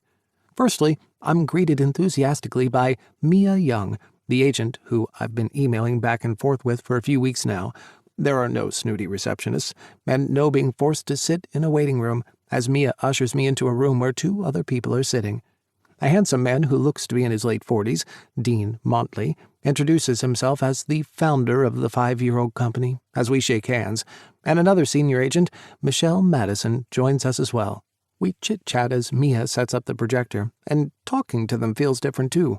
They're funny and engaging, and for the first time in all the meetings I've had, I get the sense I'm with people who get me. Besides, the company's initials are BLS. That's just a 1-letter difference from my biggest entrepreneurial success to date, Hayes' company, DLS. Okay, so maybe I'm grasping at straws with that one, but I'm determined to ride any green lights I can find all the way to scoring a publishing deal. 20 minutes later, my publishing dreams are exactly where they've been all week, floundering. During my presentation, the buzz that I sensed between us evaporated. Looks were exchanged, and by the time Mia and Michelle left Dean and I alone in the boardroom, I had a sense for what was coming next. Rejection. Another one. "Can I be upfront with you?" Dean asks, looking me straight in the eye. "Sure." I try not to slump my shoulders too much in anticipation of what I suspect he'll say next. In a way, I respect the guy. No other publisher has given me direct feedback like this before. I'm sure they'll probably take the much easier route, an inoffensively polite email in a few weeks mentioning something about us not being a good fit at this time and wishing me well in my future endeavors. At least this guy has the balls to say whatever he has to say to my face. "That was a good presentation, Tate. Your journey is an interesting one. But—" he taps his fingers on the table. "But it's not a relatable one. At least not the camming part. I appreciate your different take on it. You're not exposing anyone, or kink-shaming them, or doing anything salacious. That angle would have been too expected, and frankly, it's been done to death. So, well done for not going down that route." "Thank you." He takes a breath, assessing my face as he continues. "How you link sex and sexuality to broader topics about life and society is, again, interesting, but unfortunately it's too niche to be relatable to a wider audience." "Oh. As far as rejections go, I guess this one isn't too bad." He taps his fingers again, this time a little louder and for a little longer. "But there is an untapped angle here that I think does have commercial appeal." I cock my head to the side. "Yeah?" He shifts his gaze to the door, which Mia and Michelle closed on their way out. Dean clears his throat. "My wife and I have been married for 12 years. Recently, we started exploring ethical non-monogamy." Dean studies my face as if he's looking for a reaction. Although, given how his demeanor has changed to a slightly nervous one, he's probably trying to assure himself he's not being judged. He isn't. I say, "Well, that's wonderful that you and your wife have the type of relationship where you can honestly communicate about your feelings and desires." He lets out a small smile, and I notice his shoulders relaxing. "I think so, too. Unfortunately, not everyone agrees. It's not a topic that quote-unquote normal people want to broach. Believe me, we've tried and gotten some very negative responses from people we thought were friends and could confide in." "I'm sorry to hear that." His lips remain tight. "Thank you." More finger tapping. "So here's what I'm thinking." He pushes out of his chair and strides over to a massive whiteboard beside the table. He grabs a marker and scrawls out, "The Polly Prince" by Tate Whitlock. I grin, liking that he's using my self-appointed title from one of my most popular articles. He sits back down again and points to the board. "Now, that is an angle that could generate a lot of buzz. It's sexy, fresh, perhaps a little too taboo for morning TV, but could be perfect for a daytime TV audience." Of course, Gus pops into my head at the mention of daytime TV, but I quickly shake him away and try to focus on what's happening here. "So what exactly are you saying?" "You're a good writer. The 3 of us all think so. I've gone through your blog and the sample chapters you sent through to Mia. You have a strong voice. You strike a good balance between being opinionated and being likable. That's a tough tightrope to navigate, and yet you make it seem easy. If you're interested in pivoting to this polyamory angle and making it about yourself, your journey, your experience, I'd like to offer you a deal."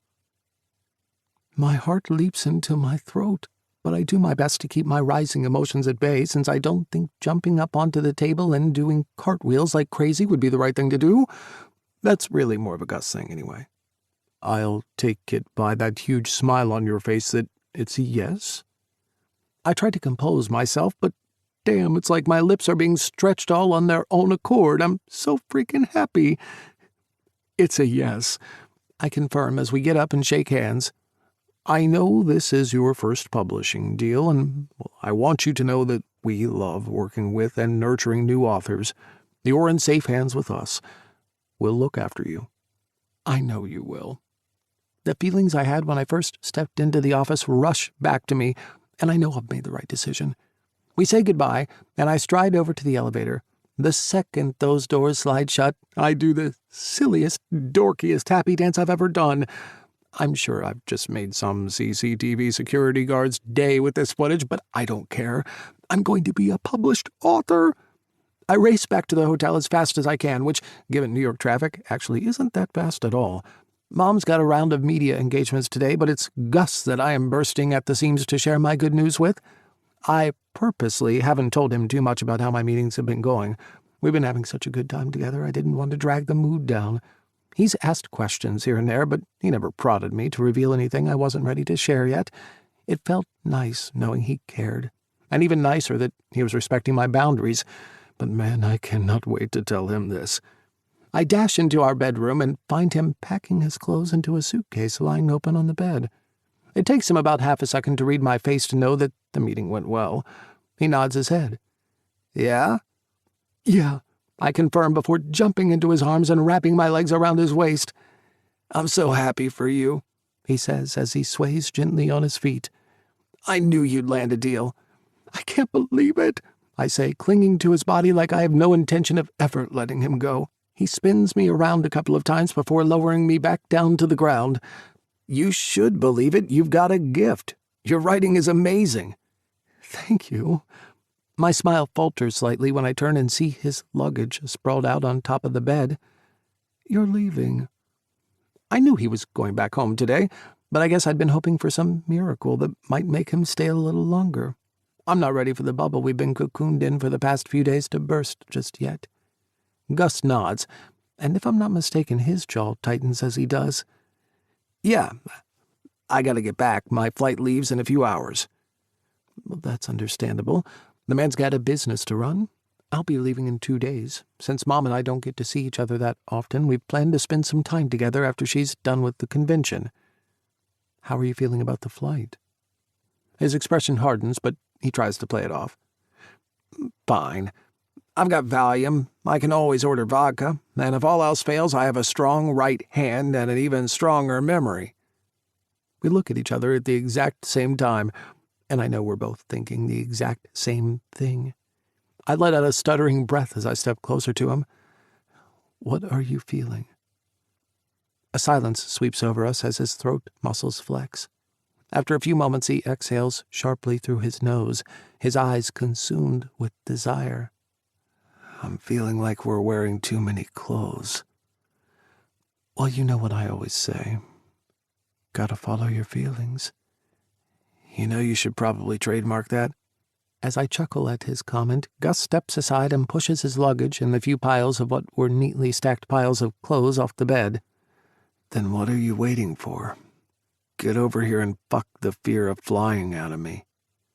I scramble over to Gus and push myself onto him. We tumble onto the bed, a mess of breathless kisses and tangled limbs as we tear clothes off each other until we're both fully naked. And yes, I do a quick check to make sure he's equally as naked as I am this time. You never know with this one. A surge of lust rockets through me as I wrap my fingers around Gus's cock. I always thought being versatile was a blessing. Now I see it as a curse, because Gus's cock is what bottom dreams are made of. Thick, veiny, uncut. But he wants me to fuck him, and with only a few minutes to spare before he needs to leave, I guess I'd better give the man what he wants. Maybe I can snag another round with him once we're back home. Purely to even out the score, of course. I grab the bottle of lube he's managed to pull out of somewhere and get to work on opening him up. He waves a condom wrapper in front of me, his eyes twinkling mischievously. Need a hand with this?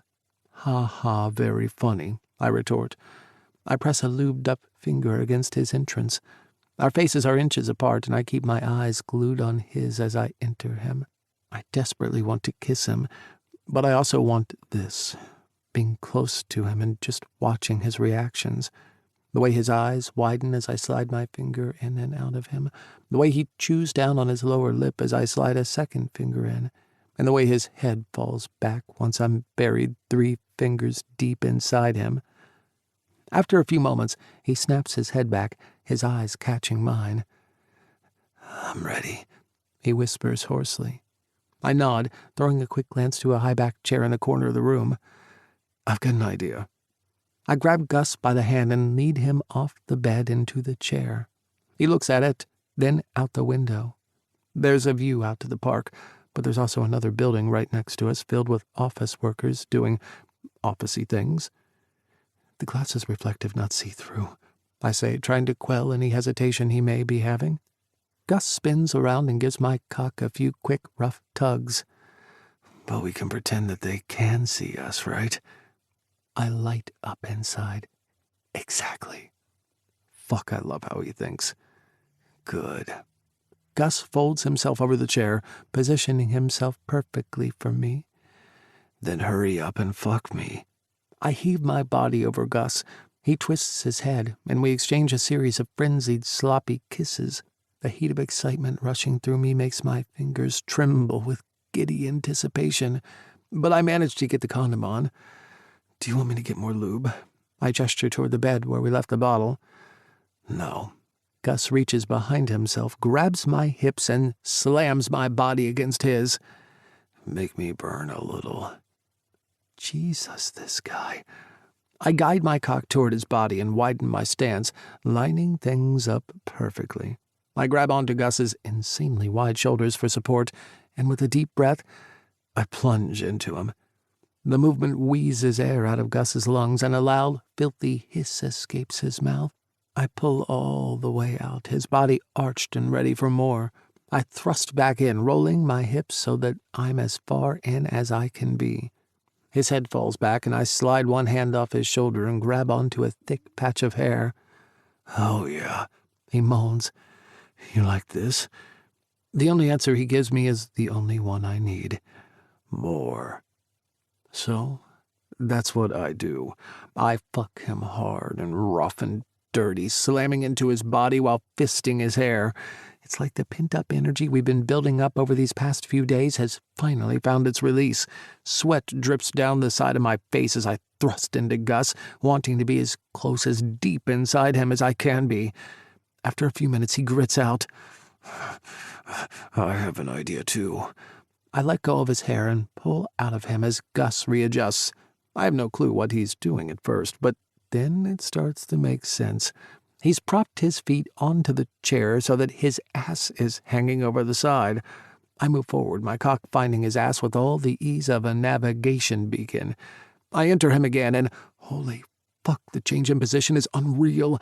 It's made Gus's body feel so much tighter. His muscles clench around my cock, enveloping it in a fiery heat that's going to make me lose it in no time at all. You like this? Gus asks, turning around to face me with flushed cheeks and a look of fulfillment scrawled across his features. Fuck yeah, I'm getting close. Good. I want you to come for me. His words lift me even higher, my ignited body so ready for release I think I'm going to die if I don't come. I cry out, each stuttered word louder than the one before it. Oh! Gus's anguished cries grind me to a screeching halt. I freeze immediately as I see him twisting and contorting, and not in a good way. As carefully as I can, I slip out of him and race around to be at face level with him. His eyes are bulging, his breathing uneven and ragged. Gus, what's wrong? Lower back. He grits out through clenched teeth. Think I pulled a muscle. Shit. What can I do? Gus is taking massive breaths in through his nose and exhaling through his mouth. Just give me a sec. It'll pass. I do as he says, but it's kind of weird kneeling naked in front of him, still semi-hard and feeling absolutely helpless as I watch him coiling in pain. Thankfully, after a few more deep breaths, Gus shakes his head slowly as if he's starting to regain control over his body. Help me up, he says, extending a hand. Of course. I get a solid grip on him and, with my spare hand, hook it around his waist as I help him walk over to the bed.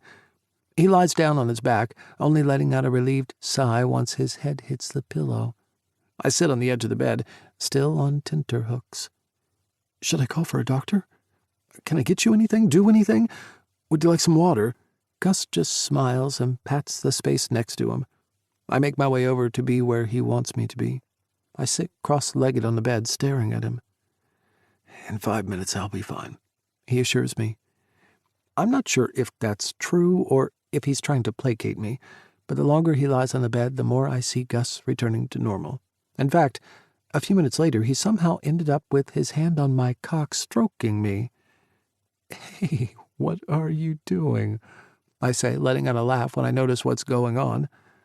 You are not having blue balls because my lower back gave out on me. I only have a few more minutes before I have to leave for the airport. I'm not in pain anymore, and in all honesty, the moment's passed for me, but you, on the other hand... He tightens his grip on my cock. I briefly close my eyes, surrendering to the pleasure he's drawing from me, before my senses return to me, and I quickly reopen them. No, I'm not getting jerked off by a guy who's just had a lower back spasm. Just because I'm hard doesn't mean I'm not filled with concern about Gus. I'm glad he wasn't seriously injured, but yeah, the moment's kind of passed for me too.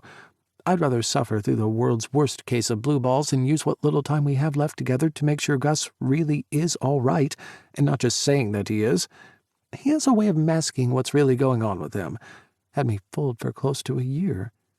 Gus rolls his eyes as he pulls his hand away from me. You're so boring, he teases. I shake my head and laugh. I will help you pack, though. Come on, mister. You've got a plane to catch. 13. Gus. As it turns out, you don't conquer a fear of flying with medication or alcohol. The best cure is a sex-related injury. Sexjury, for short. Preferably acquired during a quick and dirty fuck. Although that last part might just be an optional extra. It hasn't been scientifically tested and verified yet. Either way, my lower back sexjury provided the perfect distraction I needed to help me survive the flight back from New York a week ago. A couple of sessions with a physical therapist and some properly prescribed medication later, I'm back to my usual self, which, truth be told, feels somewhat flat after the high of New York. As the week goes on, it feels more and more like a dream that's fading ever so slowly from my memory. I'm only now realizing just how quickly those few days flew by, and how much cool stuff Tate and I managed to cram into them. Did all of that really happen? And more importantly, was any of it real? The bell above the door at Mrs. Evans' bakery lets out a high-pitched jingle as I step inside. She glances over and gives me a friendly nod as she finishes up with another customer. I walk over and eye the display cabinet filled with some of the best-tasting pastries and cakes I've ever had in my life. Mrs. Evans is known for her incredible-looking and even better-tasting delights. She also likes to chat, and is a bit of a gossip, which I secretly love, not that I'd ever admit that to anyone. I absently tap on the glass cabinet as I wait my turn, drink order in hand, as my thoughts return to New York and Tate. He got back a few days ago, after spending some more time in NYC with his mom. We haven't seen each other since he returned, but we've been texting all the time. It started off with his concern about my lower back before morphing into general texts and daily updates. "How's my favorite vet this morning?" Mrs. Evans asks, approaching me, her smile crinkling the corner of her friendly eyes. "I'm good, thanks." I hand her over the piece of paper with the drinks order. She takes it from me and studies it for a moment. "I'll just need a few minutes, dear." "Not a problem. I don't mind the wait." It's a big order, so I know she'll need some time with it, and yeah, I don't mind having another opportunity to go back to daydreaming about Tate. Mrs. Evans walks over to the industrial-sized steel coffee machine, which, I gotta say, looks a little out of place in her otherwise quaint little bakery. The machine hums to life, and I see her pop her head around the side of it. "What are you chuckling at?" she says to me. I step closer to her so she can see and hear me better.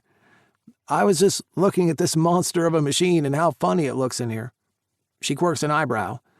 "You've got to move with the times. As much as I love baking, do you know the profit margin I make on coffee?" She lets out a loud cackle. "I may be nearly 70, but I still want to keep making them Benjamins." I clutch my chest. "Mrs. Evans." I don't know what surprised me more, the woman's astute business sense or her sounding like a 90s rapper. She shrugs a shoulder at me. "Age ain't nothing but a number." Her words immediately take me back to the car ride with Tate's mom in New York when she said a similar thing. That was in relation to me dating her much younger than me son. Mrs. Evans's comment was about life in general. In each instance, both women are completely right. I know I need to start getting my life back together, but one of the things that's been holding me back the most has been this overwhelming, almost crushing feeling that I'm a complete and total fuck-up. I'm 48. I should be happily married by now. I should have kids. I should be having conversations with my kids about what colleges they want to attend and what they want to do with the rest of their lives. And all of those shoulds are self-imposed. It's not society mapping out a preordained life path for me. These are all things that I really want, badly and desperately. And with each passing day, month, year, it feels like they slip further and further from my reach. How am I meant to achieve any of these things starting now, at my age? They take time, and they take finding the right guy. My phone buzzes. It's a message from Tate saying good morning. I ignore the floaty feeling in my stomach as I tap out my response. "I'm almost done," Mrs. Evans lets me know over the din of the percolating machine. "There's no rush, Mrs. Evans," I say, pocketing my phone into my pants.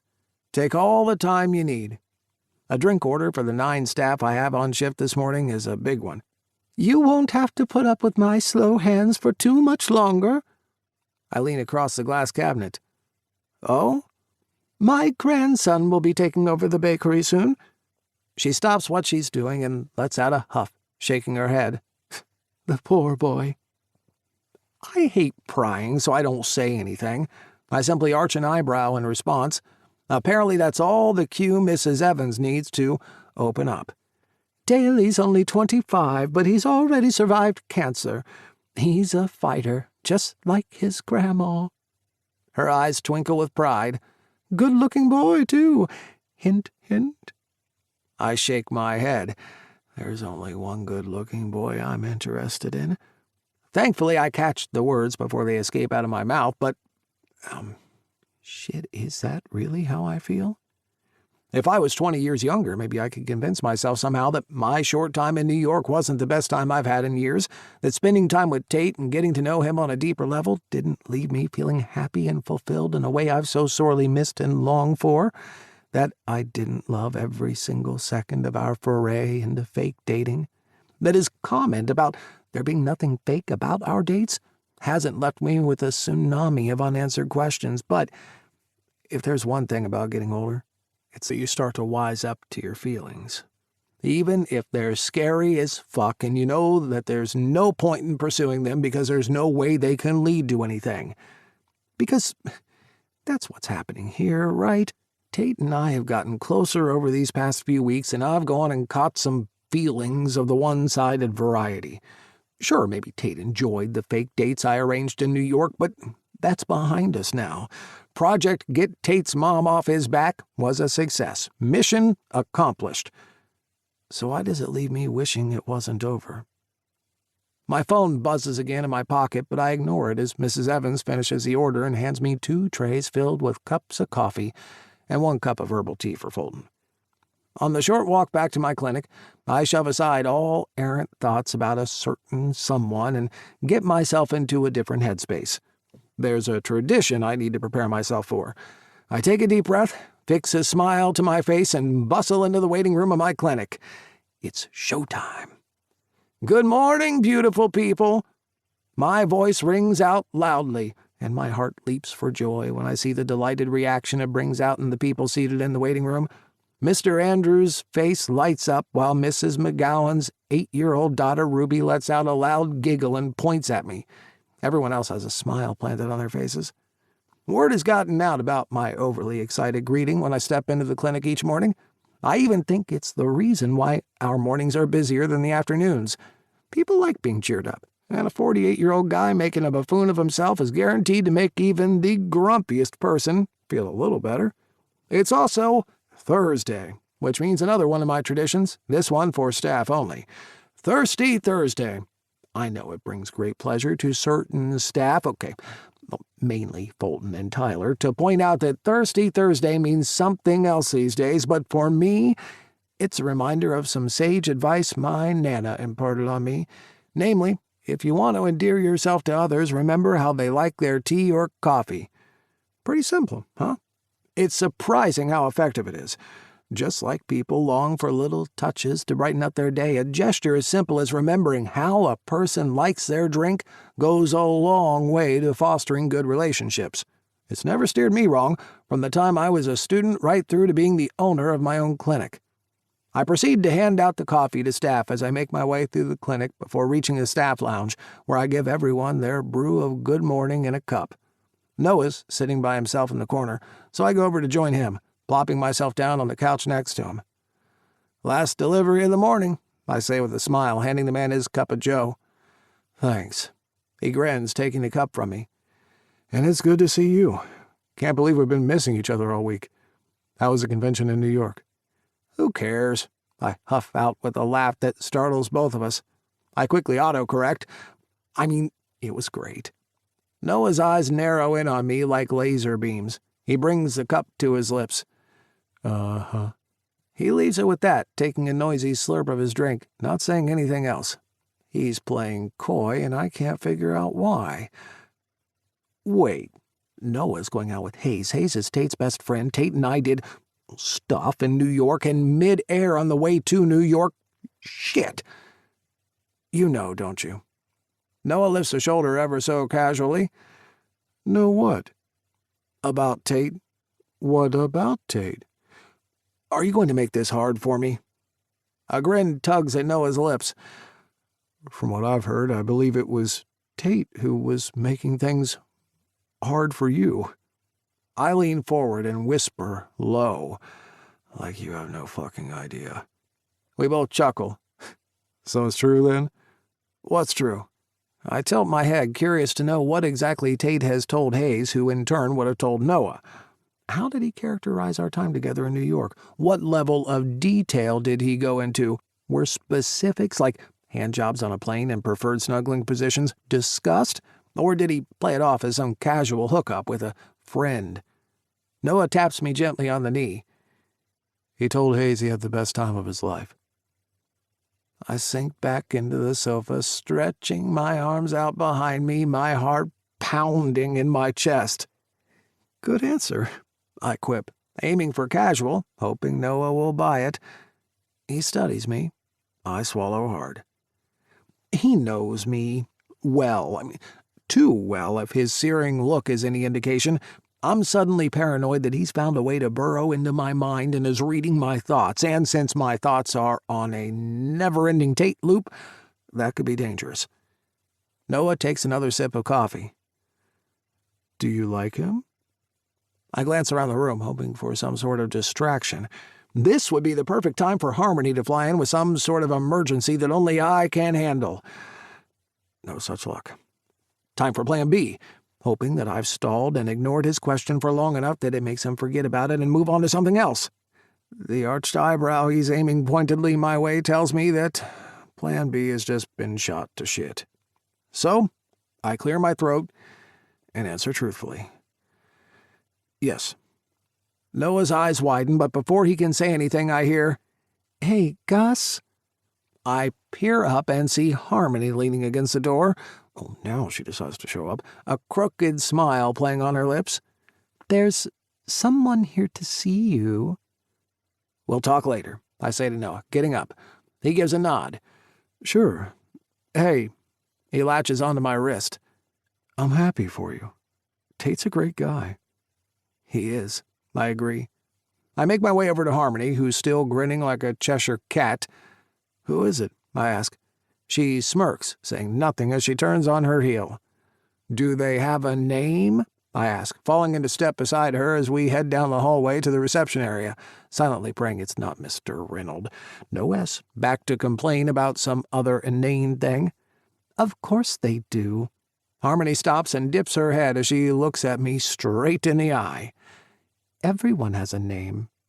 Offering nothing more than a pat on my arm after that cryptic comment, she turns and heads back toward the staff lounge. I step into the waiting room and... Tate. It's only one syllable, but it still comes out all stuttery. Tate smiles and walks over to me as a funny feeling whips around in my belly. It's been a week since we've seen each other, and he's somehow managed to get even more ridiculously attractive in that time. Before I can tailspin over what the appropriate way to greet him is, he pulls me in for a hug. It's nice. Affectionate, but short, way too short. It's only when we pull apart that I notice he's got something in his hands. Here, this is yours. Our fingers brush as he passes the material to me. I drag my eyes down. Oh, it's my shirt, I observe as I unfold it. Yeah. Tate shuffles on his feet, and if I didn't know any better, I'd say he's looking a little nervous. It must have gotten mixed up with my stuff in New York. I only saw it yesterday when I was doing my laundry. I texted you this morning about it, but I never heard back from you. I suddenly remember my phone vibrating in the bakery and how I haven't had a chance to look at it yet. Harmony wanders past us, and if her eyebrows were any higher, they'd be melding into her hairline as she takes her seat at the receptionist's desk. A few people are waiting with their pets. I squeeze the material between my fingers, cock my head to the side, and aim a pointed stare at Tate. I put on my most serious-sounding voice. This is a very important matter, Mr. Whitlock. Tate seems a little confused as he looks down at the shirt I'm holding and then back at me. Really? Yes, I give a sharp nod. I think this calls for a private conversation where you can provide me with the full details pertinent to this situation. I pretty much just told you everything. Once upon a time, your shirt got mixed up with my stuff. Now, I'm returning it to you so that it can live happily ever after with the rest of your clothes. The end. That's literally the entire story. Shh, not in front of the clients. I gesture with my head toward the people sitting in the waiting room. Tate continues to appear adorably confused. I need to know every single detail, I go on. Do you separate your colors? Are you a cold or warm wash guy? And most importantly of all, and I will preface this by saying your response to this question could determine the state of our relationship moving forward, what's your stance on fabric softener? Tate chuckles, finally catching on to my silly little joke. As you can see, this is a highly sensitive discussion that requires utmost privacy. If you'd like to follow me. I lead Tate into an empty consult room. The door doesn't even click shut before my lips are on his. I'm savoring the way he tastes and smells, and man, I've missed this. I've missed him. A moan slips out of him, and I catch it in my hungry mouth. My fingers charge through his hair, and I want nothing more than to possess him, the strength and urgency of my feelings rocking me to my core. After a few moments, Tate takes charge, flipping me around and shoving me up against the wall. He draws back slightly, eyes wide and cheeks flushed. I have no idea what he'll do next. Attack me with kisses? Drag his fingers through my hair? Palm my erection with a few rough jerks? All of the above? Yes, please.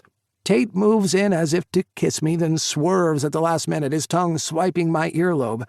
I lift my head, and he takes that as an invitation to reacquaint himself with my neck and the underside of my jaw, kissing and nibbling every square inch of skin, setting me on fire in the most delicious way. He takes his time, but when he's done, he cradles my face in his hands.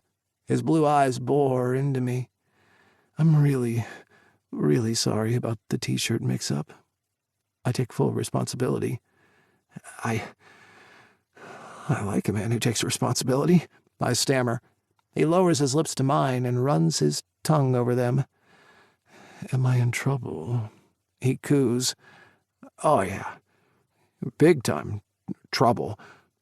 His tongue traces down my jaw back to the earlobe where he started.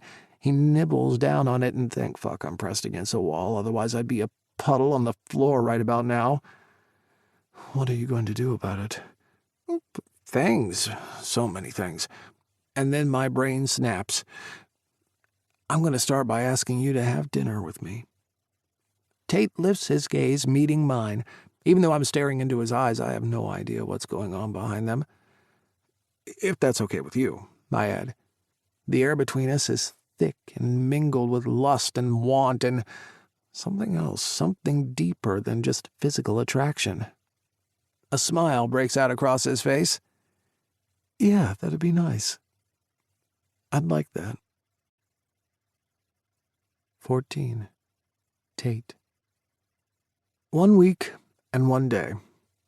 That's how long it takes for Gus and I to find a free night in our schedules. That's also the amount of time I've spent looking forward to tonight. From the moment he invited me, I've been pulsing with anticipation. And now, it's finally here. Gus suggested dinner at his place. I've been to a few of the parties Gus has hosted at his house, but I've never been here alone. I park out on the street, and as I walk up the driveway, I stop and take a breath, the flowers I bought Gus shaking in my grip. This makes no sense. Why am I nervous? It's just 2 people sharing a meal. But that doesn't explain why it took me over 2 hours and 6 outfit changes to settle on a short-sleeved gray button-up shirt and black pants, or why I styled and restyled my hair about 1,000,000 times, or the near meltdown I had at Floral and Hardy when Google was being uncooperative and wouldn't provide me with a clear and definitive answer to what the most romantic types of flowers to give your fake boyfriend are. Although technically, I guess Gus is now my fake ex-boyfriend. It doesn't matter. What matters is that I'm giddy, and I need to calm the fudge down and find some chill before I go inside. All this traditional romantic stuff is obviously getting to me. Gus lives in one of the most exclusive parts of Brookhaven. His house backs onto one of the nicest lakes in town, and all the houses in this neighborhood could be called McMansions, but nice ones. All whitey-cream 2-story buildings with perfectly manicured front lawns and white picket fences. I run my fingers along the top of the fence, and as I do, my thoughts turn dark. This is what Gus wants in life. A beautiful family home fit for making a lifetime of memories in, but he's got no one to share it with. For some reason, that thought makes my heart feel like it's being ripped out of my chest. It's so unfair. Gus deserves to find someone who wants a life like that as much as he does. I take a few more steadying breaths to banish those thoughts from my mind. I walk up the neat path to the front door, but before I can knock, it swings open. Gus greets me with his customary incredible smile. He's wearing a "Kiss Me, I'm a Vet" apron over a navy blue button-up shirt, and I can't hold back this smile even if I wanted to. "Hi. It's so good to see you," I say as he motions for me to come inside. "You too." He closes the door behind me, and I hand him the flowers I hid behind my back. The look of surprise that registers on Gus's face is priceless. "Oh, wow, Tate, thank you. You didn't have to buy me flowers." "Oh, I didn't," I reply coolly. "I stole them from your neighbor's yard. Just a heads up, your next neighborhood watch meeting might be a bit more spicy than usual." He doesn't even react to the joke I made. He's got his head buried in the flowers, smelling them with his eyes closed. The gesture seems to mean a lot to him. I don't know what made me stop off and buy them on the way over here. It's not tit for tat, that's for sure. I didn't buy him flowers just because he got me some in New York. It's more than that. I guess I did it for this precise moment unfolding in front of me right now. Seeing him enjoy something, even if it's something simple like a bouquet of flowers that I gave him, fills me with a stupid happiness I can't even begin to explain. Gus ushers me into the kitchen, and the most delicious smell infiltrates my nostrils. He's busy grabbing a vase and filling it with water, so I wander over to the stove. "I'm making ciambota. It's an Italian vegetable stew. I thought we could have it with swordfish and homemade pasta," Gus says as he plays with the floral arrangement before setting it in the middle of the island. "Smells divine," I tell him as he walks up next to me. This is an empty offer, but can I help with anything? Gus chuckles, his arm brushing against mine. Why is that an empty offer? I cock a brow. Look at me. Gus shuffles on his feet. I am. Do I look like the kind of guy who knows how to use a kitchen appliance? Because if I do, please tell me, and I will change literally every single aspect of my appearance. Gus roars with laughter.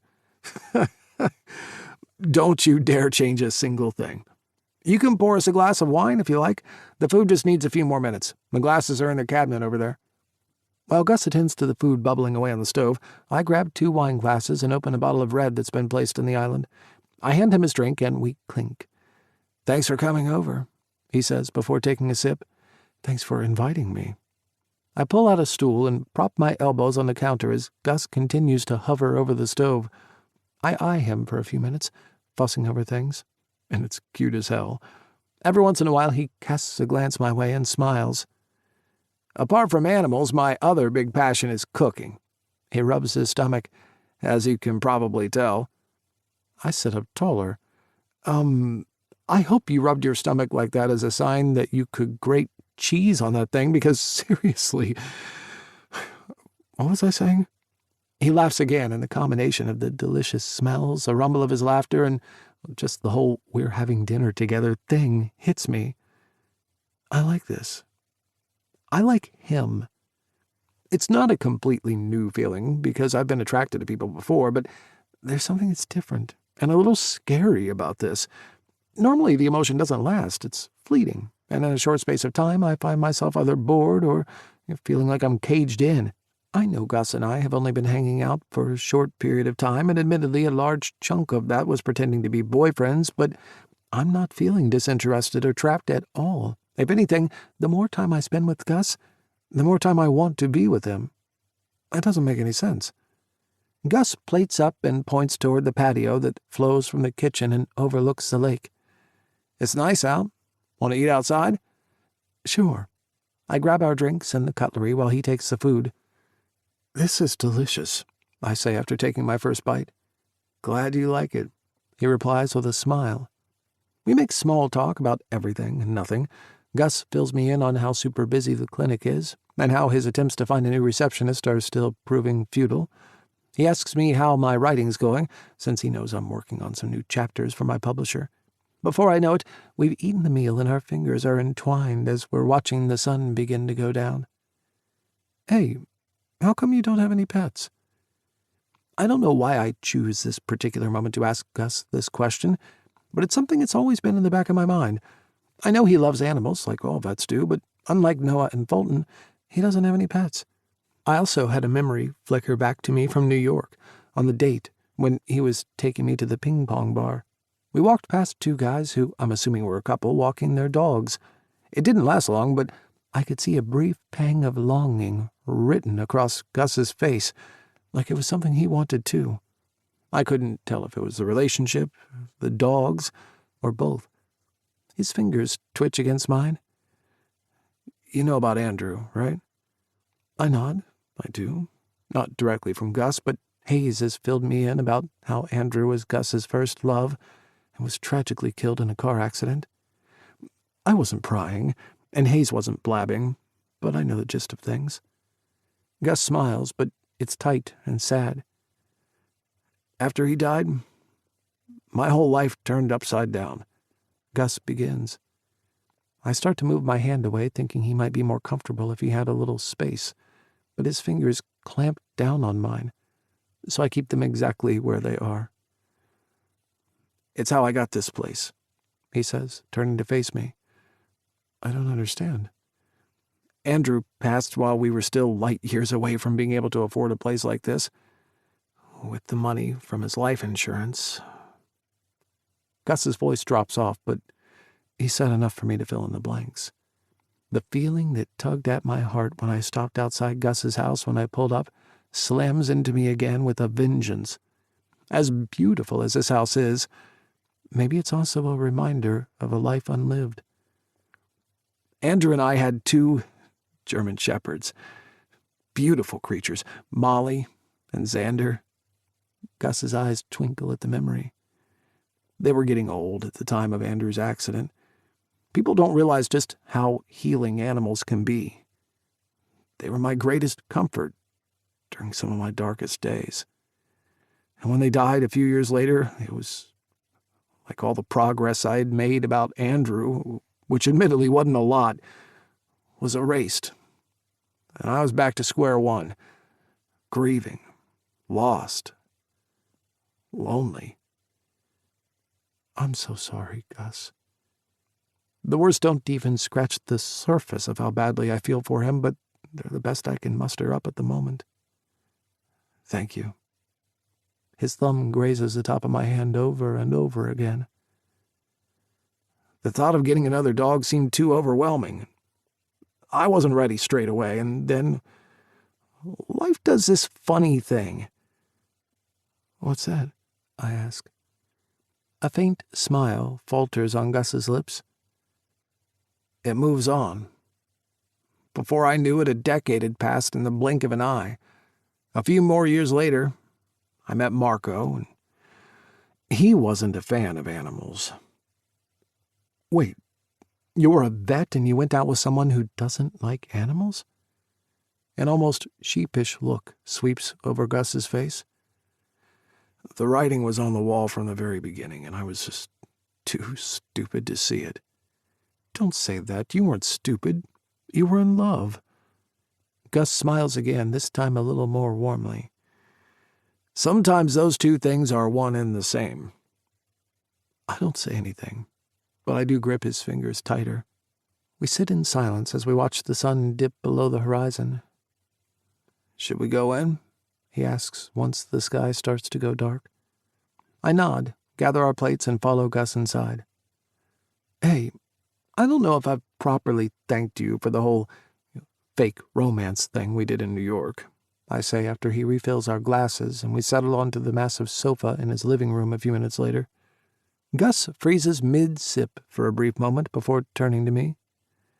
No need to thank me. I enjoyed it. Besides, you're the one who gave me first-class access to the best actress of all time. I should be thanking you. I shake my head, grinning. Your reaction when you first saw Mom was priceless. I'm still kicking myself that I didn't record it. Gus groans.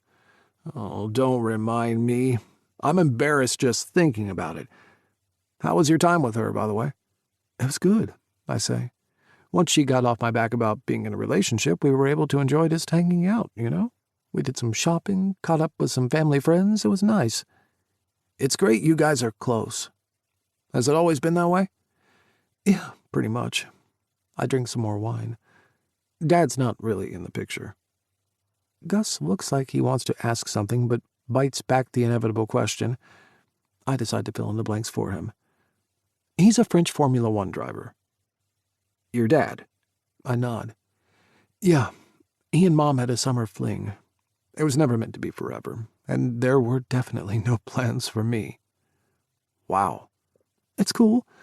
Mom gave me all the love in the world, so even though it's sad I don't have a relationship with my father, I didn't have it all that bad. I blow out a breath.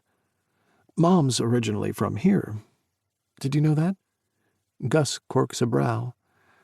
Who do you think updates her Wikipedia page? Of course I know. She left Brookhaven straight out of high school, headed to Hollywood with dreams of becoming a star. After appearing in a few TV commercials, legendary daytime TV producer Lane Hewson spotted her at the beach in Malibu with her friends, walked up to her, and asked her if she wanted to be famous. She allegedly told him to fuck off. He laughed like that she had spirit and could see her star quality, and the rest, as they say, is history. My mouth must have fallen open during Gus's whatever that was, so I snap it shut. You really are a superfan. Gus looks a little embarrassed and nods. It's not a bad thing, I add softly. I just love her, and I love that show. It's been my go-to comfort thing for so many years, you know? It's gotten me through some real rough times, and it's been in the background for the good stuff, too. I know it's a silly show. I do have some brain cells. I mean, Your mom's character has died at least 3 times, briefly dated her third husband's stepchild from his ex-mafia's wife, and received the Nobel Peace Prize for her scientific breakthrough against wrinkles in the same week she delivered her stepsister's triplets. It's not real life, but it's fun. An escape. Hey, I reach my hand out and Gus takes it. I get it. It sounds absurd and ridiculous when you say it like that, but guess what? Real life can be absurd and ridiculous sometimes, too. He chuckles. You are very right about that. Our eyes meet, and there's something happening behind his. My initial reaction is that he's still embarrassed about being a daytime TV groupie, but I don't think it's that. Then I think maybe me grabbing his hand makes him uncomfortable. But if that's the case, why are his fingers clenched around mine so tightly? Gus runs his tongue along his lower lip. Hey, want to do something real wild and crazy? My heart rate ticks up a notch as my thoughts run ahead of me, wondering what on earth Gus could possibly have in mind. Sure. Are you ready for this? My pulse might be throbbing out of my neck, but somehow I managed to nod. Yup. There's a drum roll echoing in my ears, courtesy of Gus's fingers tapping away on the table. Let's have a mature conversation and talk about our feelings like adults. My head falls back as a laugh tumbles out of me. This guy, he gets me and undoes me at the same time. He's just everything. We can go from deep and meaningful conversations to silly admissions about daytime viewing habits to this, being grown up and facing our shit head on. Together. But before we get into it, I decide to flex my cheekiness once more. It's times like this I wish I had the Guinness Book of World Records on speed dial. Gus is grinning as he asks, "Oh, and why's that?" To let them know that this is happening and that it needs to be recorded. I mean, has this ever been done before? 2 grown men actually talking about what's going on with them? It's Gus's turn to laugh, the light rumble tinkling in the air around us, filling me with all sorts of emotions. I feel like we understand each other in this really cool, unique way. I've never had this with anyone else before. Gus smiles as he leans in. I like you, Tate. I like you too. No, I mean, I like you a lot. I jut my chin out. Good. Because I like you a lot too. There's a stream of feelings washing over me, and judging by the way Gus's eyes have deepened and gone dark, I'm guessing he's having a similar experience. There are so many reasons why we won't work, he says softly. Oh, it's a huge list. I stretch my arms out in front of me, a mile long, littered with reasons. Gus grins. So many reasons. I grin back. More than either one of us can even imagine. We're chuckling now. It could be the biggest train wreck ever. Give the Titanic a run for its money, I concur. I'll make you this promise, though. Gus lowers his face so that our eyes meet. If we're ever drowning in the middle of the ocean, I'll make sure to move over and share the damn door I'm clinging to with you. I laugh, and Gus moves forward, stroking my cheek as his eyes sparkle. I don't know how, but I want to figure out a way to make this work. Same, I reply. Before we can get into any specifics, my phone vibrates loudly against the glass coffee table. Shit, I say, pouncing on it. Sorry, I thought I'd turn this thing off. It's all good, Gus reassures. I need to keep my damn phone on all the time, so if you need to take it, what is it? I blink a few times, staring at the text message I've received. It's Mom. Gus sits up taller. Is something wrong? I glance over at him and point a finger. This is private, okay? Not for Wikipedia. Of course. I would never betray your trust. I know you wouldn't. I blow out a heavy breath. Mom had a facelift booked today. Gus lets out a startled gasp. Really? At first I think he's judging her for getting cosmetic surgery, but that worry is allayed by the adorably naive thing he says next. She's had work done? Are you serious? I choke out a laugh. I love my mom, but you can practically see your own reflection in her forehead. Her tear ducts are so messed up from all the Botox she's had, they have to inject something into her face for her crying scenes. Gus clutches his chest. You mean when she broke down after the science lab where she created the cure for wrinkles got burned to the ground by an arsonist who turned out to be her secret brother? Those weren't real tears? I shake my head. Gus is too much sometimes, and I fucking love it. Sorry. He shakes his head and snaps himself out of it. He's back to normal mode when he asks, What's happened to her? Botched facelift. I look down and reread the text. Nothing too major, but she can't risk being in Hollywood. Another message from her pops up on my screen as I'm speaking.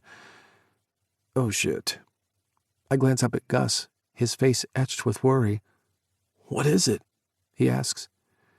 She's going to need to lay low for a while. Right? I scrub my hand down the side of my face. As in, she's going to be laying low in Brookhaven. That makes sense. There's no paparazzi here. Even our Wi-Fi is pretty spotty most of the time. It's a good place to go incognito. Gus sounds almost pleased at the news, probably because he's overlooking one giant, glaring, inconvenient fact. What's wrong? He says when he notices I'm not exactly thrilled by the news. Well, if Mom comes to Brookhaven, she's going to be expecting... You know. Gus shakes his head. Use better words, Tate. I have no idea what you're saying. She'll expect us to still be boyfriends, I huff out. There. See how this is a total clusterfuck. Gus looks at me like I've totally lost my mind. Then he brings himself closer to me. I don't see the problem. Gus, I can't expect you to pretend to be my fake boyfriend again. It's too much of an imposition. Besides, we were just in the middle of saying that we like each other for real, right? Won't us pretending to be in a relationship just confuse things? I don't know about that. Gus skims his knuckles against the back of my cheek. Didn't you enjoy being my fake boyfriend in New York? I gulp, finally catching up to the vibes Gus is giving off. He's moved in closer. He's stroking my face. He's not freaking out in the slightest about the possibility of a second helping of a fake romance with me. If anything, I'd say he seems like he's into it. I had a great time, I say in response to his question. In fact, since I've returned, I've kind of been missing your texts. A wrinkle appears on his forehead. We text all the time. I know, but your date texts in New York were cool. They kept me guessing, and they had me looking forward to whatever you had planned for that night. But it's silly. I try to wave my words away, but Gus catches my wrist. No, not silly, he says, lowering my hand and placing it on his lap. I liked doing it. I like keeping you on your toes, unsure of what to expect next. I don't know why those words fill me with a rush of heat in my chest, but they do. So you'll do it? You'll pretend to be my boyfriend again? Gus squeezes my hand and smiles a wicked smile. Yeah. I actually think this could be a good thing. It gives us a chance to spend some more time together and just see what happens. I sit back, mulling it over. So you're saying we should use our second round of mom-inspired fake dating to see whether there might actually be something real happening between us? Gus cocks his head to the side. Exactly. Like you said before, life can be absurd and ridiculous. I give a nod. Sounds about right. A chuckle slips out the corners of Gus's mouth. Sounds about us. I like the sound of that. Us. I repeat the word, letting the bigness of it really sink in. Us. Gus and me. A unit, a team. Us against the world. It has more than just a nice ring to it. It fills me with all sorts of warm, floaty feelings. Another thing that fills me with warm, floaty feelings, that'd be Gus's lips. Before I overthink this whole crazy situation we found ourselves in, I leap onto Gus like white on rice and crash my mouth into his. 15. Gus.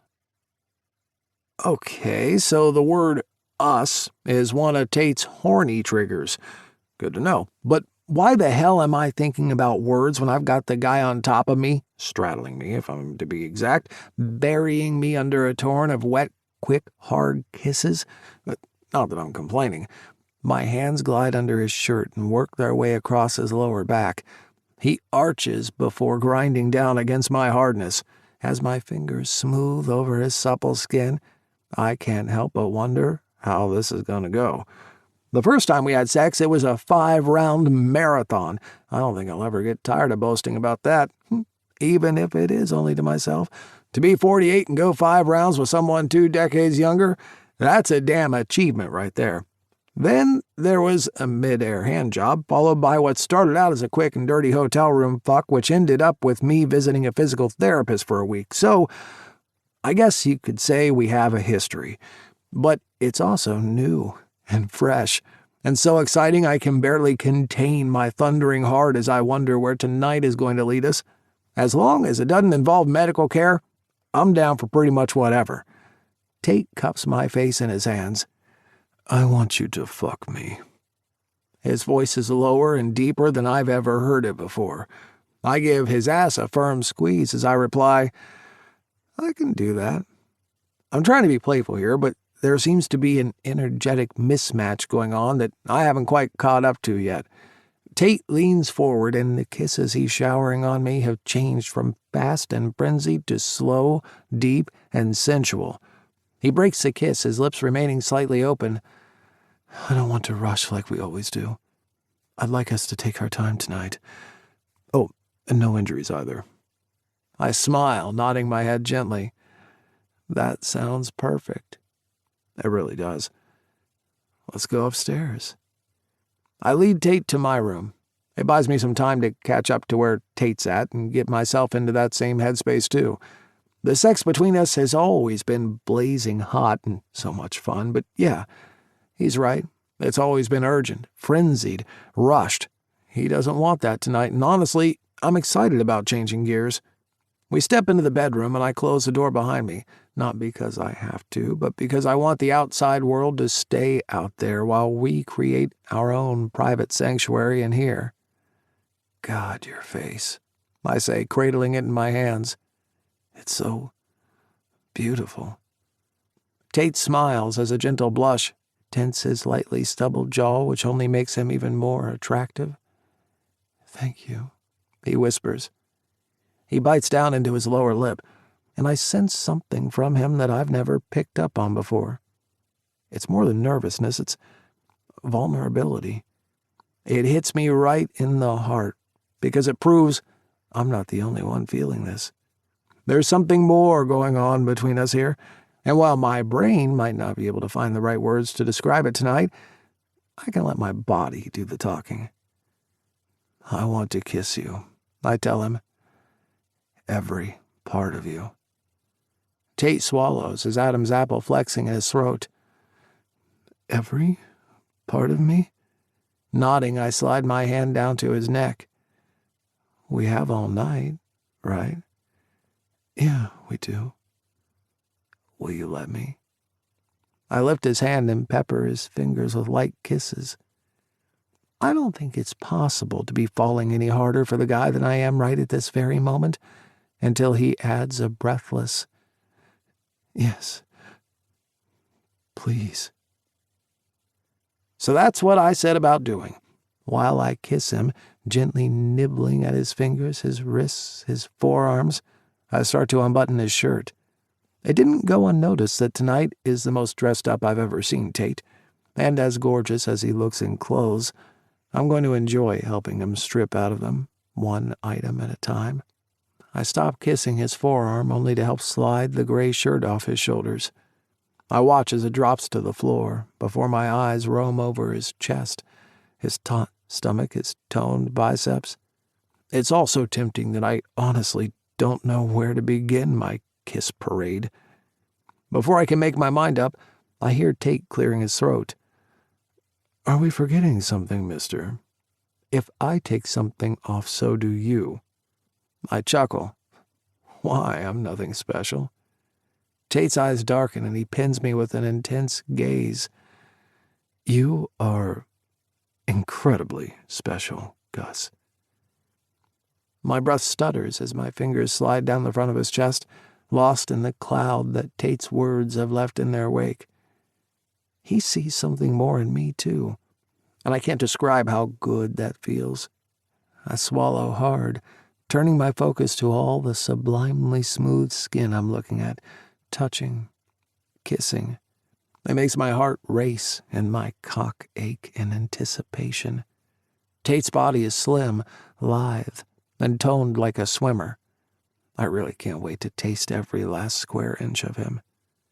Tate curls his fingers around my neck and draws me in for a kiss.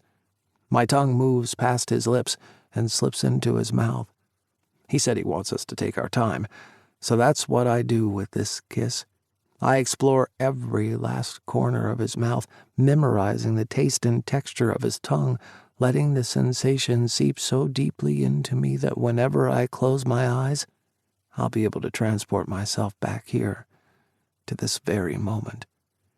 After a while, I turn my attention to his chest and shoulders, marking them with my mouth, as I kiss down the length of one arm, then back up, before repeating the same thing on the other side.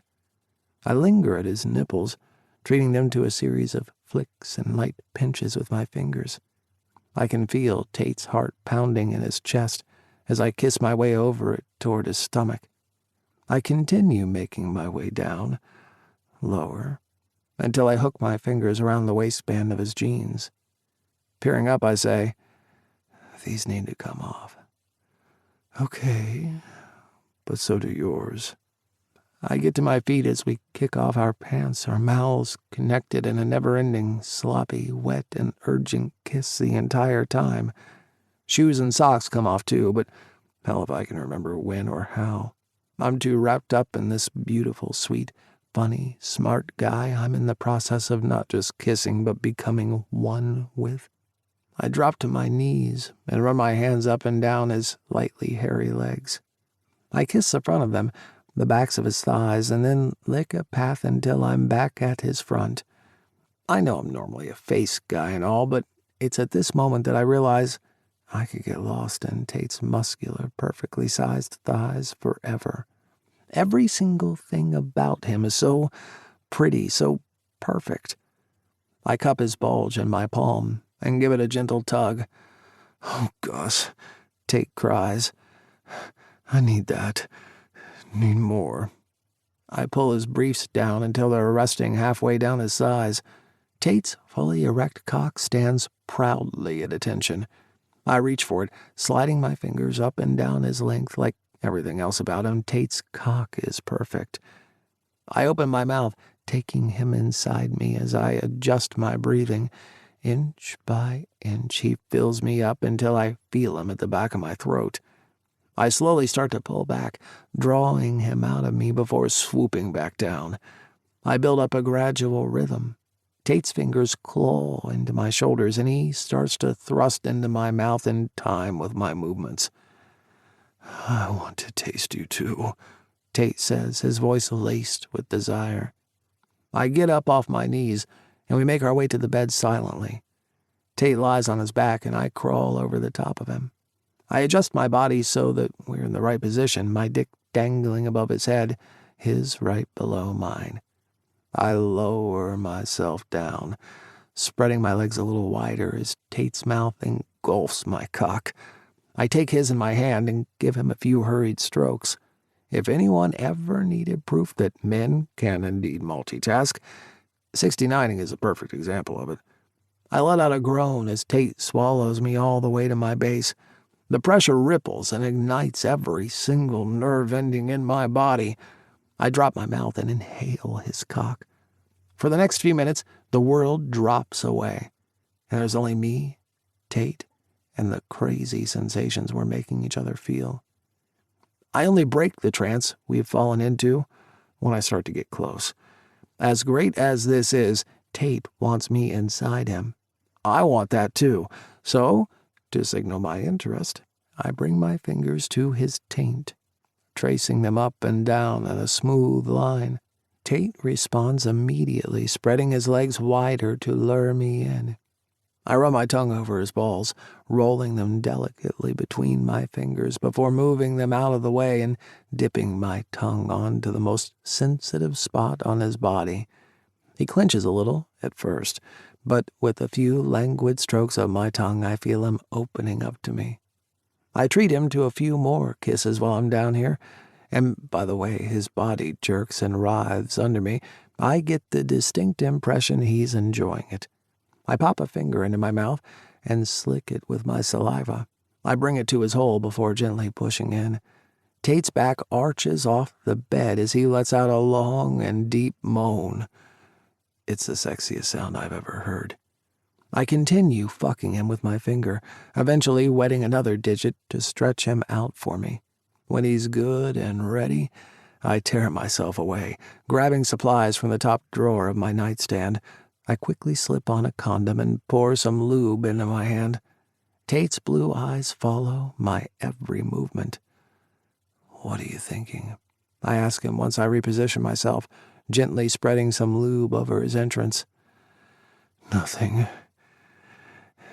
Everything," he replies, his voice hoarse and low. "It's like I'm lost, but in a good way." "I'll find you," I say, lining my body up against his.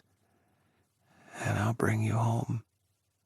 Tate moans as I enter him, and his eyes squeeze shut. I take my time, letting his body get used to the feel of me inside him. As I sink further into him, his muscles relax. When I bottom out, I drop myself on top of him and crash our mouths together. I feel two hands grip my ass and pull me in even deeper. I roll my hips, starting slow but building up to a faster tempo.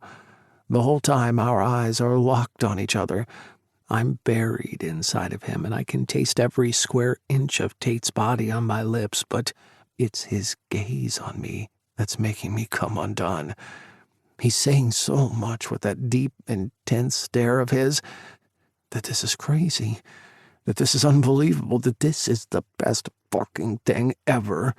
Our bodies pick up the pace as we chase our release. The feel of him wrapped around my cock consumes me until I feel like it's just Tate and me in our own little bubble. He rocks his hips up and down, meeting each of my thrusts that are growing harder, more ragged, more desperate by the second. "This feels so good," he wheezes out as my body slams into his over and over and over again. "I'm getting close," I grit out. "Same." I take his cock and start fisting it, wanting him to crash over the cliff at the exact same moment I do. His eyes go wide before he lets out a thunderous cry. I can feel his entrance clamp down around my cock as his release cascades out of him, coating his stomach and chest. It spurs me onto mine, and my whole body shakes as I fill up the condom. We go still. Well, we're breathing like we've just run a marathon, but neither one of us can move. I do a quick scan and don't feel like anything's twisted, sprained, or broken, so that's a good sign. His eyes flutter as I slowly pull myself out of him. The moment that I do, a sadness sweeps over me at the loss of the connection we just shared. I toss the condom onto the floor and make my way up Tate, kissing past the puddles of cum that line his chest until I reach his neck, his jaw, his cheeks, and finally, his lips. "Man, you got some stamina." I chuckle. He sounds like he's well and truly spent. "You're not doing too bad a job at keeping up with me." I lie on my back and Tate slides over to me, settling his face on my chest. I wrap my arm around him and kiss his hair. That was beautiful. Thank you. I feel the ripples of his words vibrate in my chest. I'm so happy I think I could fucking burst right about now. It was, I agree, lazily skimming my fingers along the tip of his shoulder. I'm glad we talked before. About our feelings, he says. I brush my fingers through his hair. Me too. I like Tate. I really do. And even though the circumstances are less than ideal, I'm glad Tate's mom is coming to town. It will give us a chance to spend more time together. And yes, I'm already planning more A-game next-level dates I can take Tate on. But despite what's happening here, between us, there's still one very big, very poly versus monogamy elephant in the room that we're going to have to address at some point. I think we both know it, too. And we will deal with it, just not right now. Right now, all I want to do is continue stroking Tate's back as his breathing deepens and we fall asleep together in my bed. There's something so right about this, but I have to hold on to some semblance of logic and rational thought, too. Because if I let go and allow myself to really, truly fall for Tate, am I going to end up with a broken heart? Again? 16. Tate.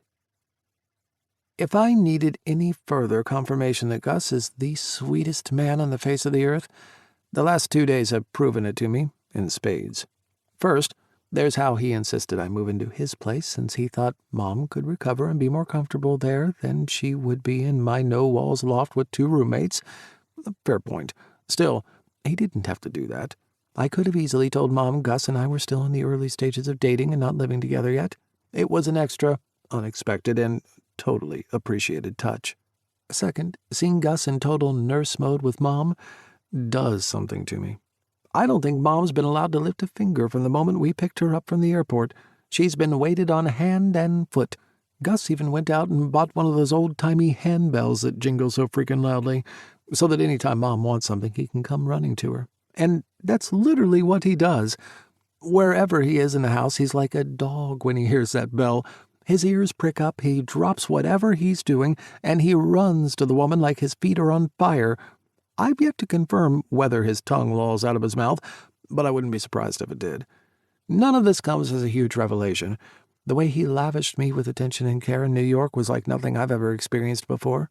Gus is the kind of guy that, when he's focused on you, everything else falls by the wayside and you feel like the only thing that exists.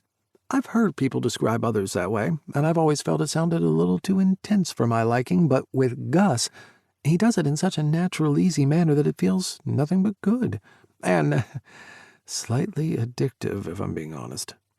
I'm genuinely surprised at how much I'm liking everything that's happening. Living together, spending all of our time together, pretending we're a couple in front of Mom while figuring out our genuine feelings in the background.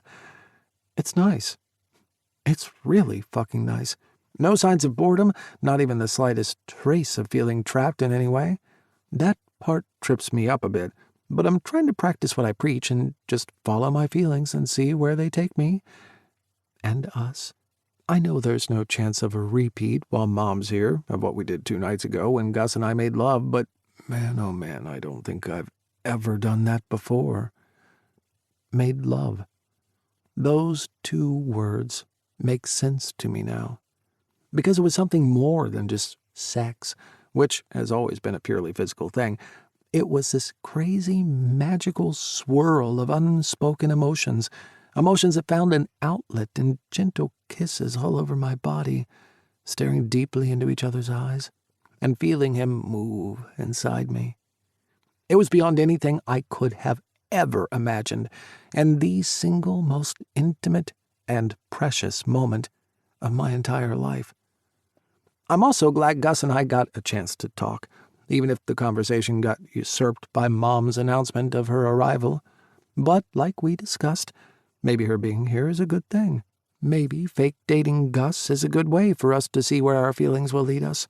Because whatever is happening between us needs to get stronger before we have the "I'm Polly and you're literally the opposite of that, so how the fuck does this work" conversation. Mom being here buys us some time and lets us cross that bridge once she leaves. And, just like it was in New York, I get to do my favorite non-sex thing with Gus.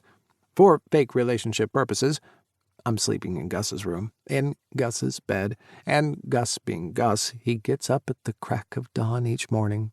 Okay, more like 7, but close enough, so I get to secretly glimpse his morning ritual. This time, it's on his home turf, but it's pretty much exactly the same. He gets up and heads straight for the kitchen and caffeine. I can hear the muffled sounds of the coffee machine coming to life. Then he does his morning stuff in the bathroom. By that time, the coffee is ready. I can't tell what he does next, but I imagine him sitting in the kitchen looking out onto the lake as he sips his brew. Once he's done, he goes back into the bathroom, the sounds of shaving and showering bringing me to life.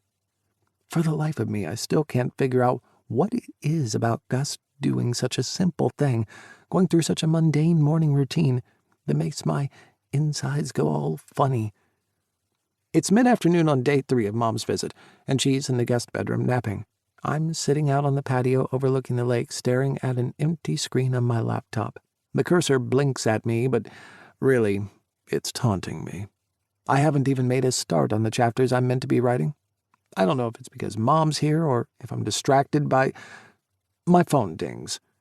Thoughts of word counts and deadlines desert me when I see that it's a message from Gus. He didn't think it was right for us to leave Mom by herself the first 2 nights, and I totally agreed with him. He wanted to make sure she really was okay and able to be on her own before we resumed Operation Fake Date Nights again. Excitement swirls in my belly as I read his text. "Are you ready to rock on, Daddy-O?" Gosh, what could that mean? A date night where we time travel back to the 1950s and do the twist? Or maybe the Brookhaven Museum is showing a collection on rocks? I have no clue, but I'm beaming like a fool as I respond, "I can't wait." Then, because I'm an idiot, I tack on 3 possibly very stupid words. "To see you." Just because I want Gus to know that it's him that's got me excited, not whatever awesome activity I'm sure he's got planned for us. A few seconds later, my phone buzzes again. "I can't wait to see you, too." I have no idea what's going on right now. My heart is fluttering like crazy at the thought of seeing Gus tonight when I've literally seen him nonstop for the last 2 days. I live with the guy. Our bodies stay connected in the yummiest of snuggles all night long, for fuck's sake. I even dragged myself out of bed and had a coffee with him this morning. I should be getting sick of him. I should start noticing a bunch of tiny trivial things that piss me off about him. He should be getting on my nerves and making me feel like I want to crawl out of my own skin. So why is it that absolutely none of that is happening? Instead, the polar opposite is true. I can't seem to get enough of Gus. And if I'm not mistaken, Gus seems happier too. Genuinely happier. I've been watching him, and not just in my creeper first thing in the morning way. He seems lighter somehow. When I think back over the past year, even though I was under the impression that he was rocking it, now I can see the heaviness behind what he was doing. There was almost this slight mania to it, which makes perfect sense. The man was hurting. I guess time does heal all wounds, and maybe that's why Gus seems to be doing better now. Or maybe it's partly because of us. I get another text message from him. "Bring shorts. The tighter, the better." Trust falls, Gus says earnestly as I stare up at the multicolored, weirdly shaped walls that surround us. "It's a great way to establish trust in any relationship, even if it is a fake or practice one." He winks, but I'm still a little stupefied. "But I've never been rock climbing before." "Neither have I." Gus bumps into me, his face split by a wide grin. "Thought it might be fun to try something new together. I booked us in for a private introductory class." Okay, that sounds cool. I reply cautiously. I don't understand why you told me to bring tight shorts, though. Isn't it obvious? Gus teases. So that I get a better view of that hot ass of yours. I shake my head and slap him across the chest. You're terrible. Gus chuckles, and I have this sudden urge to kiss him. I bite the inside of my cheek to hold the desire at bay. Instead, I say, This is an awesome surprise, thank you. He curls me into him, and I close my eyes, letting the heat of his body radiate through me. You're welcome. Our instructor walks over to us. He introduces himself as Tony, and he's a good-looking, in-shape guy, probably closer to Gus's age than mine. He takes us through everything from introducing us to the gear we'll be using for climbing up the walls, showing us how all the various bits and pieces work, to getting us hooked up securely, before letting us take our first run at what he calls a baby wall. The lesson flies by, and it's fun and exciting, a little nerve-wracking, too. It may not look very high, but when you're dangling 10 feet up in the air, it feels like it's really high. Gus and I have been exchanging looks the whole lesson, and neither one of us misses a chance to touch the other one whenever we need to brush past each other, and we seem to find a reason to walk near each other a lot. And yeah, I'm super glad I wore the tightest, shortest shorts I have. Not to sound cocky, but my ass looks spectacular in them. I'm pretty sure I spotted Gus sporting a semi from 10 feet in the air. The mood is light and playful as the lesson wraps up. I hope you enjoyed that, Tony says to both of us, but he's only looking at Gus. I can't help the low growl that escapes out the corners of my mouth as I see Tony zero in on Gus. I thought I noticed him paying more attention to Gus than me during the lesson, but I didn't think anything more of it. That was then. Now is a whole other story. You know, if you ever need private lessons, feel free to call me. Before he has the chance to slide his business card into Gus's hand, I snatch it and inform him, Gus doesn't do private lessons. My voice comes out ridiculously low and snarly as a surge of possessiveness scrapes through my veins, but I couldn't care less. And if he did, he'd be doing them with me. It doesn't matter that the words I've uttered don't make sense in the strictest sense of word sense-making. The only thing that counts is the way Gus bundles me against his body as we walk out of there. We stay pretty much silent on the drive back to his place. Out of the corner of my eye, I see him glancing over at me whenever he can. I don't know what that was about back there with Tony. A surge tore through me when I saw him coming on to Gus like that. It's confusing as fuck, because I'm the least jealous person I know. I didn't think I even had a possessive bone in my body.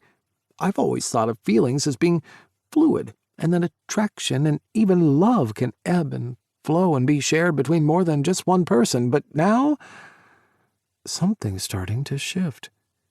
Gus clears his throat after he cuts the engine when we pull up into the garage. Did you have a good time? I did. Thank you. I toy with the idea of saying more, of offering an explanation for my behavior earlier. I'm pretty sure Gus picked up on it, and I don't know how he feels about it. Before I can say anything, he speaks again. Is it okay if we keep doing this? A soft smile rises on my lips, easing some of the tension that's been gripping me ever since we hightailed it out of the rock climbing center. These fake dates, you mean? Yeah. He nods, his head falling back against the car seat. I really enjoy them. I do too. And yes, I'd love for them to continue. I was thinking, Gus says, turning to face me with an earnest expression. Each one of these dates can be a base, like in that sport. I chuckle. You mean baseball? Yeah, that's the one. Wow.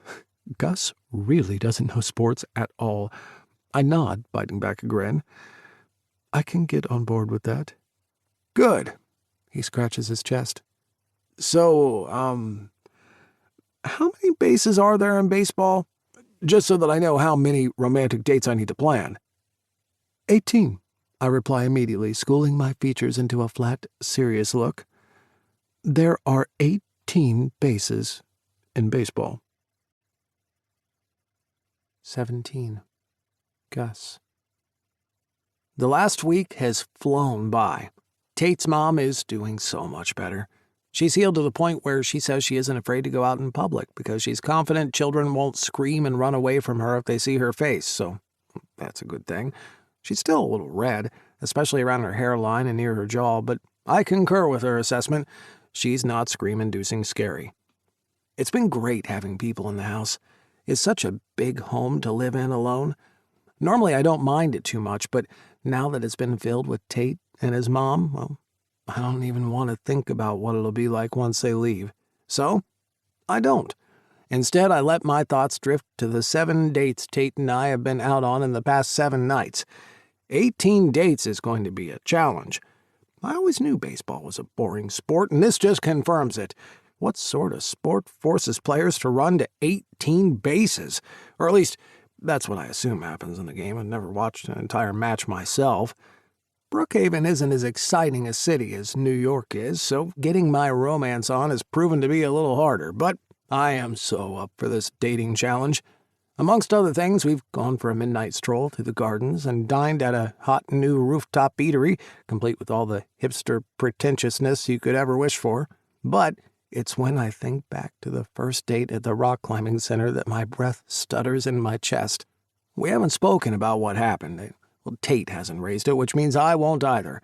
The last thing I want to do is make him feel uncomfortable, but I am positive he definitely had a reaction to our instructor coming on to me.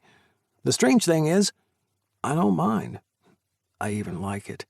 It looked, sounded, and felt like he was experiencing a pang of jealousy. About me. I don't like the fact it made him feel bad, but the thought that he's possessive over me fills me with hope.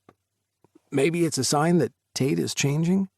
But that's as far as I allow my thoughts to drift. Just because I believe in monogamy and Tate is poly, neither one of us has any right to force the other one to bend to them. That's not what's happening here.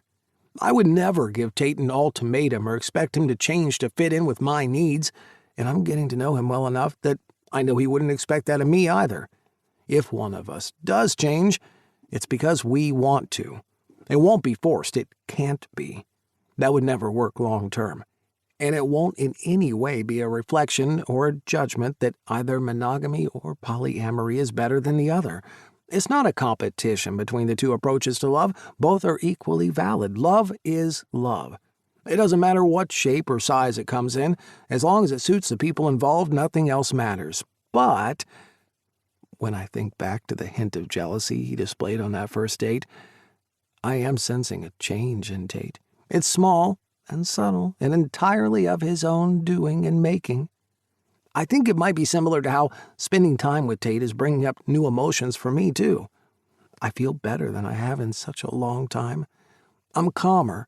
I feel more in control, and the ticking time bomb of a life of unmet expectations is quieter than it's been in years. Even the fact that I have to head downtown and meet with Hayes' Aunt Jocelyn this afternoon to discuss the lawsuit Marco filed against me isn't enough to dampen my good mood. Tate ducked out to run some errands after lunch, so as soon as I finish washing up these dishes, I'll go check on his mom to make sure she's got everything she needs, and then I'll get this meeting over and done with. As I start drying the plates, I think back to all the tears I cried for Marco. His betrayal pierced into the very depths of my soul. It hurt so bad I thought I'd never emerge out of that black hole. Hindsight's a funny thing, though. Now I'm noticing a whole bunch of other things that weren't quite right with our relationship, in addition to him sneaking off and blowing strangers in bathrooms almost every time we went out.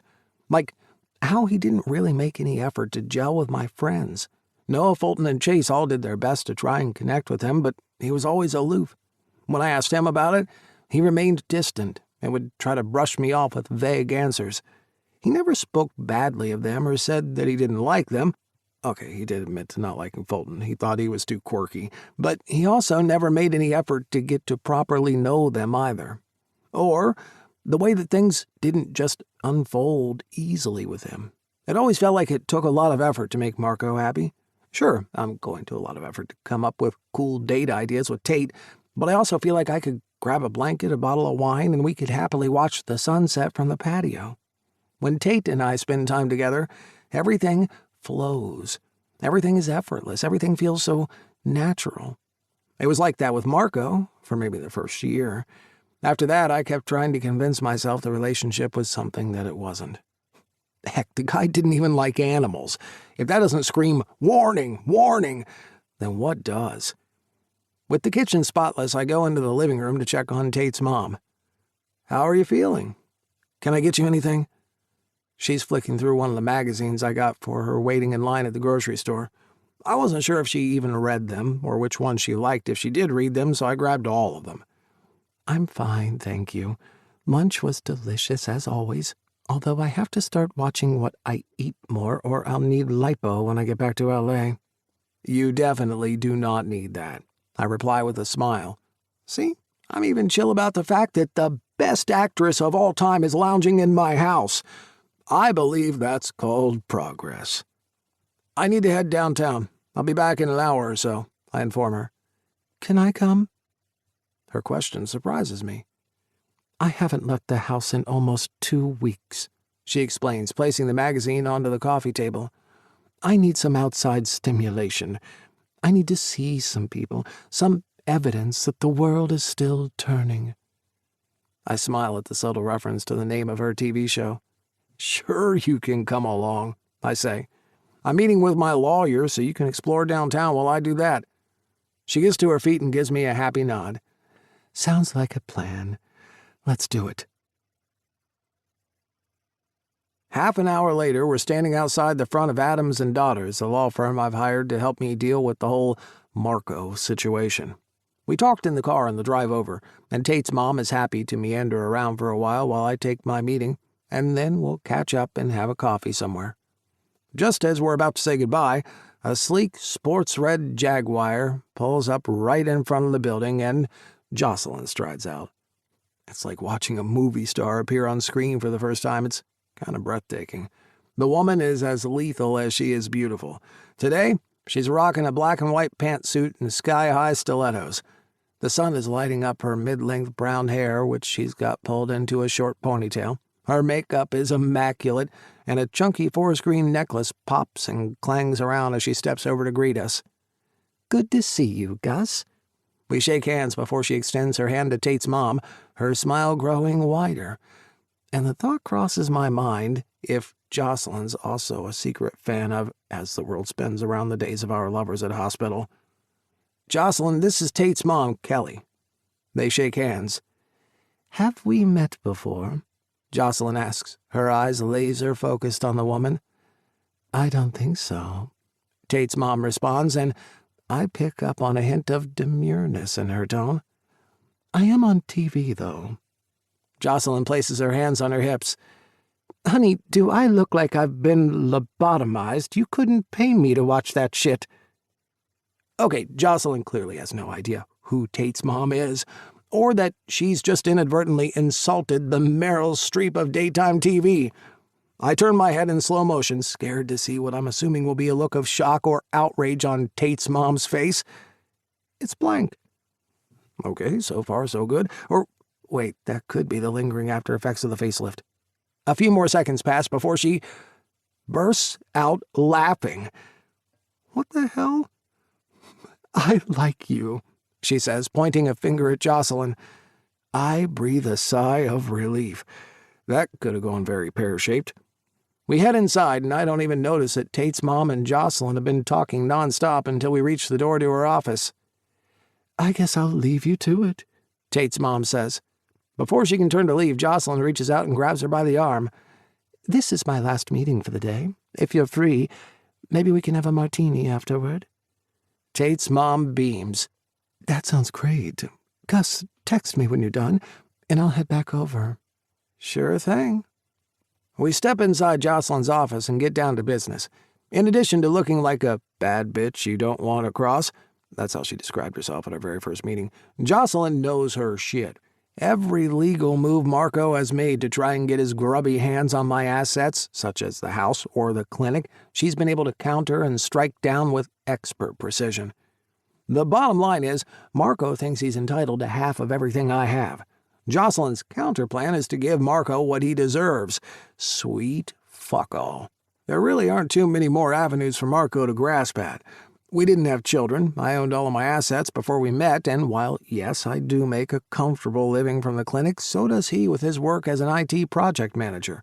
Our incomes are roughly the same, so he wouldn't really gain anything if he went after mine and I went after his. Still, it's a shitty, painfully long and very expensive process to have to go through, not to mention emotionally draining. Thank God I have someone like Jocelyn on my side. After discussing and agreeing on our next moves, we end the meeting.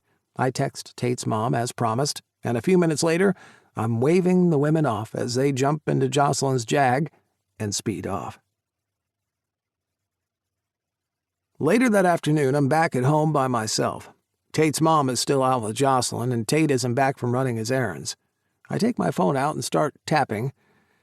If you could be any Spice Girl, which one would you be?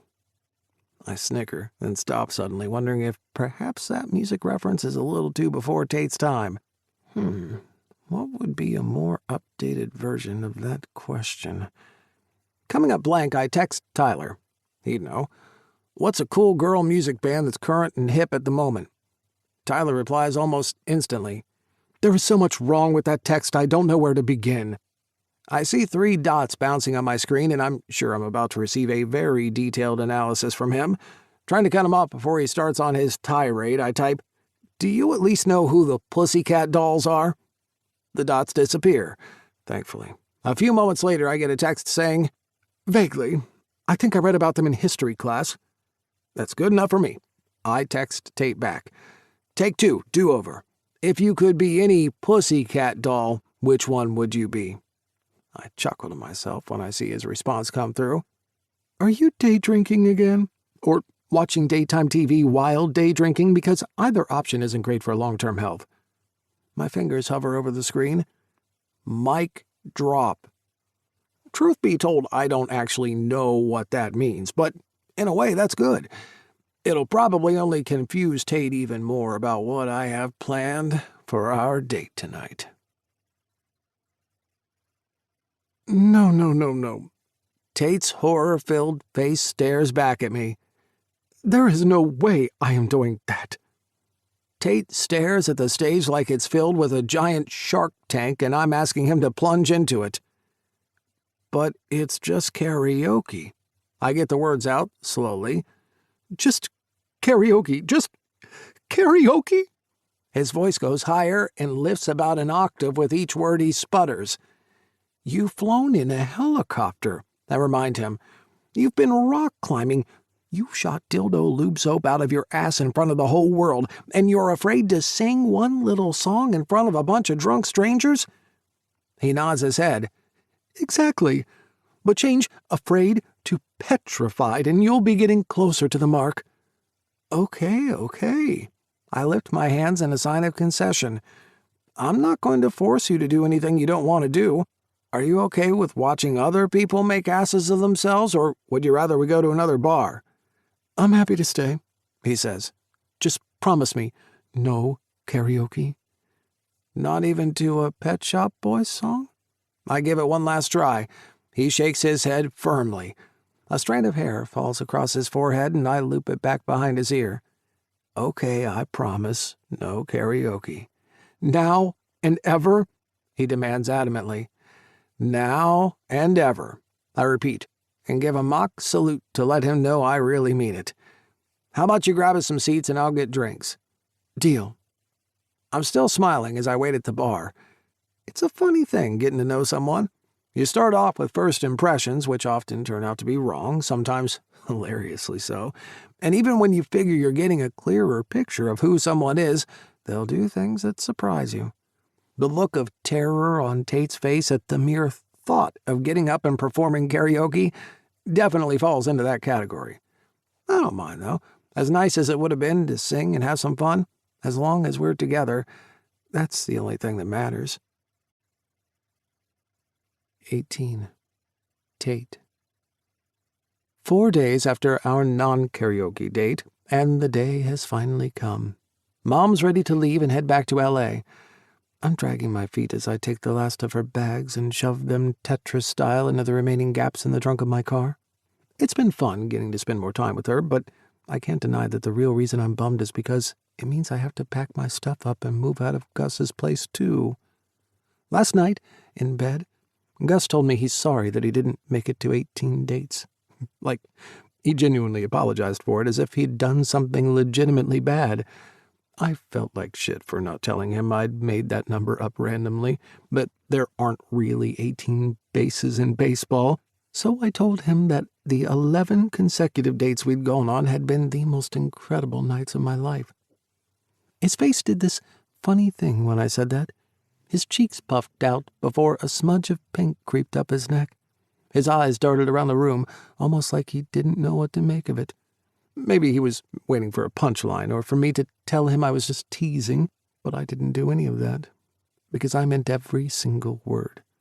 No one has ever made me feel the way Gus does.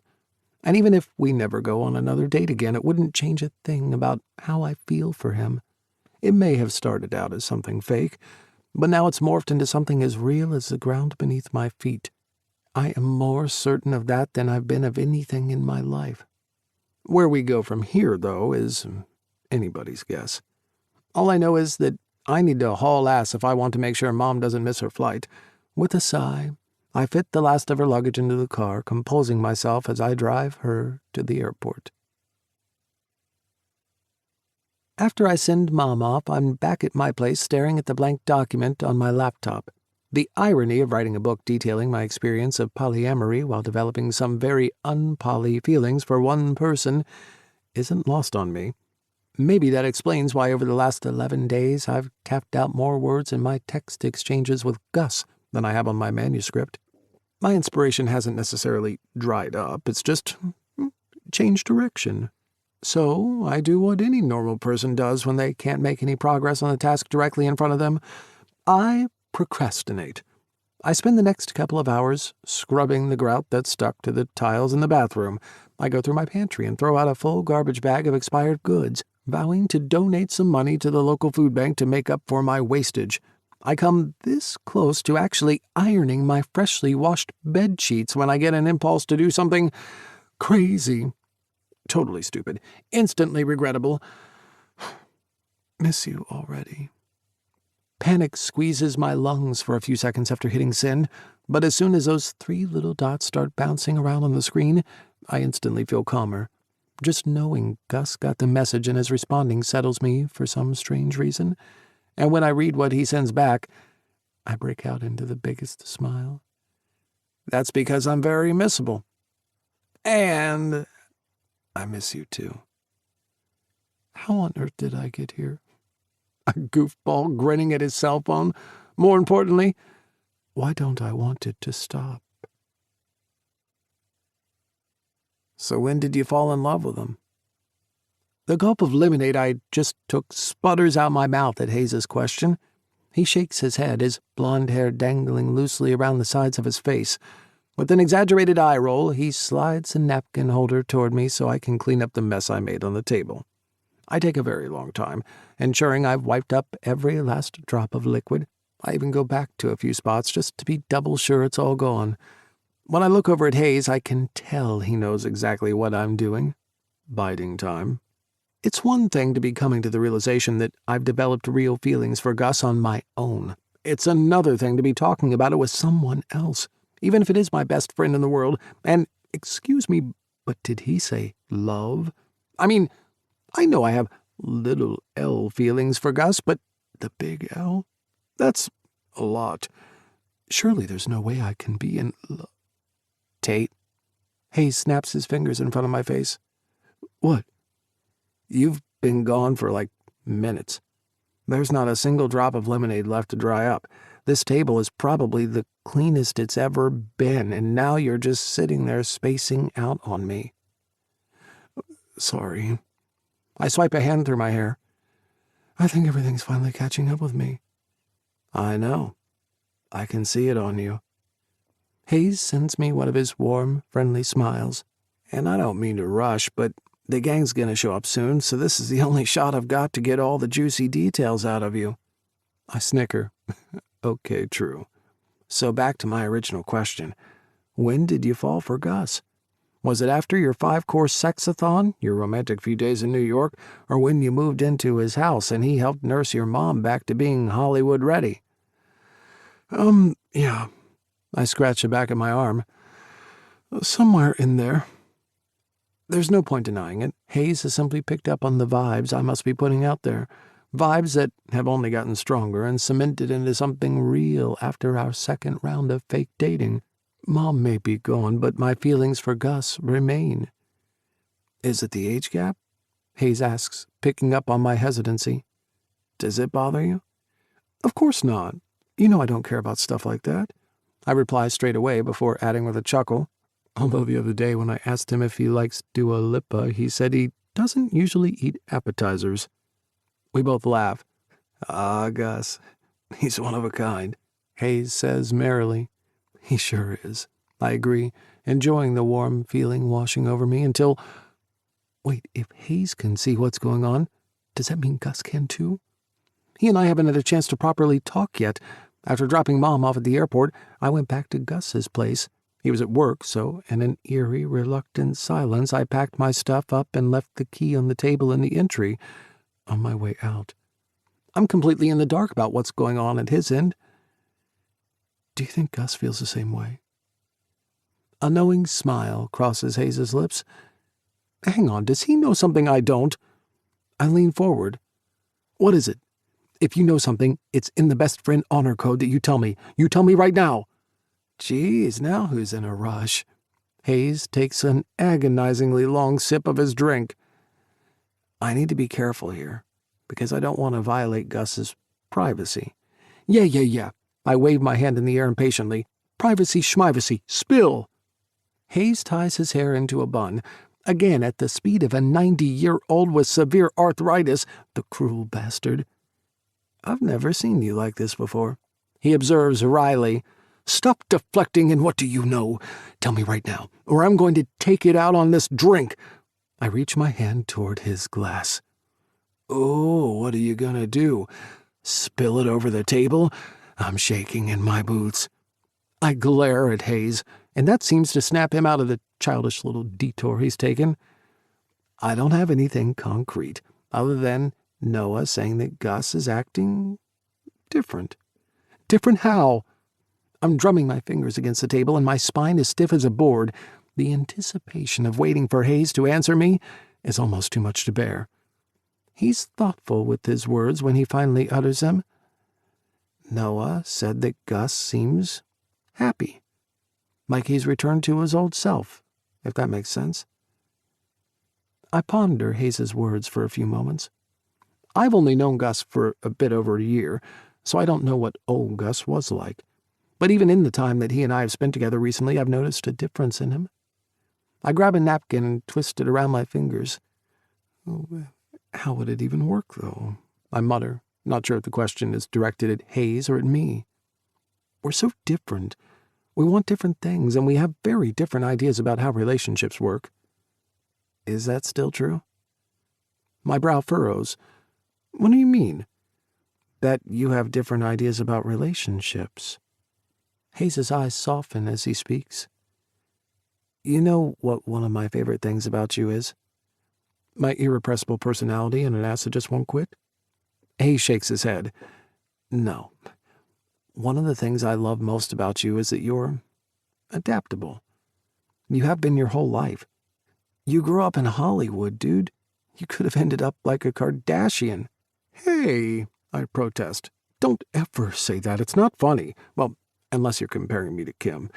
She's nice. The rest, though... I trail off so Hayes resumes.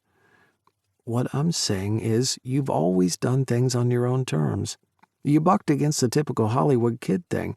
You went to college and studied something you were interested in. You relocated to Brookhaven to care for your grandparents when they needed you. You took up camming and made a killing because you wanted to. I guess he's right. I've never really considered it in those terms before, but I have pretty much done whatever I've wanted to do with my life. And when times called for a change, I pivoted. I never thought of it as me doing anything special. I figured everyone does the same, but maybe it's more unique than I realize. When I next look over at Hayes, A dark look lines his features. Permission to say something you might not like, but that I think you should hear? Permission granted. The only time I've ever heard you be rigid about something is when you go off about how monogamy and traditional relationships are boring or old-fashioned or just plain dumb. I've heard you give a version of that speech countless times. I think back to my conversation with Gus the night when I subbed in as his wingman. I gave a similar speech to him then. I know you don't mean to. Hayes's voice is low and gentle now, but it can come across as a little, judgy. I raise my hands. I never mean it like that, I swear. I know you don't, but I wonder whether there is a part of you that does place a judgment on it, even if it's an unconscious one. It might be worth thinking about, that's all I'm saying. I lean back. Anyone can blow smoke up your ass, but it takes a true friend, one with courage and compassion, to tell you what you need to hear. Thank you. You're the best friend a guy could ever have. Hayes smiles. You know, I don't think I've ever agreed with you more. I look past my friend and see a few familiar figures walking our way. Hey, guys, Hayes says, fireworks exploding in his eyes when he spots Noah. They kiss while I give Tyler, Fulton, Chase, and Gus a wave. They all squish into the booth, Gus settling into the spot next to me. He treats me to one of his smiles, the one that's big and bright and lights up his eyes. Hey, you. Hey, I breathe back. It's the first time I've seen him since Mom left, and just the sight of him makes my pulse spike. We're packed in super tightly, so out of consideration for my fellow booth mates, I do my bit to conserve space, which means that, my hands wind up in Gus's lap, purely for space-saving reasons, of course. He smooths his fingers over my knuckles, and it sends such a fierce torrent of yumminess through me, I can feel my toes curl in my shoes. The crew falls into an easy-flowing conversation. Tyler regales everyone with a story about a woman who came in today who wanted him to have a look at her duck she had recently found and decided to give a home to. She was concerned because it wasn't swimming, and she wanted to know why. There was nothing wrong with the duck, Tyler assured us, other than the fact that it was actually a chicken. Everyone laughs, and it prompts Chase, who's usually pretty quiet, to tell everyone about his desire to have a pet pig. That, in turn, gets Fulton excited, as he shares a funny story that involves a pig, lipstick, and something else that I missed hearing. I drift in and out, nodding and smiling when I see everyone else do the same. But really, my mind is still stuck on the conversation Hayes and I were having before the guys showed up. It ended abruptly before I could really process the enormity of what Hayes was asking me, because the truth is, I have fallen for Gus. Not in a friendship way, not in a purely physical lust-at-first thrust way either. I mean, yes, I like him as a friend, and holy hell, I'd do anything for the chance to have some more mind-blowing, soul-shattering sex with Gus, preferably over and over again. But while it's partly those things, it's also something bigger than just those individual parts. Something I've never felt before. Something I didn't think was possible to feel for just one person. You okay? Gus taps me on my leg. I look up and see the guy standing, getting ready to leave. Shit, I've been out of it for literally the entire time. That's not like me at all. I don't want to go home. I whisper into Gus's ear, gently scraping his jaw with my cheek. I feel his fingers tighten their grip on my leg. Want to come back to my place? I nod my response. We head outside, and after a round of hugs, everyone goes their separate ways. Hayes's eyebrows lift into a sky-high arch when he notices Gus and I are walking in the same direction. He gives an almost imperceptible nod, as if wordlessly encouraging me to go for it. And I will, believe me. But as we're waiting for the car Gus ordered to show up, I feel funny. I'm running through a Rolodex of sex fantasies in my mind, but nothing feels right. That's when I realize what I do want. I'm leaving for New York tomorrow morning. I'm meeting with my publisher, I say. My flight's at 10. Oh, Gus turns his attention from looking out for the car to me. That's all right. I've had a massive day, and I've got an early start tomorrow, too. We don't have to have— Snuggles? I interrupt. There's a slight curl to his lips as he repeats, Snuggles? Yeah. Is that okay if we just snuggle? The car arrives and Gus opens the door for me. It's more than okay, he says as I walk past him to get in. I feel a sense of relief as the driver heads to Gus's place. There are so many emotions tumbling around inside of me. Sex would be too much for me to handle right now. My mind stays jumbled until Gus and I are naked and lying in his bed, snuggling. I need to feel protected and safe, so Gus is hugging me, and I'm the little spoon tonight. This is nice. His warm breath fans across the back of my neck. A shudder tears through me. I close my eyes and savor this moment. It is, I murmur in agreement. The this Gus is probably referring to is this very moment. The this I have in mind is what's unfolding between us. It's caught me by surprise. We've had a year for something to happen between us. Why now? Why in this way? When I try to think about specifics, it makes my head hurt, and I wind up confused, spinning around and around in circles. But when I just sink into how good it is to be around him, the fun we have together, the million ways he makes me laugh and enjoy myself, it's the best feeling in the world. So that's what I focus on as I let the warmth of his chest heat up my entire body. Gus and I need to have the other talk, the one where we figure shit out for real. I'm just not ready right now. I need some more time to figure things out in my own head first. From the moment I met him, I learned that Gus is strictly a one-man kind of guy. He believes in monogamy, and he deserves to be with someone who shares those same values. How can that be me?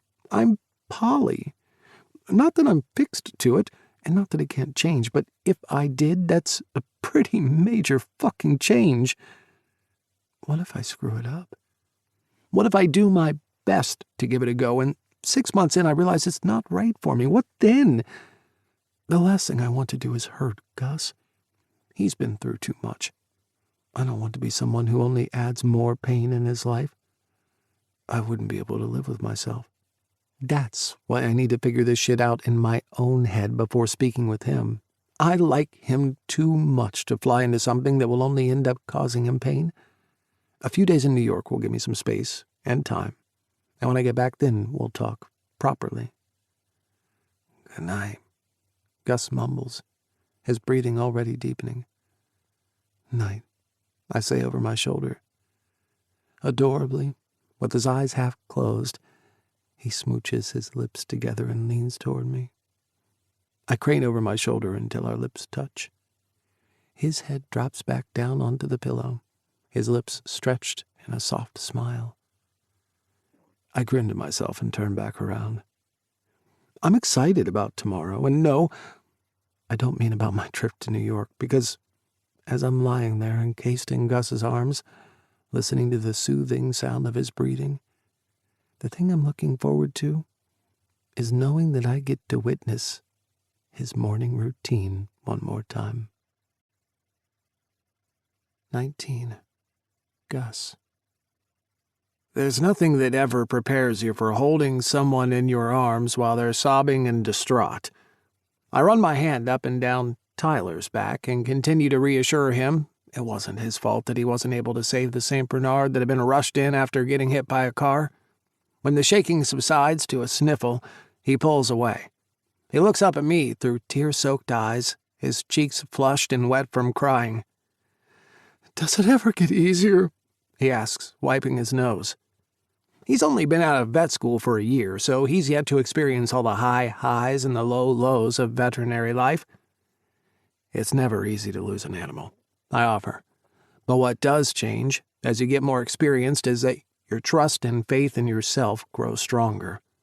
You learn what you can do, as well as what's out of your control. It doesn't diminish the loss. but it does make it a bit more bearable. He nods, taking my words in. Thanks. I'm sorry for being like this. You have nothing to apologize for, Tyler. We're human. And even though being a vet is the best job in the world, it takes its toll. I'm here for you. Everyone who works here is a team. We're all here for you. Thanks, he repeats. Don't mention it. Now I want you to take the rest of the day off. Do something that will get your mind off things. Anything that makes you feel good. Go see a movie or hang out with some friends. I have a blanket you can borrow. He giggles slightly, brushing away the last of his tears. Are you sure? His nose wrinkles. Who'll cover for me? We're already short-staffed as it is. I will, I say. I'll take over the rest of your appointments for the day. Really? Of course. I want you to get to a place where you're okay. I've got this covered. Now go. With an appreciative hug, Tyler leaves, and I spend the rest of the day doing his consults. I usually only chip in to help with consults when we're short-staffed, and truth be told, I miss it. Running the clinic is an all-consuming job by itself, and a few years ago I made the decision to step into it full-time. It doesn't mean I don't miss the day-to-day practice side of things. It's all pretty standard fare today. The main reasons for people bringing their pets in tend to be skin conditions, stomach issues, and ear and eye infections. Thankfully, most of the time, things can get diagnosed and treated pretty quickly, and it's relatively straightforward. I go through the appointments, enjoying interacting with the animals as well as their owners. During the day, my thoughts keep drifting back to Tyler. I feel bad for him. Losing an animal is never easy.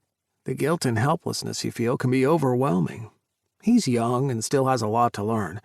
One thing they don't teach in vet school is how to look after yourself after experiencing a loss. I hope that whatever he does today makes him feel better and helps him process what he went through. The day flies by, and it's the first time I can say that in 2 days because that's how long it's been since I've seen Tate. He's in New York meeting with his publisher to go over his manuscript, and I miss him like crazy. Yes, we text each other all the time, but it's not the same thing. What Tate and I have to say to each other is more than what we can convey in a text.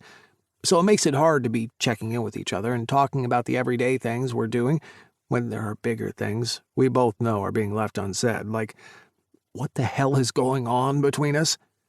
I know we like each other. We've already been honest and told each other that. I don't doubt his feelings for me, and the time we spent together when his mom was in town only deepened what I feel for him. I'm falling for him. Hook, line, and sinker. I enjoy going to all the trouble of our 11 fake dates because spending time with Tate releases parts of myself that have been locked away for far too long. I can be myself with him, just like he can be who he is with me. And there's something so good, so right about that. It's what every relationship should be based on. Yes, we're attracted to each other. Yes, we have incredible off-the-charts chemistry and sex so incredible I have the physical therapist bills to prove it. We're even snuggle compatible. But underneath all of that lies what I think is the most important thing: compatibility and companionship. I have a good time with Tate in the big moments as well as the little ones. I feel the same rush whether I'm sitting next to him in a horse-drawn carriage or we're in a helicopter or we're squished into a booth surrounded by friends.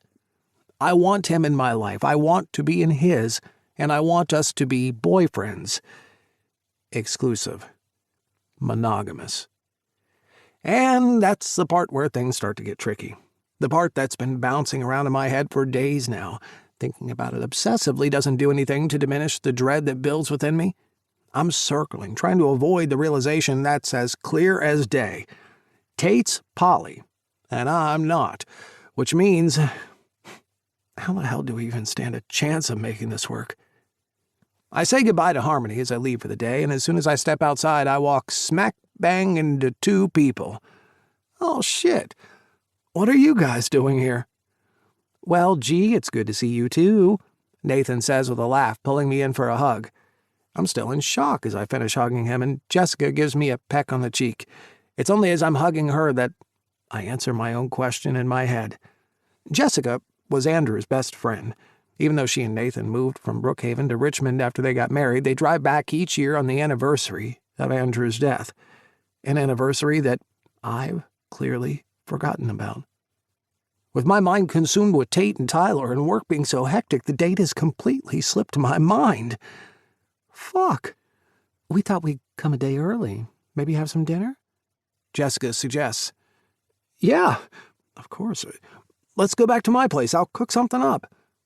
An hour later, the three of us are sitting around my dining room table drinking very expensive wine and eating some hastily prepared mac and cheese. If I'd been thinking straight, I would have stopped off at the grocery store to pick up ingredients, since they are useful when it comes to making a meal. But thinking clearly seems to be the last thing I'm capable of at the moment. You make the best mac and cheese, Nathan remarks enthusiastically, shoveling another forkful into his mouth. So, Jessica says, resting her fork against the plate.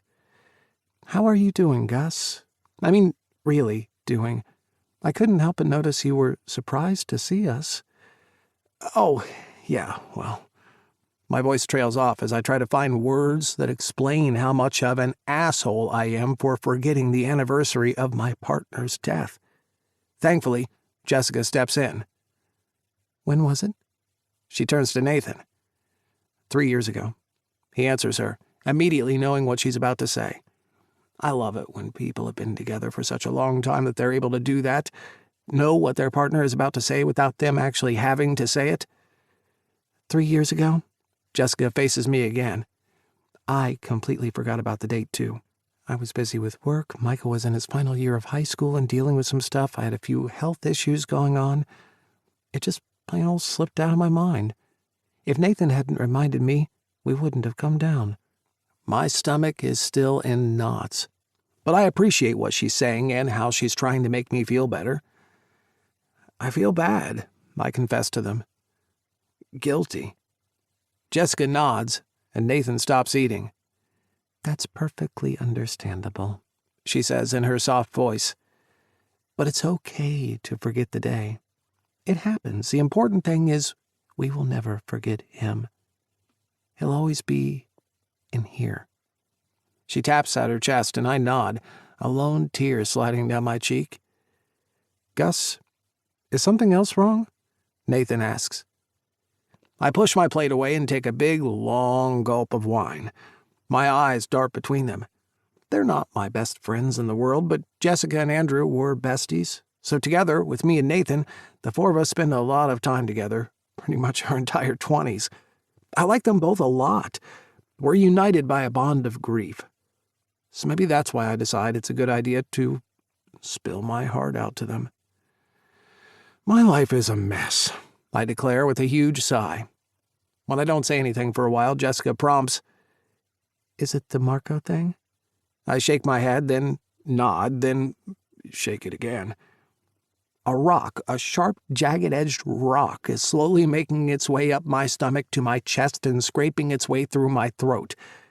When I next open my mouth to speak, it tumbles out, and along with it decades of pent-up fears and emotions. I'm embarrassed, and I'm angry at myself that this is how my life has turned out, that I'm the same age as the both of you, and yet you have 2 children in college. Meanwhile, I've spent the better part of the last year partying like I'm in college.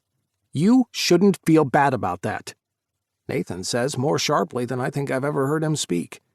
You and Andrew met and fell in love when you were 19. You guys settled down and worked your asses off for all of your 20s. You never partied. You never went wild and crazy. Heck, I don't think the two of you ever went away on a vacation together.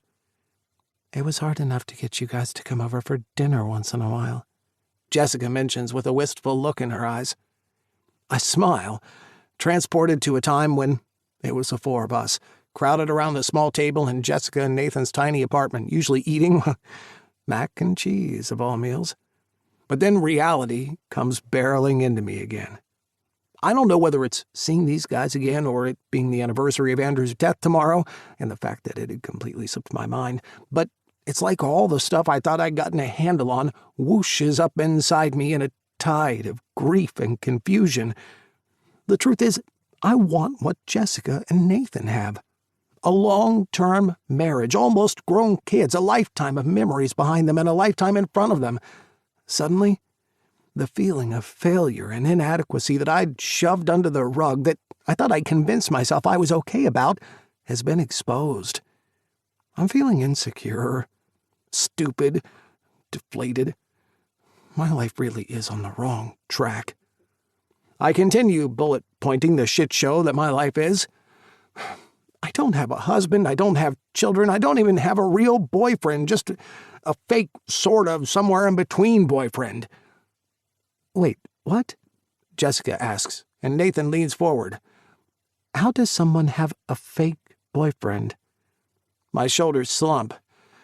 A friend needed to get his mom off his case about settling down, so he asked me to pretend we were together. We've been out on a whole bunch of dates to convince his mom, and it's been so much fun. Which is stupid, because there's no way things could ever work out between us. Why is that? Nathan asks. I bypass the Polly thing and go with, he's 20 years younger than me. For some reason, that elicits wolfish grins out of both of them. Look at you go, big fella, Nathan teases. Don't call him that. Jessica chides him before looking me straight in the eye. I believe the correct term is daddy, isn't it? You too. I shake my head with a laugh. You're the worst. But at least it breaks some of the tension and lightens the mood. From the way your eyes sparkled when you started talking about him, and based on the fact that you went to what sounds like a whole lot of effort to help a friend out, I'm not picking up on a lot of fake. Just a whole bunch of real. Yeah, I pull my plate back and start stabbing at my food. I know. I'm sure things will work out, Nathan offers diplomatically as we start eating again. I don't share with him that Tate is poly and doesn't believe in settling down with one person, partly because, I don't know if that's oversharing with them, but partly because, as unreasonable as this is, I'm hoping and wishing with everything I have in me that maybe, somehow, there's a way we can move past it and make it work. It's a long shot, I know, the slimmest of slim chances, because for us to happen, it means either Tate or I are going to have to give up a big part of ourselves. And how can that ever be the start of a good relationship? Tell me more about being poly, I find myself saying to Tate later that night on the phone. Jessica and Nathan have turned in for the night, and rather than texting Tate, I decided to call him instead. You've told me some stuff already, I just want to know more. It takes Tate a little while to respond, and when he does, there's a shakiness to his voice. What would you like to know? Is it something that's fixed? Like, can you go from being poly to not being poly? Oh. I hear how my question came out, and I don't want him to think that I'm suggesting he do that. If anything, it's the exact opposite that's on my mind, so I clarify. Actually, what I really want to know is if someone like me could be poly. It sounds like something catches in his throat. Why would you want that? I'm sitting on the edge of my bed, playing with the loose thread on the blanket. I shrug, even though he can't see it. Just curious about how relationships and stuff work. And stuff, hey? I grin. Yeah, stuff. Believe it or not, even though I'm writing a book about polyamory, I'm discovering I might not be the best person to write it. Why not? Tate sighs heavily. Just stuff. I fall back onto the bed. I hate this. I hate having this conversation in this way. We should be sitting face to face. I want to be able to read his reactions, reach out and touch him, see his eyes light up when he smiles. Instead, all I have to go on is his voice, and both of us stumbling over our words. It's only a thought that's popped into my head recently. All this time I assumed things wouldn't work out with Tate and me because I wouldn't want him to change for me, but I never really stopped to consider the flip side of that. Could I change for him? In my heart of hearts, I know I can't. As much as I really, really like him, even the strongest desire can't override my own internal settings. Being a one-man guy is in my DNA. For better or worse, I don't think that part of me will ever change. I decide to move the conversation on to a different topic.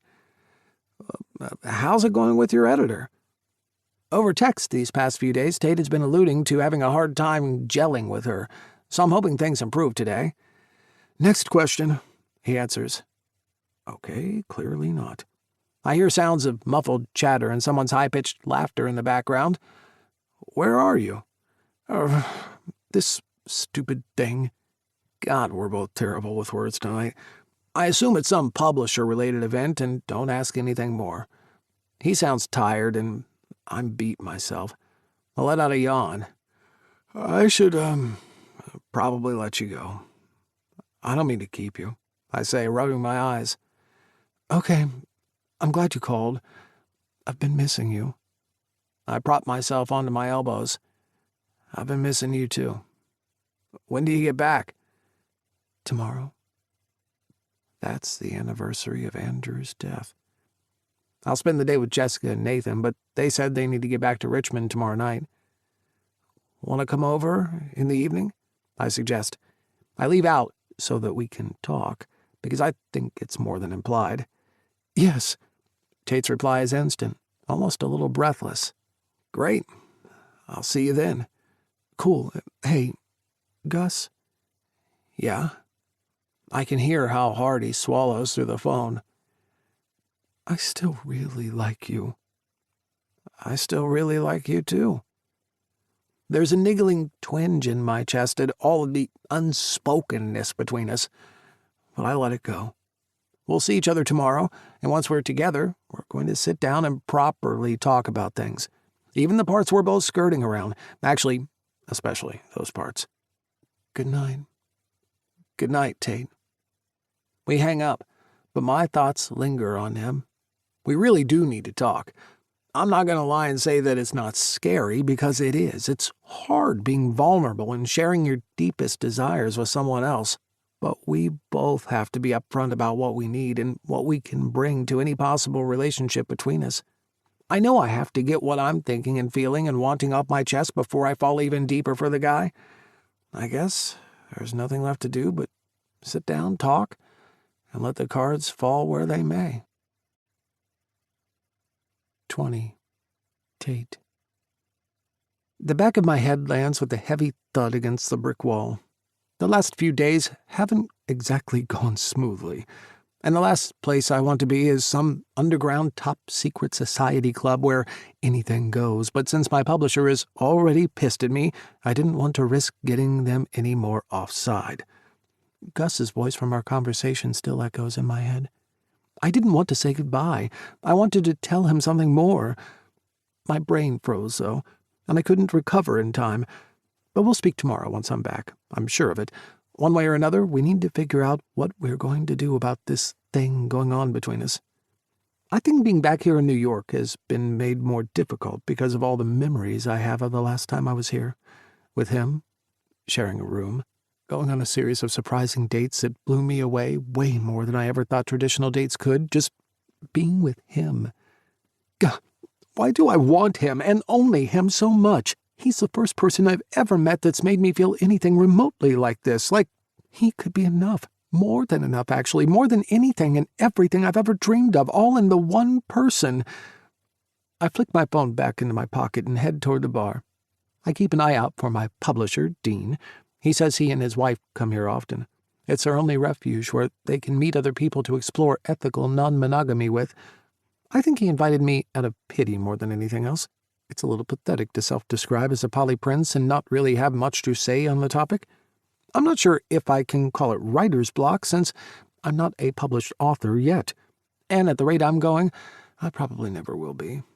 But how can I write a book about polyamory when I'm falling more and more for a guy who wants to be monogamous, and, for the first time in my life, I'm starting to feel like that's something I'd be willing to do too. I shared some of my frustrations with Dean over lunch today, and that's when he invited me here. I suppose it's his attempt to help me get my poly mojo back. He did impart one piece of interesting advice to me, though. He said that whatever shape the story takes, it needs to have a happily ever after. Yes, there can be struggles and obstacles to overcome, and the audience will be there for every step of the journey, but there needs to be a payoff. That idea keeps playing in my mind. What kind of ending will my own story with Gus have? A happily ever after ending, or a misery ever after one? With my head swirling in a sea of never-ending Gus-related thoughts, I reach the bar and take a look around as I wait for the bartender to come over to me. The place has got a distinct industrial feel, with exposed brick walls, low red lighting, and shadowy figures throughout. It's strictly an invite-only type of gathering.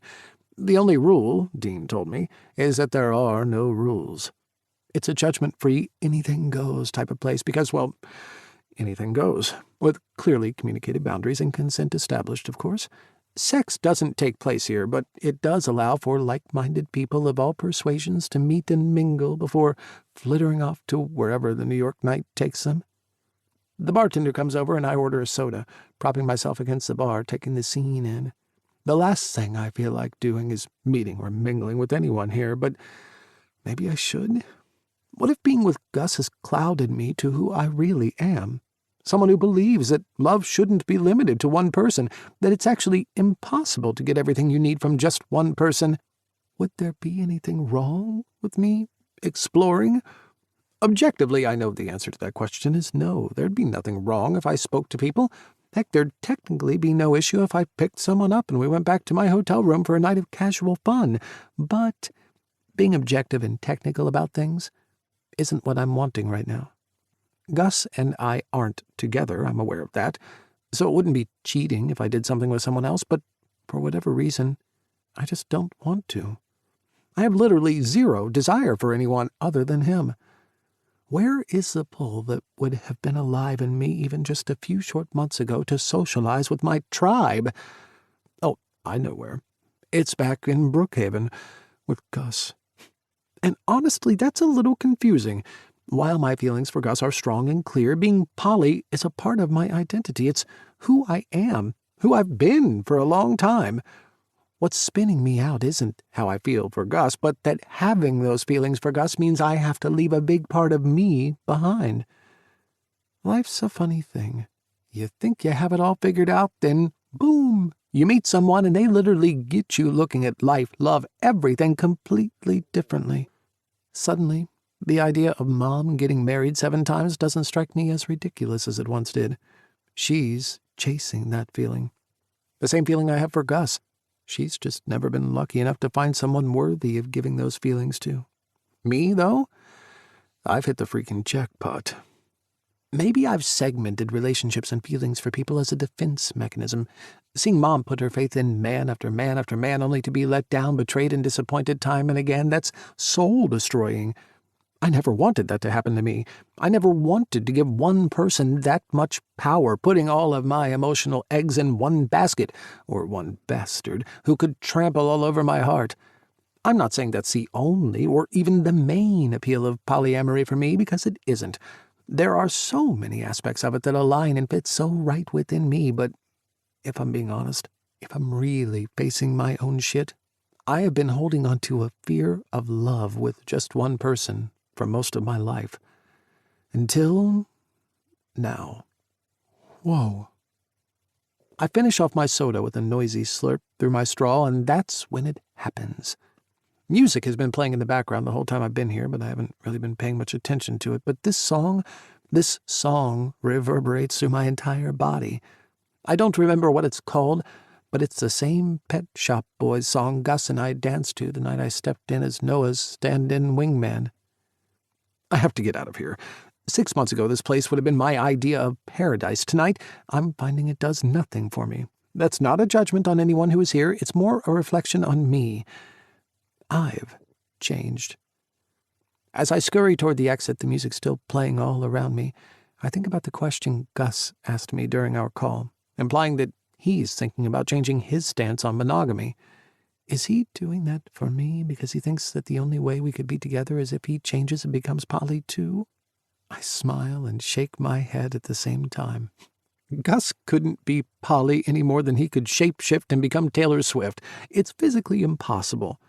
But the idea that he wants to, that he's even considering it for me, man, that keeps my head in a tailspin all the way back to the hotel room.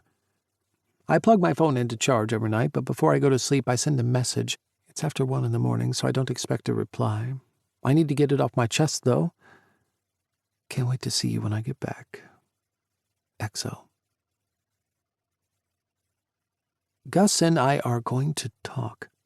I spent every spare minute I had in New York thinking about him, about us, about what I want. And it's pretty clear.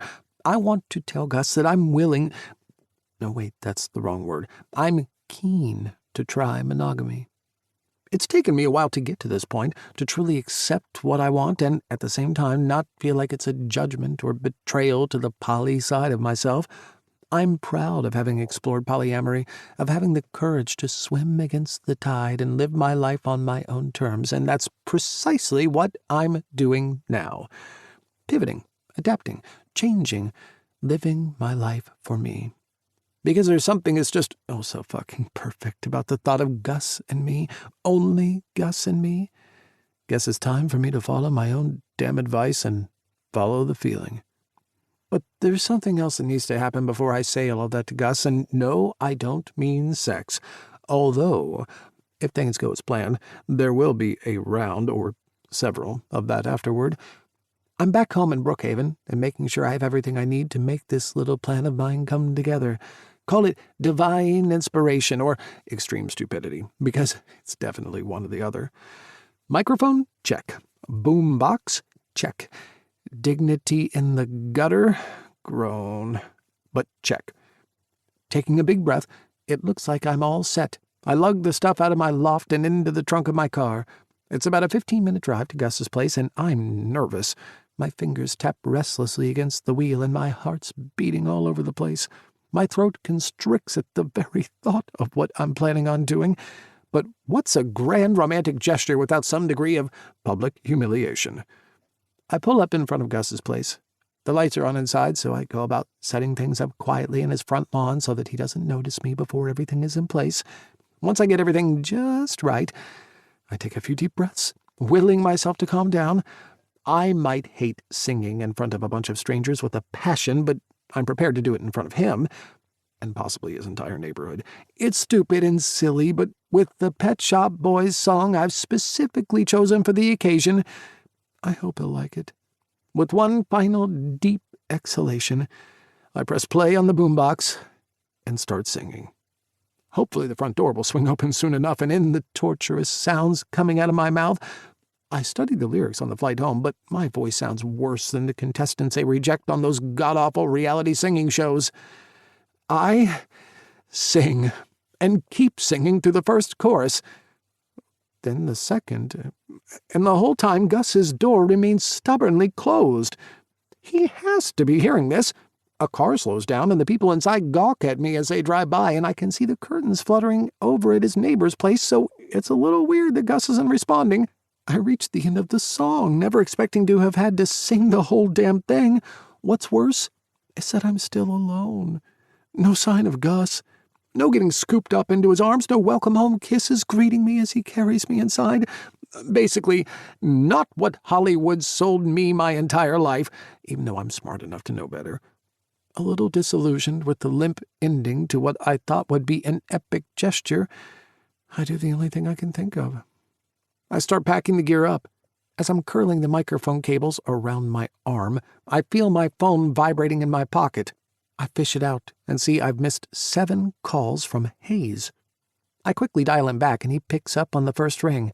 Hey, where are you? I've been trying to reach you. Are you back in Brookhaven? Hayes sounds breathless, like he's been running or something. Yeah, I flew in a couple of hours ago. A shiver of panic shoots up my spine. Is something wrong? There's a stinging silence on the line before Hayes answers. It's Gus. There's been an accident. You need to get down to the hospital. Noah and I are on our way there now. My heart lodges in my throat. I can barely get the words out to ask, what happened? I don't have all the details, just that there's been a car accident and Gus was being taken to the hospital. Do you need us to pick you up? No, it's okay. I start scrambling, gathering everything up and racing with my hands full to my car. I'll meet you there.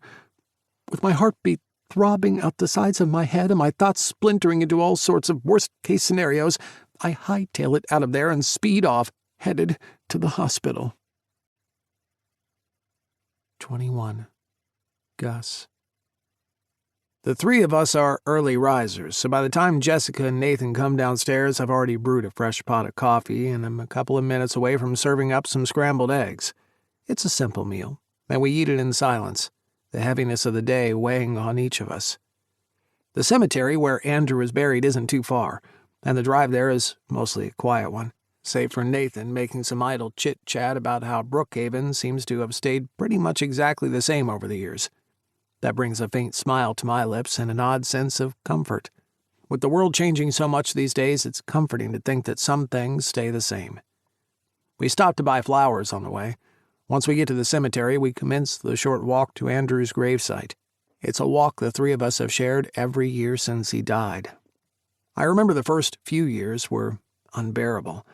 I'd basically be a ball of tears for the entire drive over, and by the time we pulled up and got out of the car, I'd be sobbing so hard I could barely see in front of me. Eventually, and in the tiniest increments, the pain changed. Yes, it lessens, but it morphs into other things. After the initial splinters of grief sink in, it finds other ways to lodge into the cracks of your soul. The immediate overwhelming rush is replaced with a fire that never goes out. Life goes on. Memories get dull and distant. What was once at my fingertips now feels like a distant dot on the horizon. It's hard to put into words all of the confusing things that go through someone's mind when they lose the person they were sure they'd be spending the rest of their lives with. I'll never forget the immediate aftermath. It was all so overwhelming and, without a doubt, the darkest period of my life. The first year was a nightmare because of all the firsts I had to go through alone. My first birthday without him. The first Thanksgiving, Christmas, Valentine's Day. It seemed like a never-ending parade of what used to feel like holidays and celebrations. They quickly became dates I marked out on a calendar and dreaded as they approached. But for me, the hardest time was between the second and fifth years. At that point, people, justifiably, moved on with their lives. And as I looked around and saw everyone else seeming to get back to normal, I kept asking myself, why can't I? There are also the years where I lost our dogs. And with each of their deaths, it was like all the pain and grief of losing Andrew smashed into me all over again. I was lost. Anger seeped in. I swung wildly from rage to sadness to grief to this all-consuming emptiness. Nothing meant anything anymore. I became a zombie, going through the motions but dead behind the eyes. Funnily enough, I don't regret the almost decade it took me to heal. I know some people think it was too long, that I should have gotten over things faster than I did, but I don't think anyone has the right to tell another person how to feel or how to process their emotions. And even though it took me a long time, I finally got to a place where I properly processed it and got over it. And over Andrew. He will always hold a special place in my heart, and I know with every fiber of my being that if I ever fall in love again, it will never diminish him or the role he played in my life. We pay our respects without saying a word, and then, as always, Nathan and Jessica silently communicate with each other and give me a few minutes alone. One of the thoughts that always runs through my mind is what Andrew would look like now. He died when he was 32. He'd be almost 50 now. I can see his mop of shaggy brown hair starting to turn gray at the temples, the smoothness of his forehead giving way to deeper lines. He'd age well, I'm sure of it. He'd be distinguished. After a few more minutes of absent-minded reminiscing and wondering, I joined the others. How do you make sense of it? I asked Jessica, who's sitting beside me in the passenger seat. Of him being taken from us so young, I clarify. He had so much more life to live. He did, she agrees. Her eyes are fixed outside the window, and I can see the tightness in her face. My mama always said we're not entitled to a good life or even a fair one. We get the one we've got. That's true for all of us. Our eyes meet as I look at her before turning my attention back to the road. That's good advice, I reply. Hard to follow, but good to hear. I hear Jessica scoffing slightly. And since when has something being difficult ever stopped you? She's got a point there.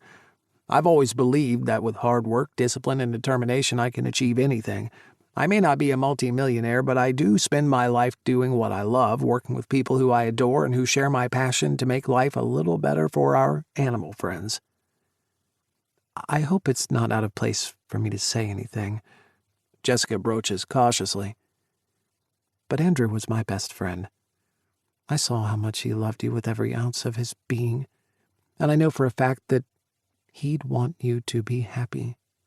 If there's something or someone that you want, go for it. Make it happen. It's better to try and fail and yada, yada, yada. I snicker at that. You're right.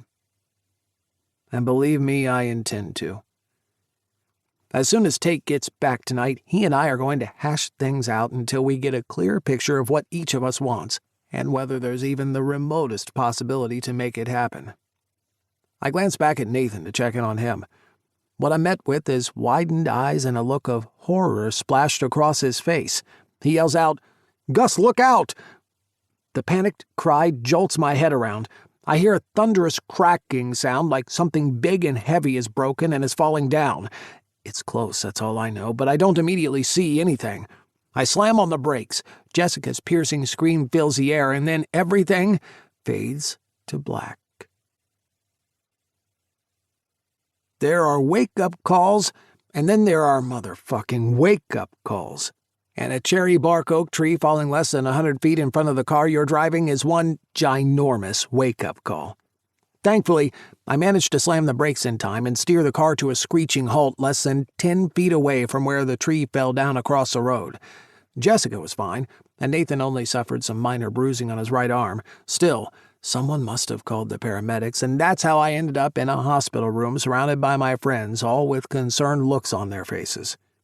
It's a nice feeling, knowing that Noah, Fulton, Chase, and Tyler dropped everything to rush down here. Even though I'm fine and have been insisting for the past half hour they can all leave, they're not having a bar of it. Tyler is unusually attentive, checking in with me every few minutes to see if I'm comfortable or if he can get me anything. I can tell he's still a little shaken up about his surgery that went so horribly wrong, so I bite my tongue, smile, and tell him, "Thanks, but I'm fine," every time he checks in with me. The doctor comes in. That's when Chase finally gathers everyone up and tells them it's time to go and let me rest. I wave them off as they exit. "You were very lucky, Mr. Robinson," the doctor says as he glances at me over the clipboard he's holding. "We've run some tests and everything is looking good. A few more seconds, though, and you and your friends would have suffered a very different fate." "Tell me about it," I start as the door blasts open and Tate bursts into the room. He freezes when he sees the doctor. Then I see his gaze slowly turn to me. His hair is a mess and it looks like he's been crying, his face all puffy and his eyes red-rimmed and swollen. "Is he okay?" he asks the doctor, moving closer to me on unsteady legs. "May I ask who you are?" the doctor replies. "I'm his boyfriend," Tate answers. Or at least I'm 99.99% sure that's what he said. I am on a low dose of painkillers, but nope, that's definitely what I heard. The doctor turns to me and I give a small nod. "He's fine," the doctor begins. "No major injuries. He is experiencing some shock, which is to be expected, so we'll keep him overnight. Barring any complications, we'll be able to release him in the morning." "Okay, thank you," Tate wheezes out as the doctor tucks the clipboard to the end of the bed and leaves the room. You... Tate shakes his head, and it's like he doesn't know what to do with himself. I've never seen him this rattled before. "You had me worried," he says, as he starts pacing back and forth. "When Hayes called, I was at your place, and I thought something bad had happened. That maybe you'd been—" "Hey," I cut in. "It was an accident.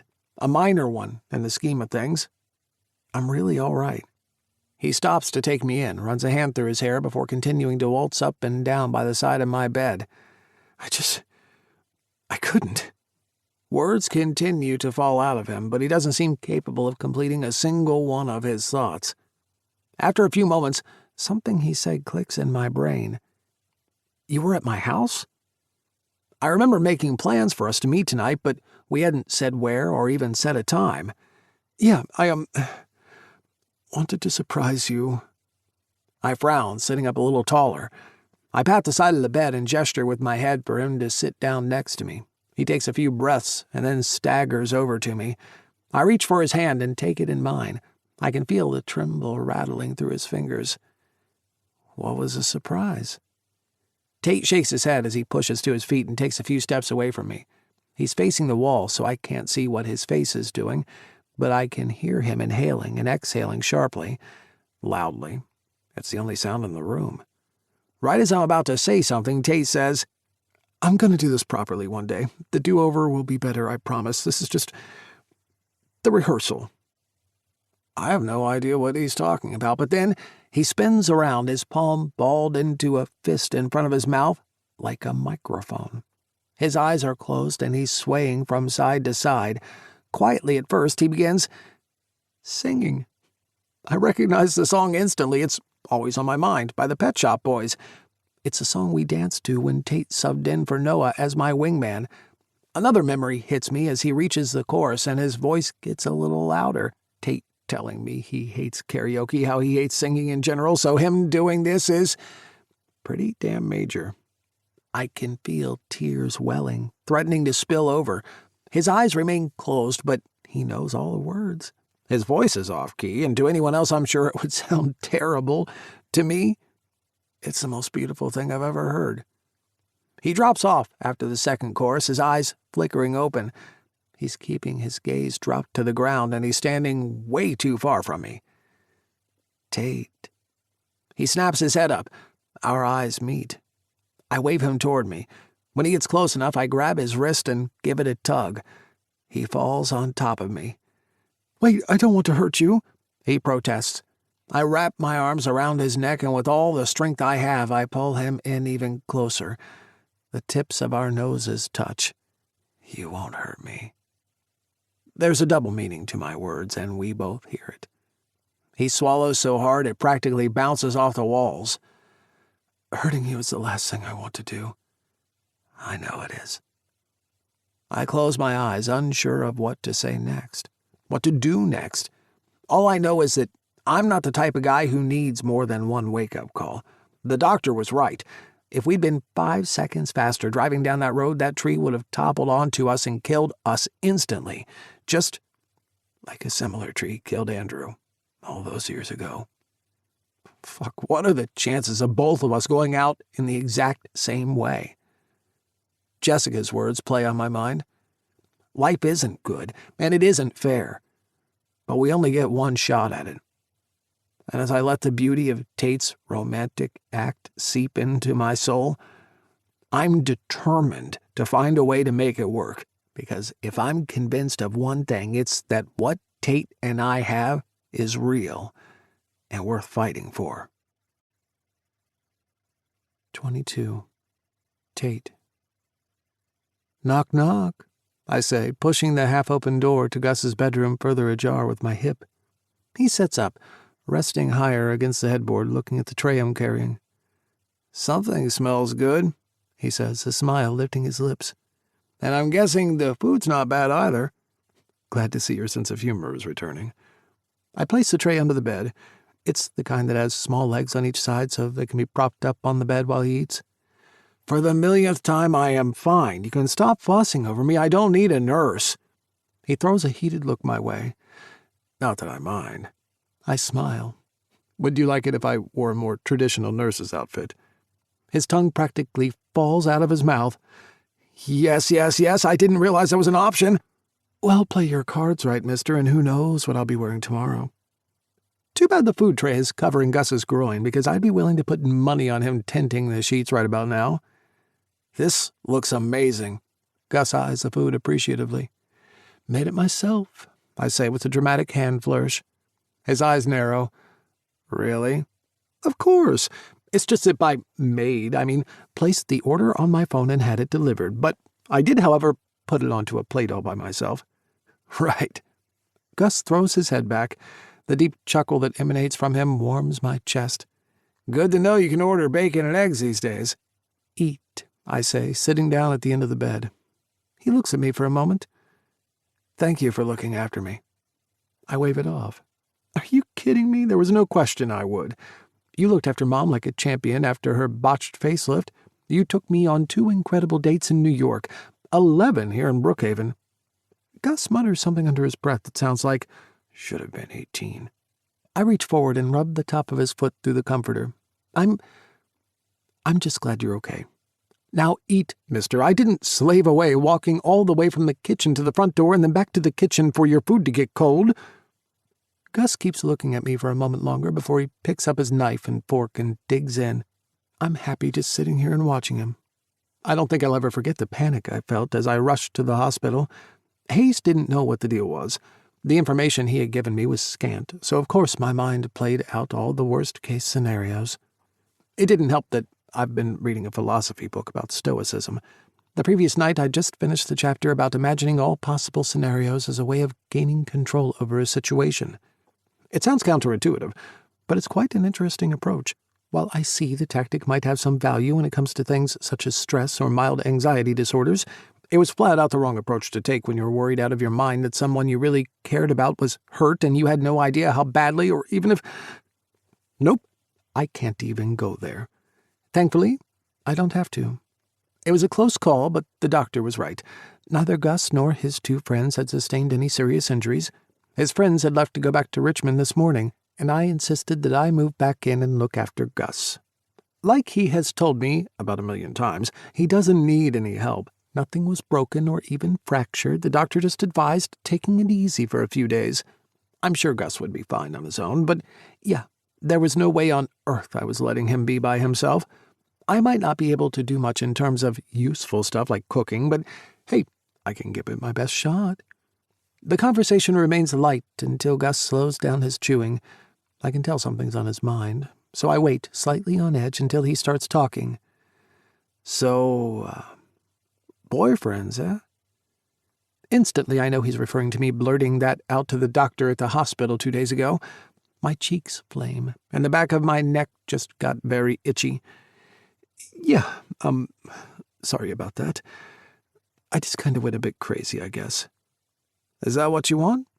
Gus asks casually, seemingly more focused on scooping his egg onto a piece of toast than looking at me. I take a big breath. Guess this is the moment where we have the talk. Strangely, I'm not scared. I know what I want, more than ever, and maybe for the first time in my life, that is crystal clear to me. I'm done second-guessing. I'm done with doubting, and I'm done living my life and not having Gus be my boyfriend. So, I reply honestly. Yes, it's what I want, with everything I have in me. I don't sing for just anyone, you know. Gus drops his fork and stares into my eyes. Yeah, I figured. They're glowing warmly as he continues. I want it too. I really do. I don't know when it happened exactly, but somewhere along the way when we were playing pretend, something changed, and things started to feel real. Or maybe everything was real the whole time, and it just took me a moment to catch up to things. I know exactly what you mean because I feel the same way. He nods slowly. Good. Instinctively, I can pretty much predict the next words out of his mouth. I want us to be together, but I don't think it's fair or right for one of us to give up something that's important to us. There we go. The ever-present polymonogamy elephant in the room. I agree, I chip in. With another deep breath, I add, I used to look at love as the single limiting restrictive thing. And when I looked at it that way, it didn't make sense to settle down with one person, because ultimately I thought that would be unfulfilling. Gus sits up and tries to push the tray away. I scoot over and take it from him, placing it on the floor beside the bed. When I sit back down again, I gently brush my fingers against his. But over these past few months, as we've gotten closer, Gus, you've got me looking at love in a whole new way. You're everything I ever wanted, and so much more, all wrapped up in you. I'm struggling to find the right words, but I don't care. I press on.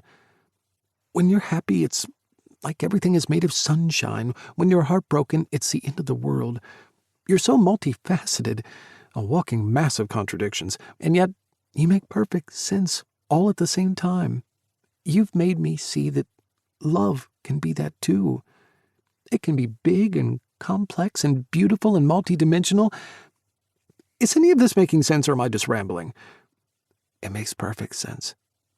He lifts my hand and presses it against his lips. His face is flushed, overcome with emotion. You make perfect sense to me. All this time I thought I had love figured out. But the thing I got wrong is that love is just one word. And what I feel for Gus could never be captured or contained in just one word. I adore him. I cherish him. I'm perplexed by him, fascinated by him. I want to be near him, around him, inside of him. I want to be with him, and only him. So that's what I say. His eyes widen as all of this tumbles out of me. When I'm done, he clutches my hand in his. Are you sure? You can't do this for me. I'm not doing it for you. Okay, wait, yes.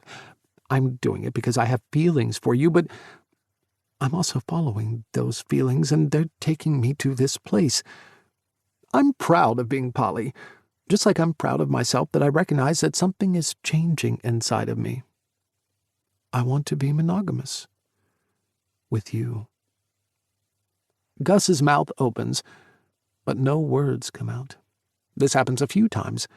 I'm about to say it's okay that he doesn't have to say anything when I see a single tear streaming down his cheek. I gently brush it away with my thumb. I'm not falling in love with you, Gus. What? He shuffles on the bed. You're not? I shake my head. No. Love is too singular, too restrictive. It doesn't even begin to capture the enormity of what you do to me. I guess what I'm saying is, I feel everything for you, Gus.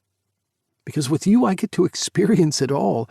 Like romantic horse-drawn carriage rides in New York, like whooping your ass at ping pong, like marathon all-night sex sessions that leave me sore for days, like lying in bed and opening up to you more than I have to anyone else in my life. Like seeing you do your morning routine. I knew you were watching me. He points a finger toward me, his lips curled around a friendly smile. I don't mind, though. Good, I reply smugly, because I have no intention of stopping. I want to kiss him. God, with every fiber of my being, I want to kiss this beautiful, kind-hearted, funny, and smart man, but before I do, I just have to say one last thing. I'm not falling in love with you, Gus. I repeat my words from before. I'm... Damn it, why does talking have to be so frickin' hard? I'm falling in everything with you. A full smile lights up his face. I'm falling in everything with you, too. Okay, now I'm gonna kiss him. I lean forward, and our lips meet. It's a gentle press, but it sends a surge of warmth through me right down to my toes. This feels so good. Gus, me, us. It's like nothing I could have dreamed of. The kiss deepens, and I lose myself to the sensation of our tongues tangling warmly. I wrap my fingers around a fistful of Gus's hair, giving in to the desire that's been burning away inside of me ever since we got back from the hospital. Actually, there is something you could help me with, Gus says in a serious tone. Of course. Anything. Fuck me. He shrugs his shoulder when I look at him in mild disbelief. Doctor's orders. I shake my head, but I can't help smiling. Doctor's orders, eh? Yes, very much so. Gus kicks the comforter down to the end of the bed, revealing his naked and very hard muscles. One very hard muscle in particular drawing my eyes like a magnet to it. I didn't sustain any injuries, but the doc said I need to, keep my pipes moving. I groan. That's almost as bad as my Big Mac joke. Tate? Gus reaches out for my chin, angling my head so I'm facing him as his green eyes sear into me. Nothing can be as bad as your Big Mac joke. I could try and come back with some sort of smart-ass remark of my own, or I could put my mouth to better use. I slide down the bed until I'm on my hands and knees in between Gus's legs, with his uncut cock tantalizingly close to my face. I palm it to the side to get a clear view of Gus's expression.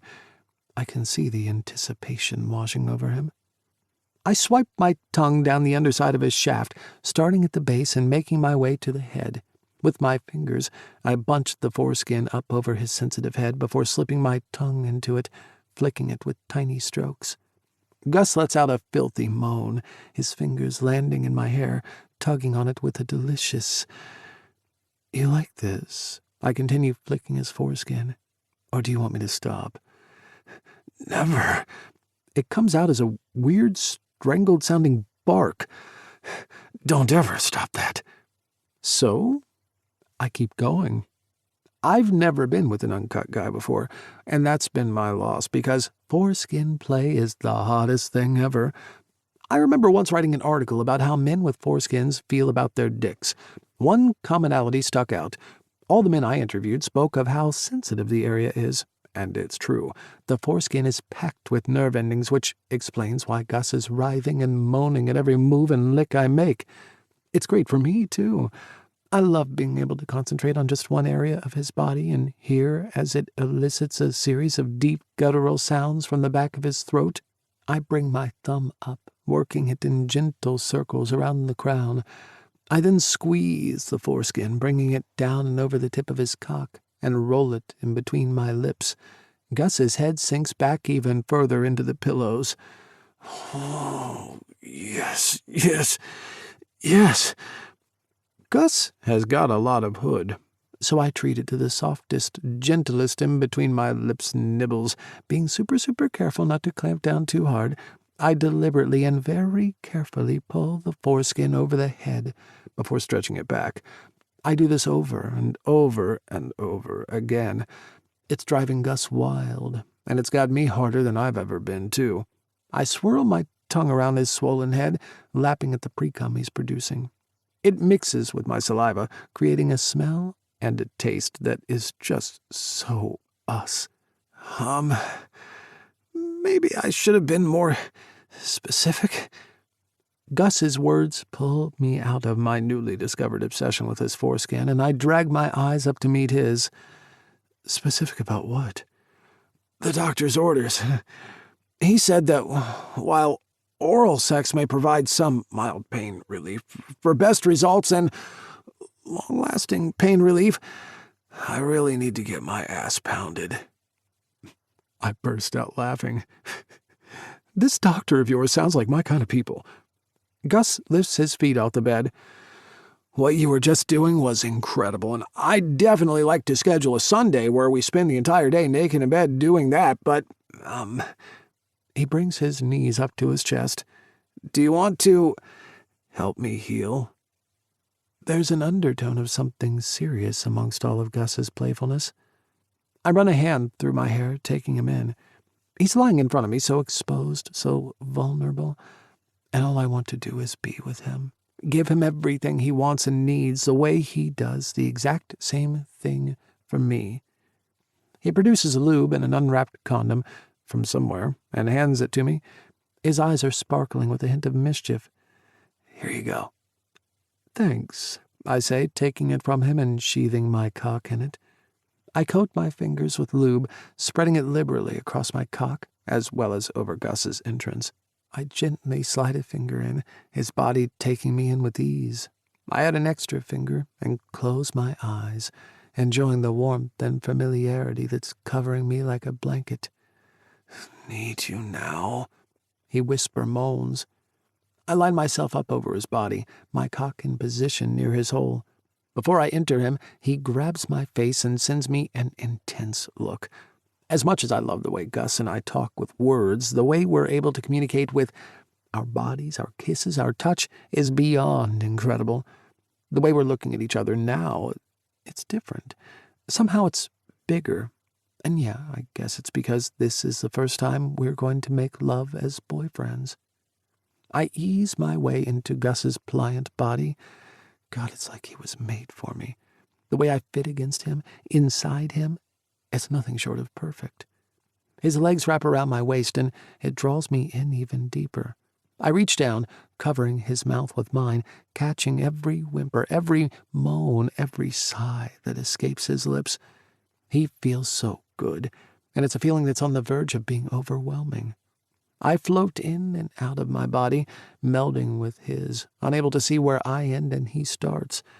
It's the most incredible, intoxicating rush I've ever felt in my life. Our bodies are moving on autopilot, hips thrusting, lips hungry for more kisses, my cock deliriously happy with the friction Gus is giving me. Oh, fuck. I pant out into his mouth. I'm gonna come. Me too. Gus mumbles back. I straighten up, my fingers latching onto his cock, my hand moving up and down it in time with my hips. We're running. We're racing at full speed. I can feel it. It's so close. It's here. It's now. It slams into him. Into me. The world goes black, and we both let out wild, untamed roars as our bodies hurtle into a soul-shaking climax. The pressure, the energy so intense it feels like my head's about to explode. I don't know how long it takes for us to regain the ability to speak, but it's Gus who speaks first. Looking up at me with a smile playing on his lips, he plays with a loose strand of my hair and says, I think we just totally fulfilled the doctor's orders. 23. Gus. Hello, beautiful people. I roar out my customary weekly greeting louder than ever to an empty waiting room. It's just me, Harmony says without looking up from the computer she's furiously typing away at. Oh, I approach the desk and slide her coffee over to her. Thanks. She briefly looks at me and smiles. Whoa. Her fingers freeze over the keyboard. Did you win the lottery or something? You look freakishly happy. I am beyond freakishly happy. I throw her a wink and say nothing else before making my way down the hallway to distribute drinks to the other staff. It's the thirstiest Thursday of all time, I declare loudly, stepping into the staff lounge. That still sounds so wrong, I hear Fulton mutter. And yet so right at the same time, Tyler adds, and the two of them burst into a fit of laughter. Nothing can wipe the smile off my face nor get me down from this indescribable high I am on. It's like I'm soaring. Tate and I are boyfriends, for real this time, and I haven't felt this joyously exuberant in years. It's been a week since Tate and I had the talk and became boyfriends. I still feel a tingle shoot up my spine every time I use that word. Boyfriend, boyfriend, boyfriend, boyfriend, boyfriend. There, that should get it out of my system and allow me to function like a normal human being for the next few minutes. I take a seat next to Chase. He takes his drink, offering nothing but a grunt as thanks. Where's Noah? I ask him. With the client. He grumbles back. I've been putting off talking to him for a while now. That stops today. In fact, a lot of things stop today. Hey guys, I call out, and everyone in the lounge stops whatever they're doing and turns to look at me. Team meeting at 1. I need everyone to attend. It's mandatory. If you need to reschedule appointments, please do so. And if you can spread the word so that everyone knows, that'd be great. Tyler raises his hand, slowly, like he's back in elementary school. You do know there is this thing called email that you could use to let everyone know? Fulton snickers next to him. It even draws a chuckle out of Chase, which is the only reason why I decide to play along. I walk up to Tyler and, with my best hillbilly accent, say, "But gosh darn it, I don't even know how to turn the dang computing machine on." The guys laugh, and as I turn to leave, I look over my shoulder and add, "Oh, and if you guys are free tonight, I'm having dinner at my place. Invite Noah too, please." I leave their comically quizzical faces behind and head to my office. I've got a few phone calls to make to get things ready for the impromptu work meeting I just called. 1 o'clock rolls around and all the staff is gathered in the lounge as I requested. See? Who needs email after all? Appointments have been rescheduled, the front door is locked, and the phone has been diverted to voicemail. This is an all-hands situation. I want everyone to hear what I have to say. As I look around the room, I can't help but be filled with a sense of pride. This really is a great team. Yes, we like to give each other shit. Fulton and Tyler are two quirky peas in a pod. Harmony is a grinder-loving dynamo and doesn't take crap from anyone. Noah is the dictionary definition of Mr. Nice Guy. Chase is looking gloomy and obviously going through some stuff, yet they all come in here day in and day out and work their asses off to make sure things run smoothly. We're all joined by our common love and passion for animals, but it's the way we treat one another that makes Vet Shop Boys truly special. We accept each other and support one another through the ups and downs that life throws at us. That's why it's only fitting for me to say what I'm about to say. Almost plowing into a tree and getting killed didn't just wake me up to what I needed to do when it came to Tate. It also resonated with what I want to do with this clinic and what the future holds in terms of expansion. Thank you all for coming here. I start to speak, and everyone hushes, turning their attention to me as I stand at the front of the room. There's no point in beating around the bush. I've been a hot mess these past few weeks. Fulton clears his throat, and I cast him a look. Okay, these past few months. The doofus clears his throat even louder this time. Okay, for over a year. Tyler stands up and pretends to be typing numbers on an imaginary and apparently oversized calculator before saying, Actually, it's been 1 year, 3 months, and 12 days. I laugh, and it allows everyone else in the room to relax too. Thank you, Tyler. He takes a theatrical bow and sits back down. My personal life has been a shit show, and it's derailed my focus on the clinic. Without the hard work and dedication that each and every one of you have put in, Vet Shop Boys would have suffered. So, from the bottom of my heart, I want to thank you all. And from the bottom of my wallet, I am excited to announce that effective immediately, everyone is getting a 10% pay raise. That's met with a round of applause and cheering. Is there a bonus for exquisite fashion sense? A voice, gee, I wonder who that could be, cries out, Actually, Fulton, I never thought I'd say this to you.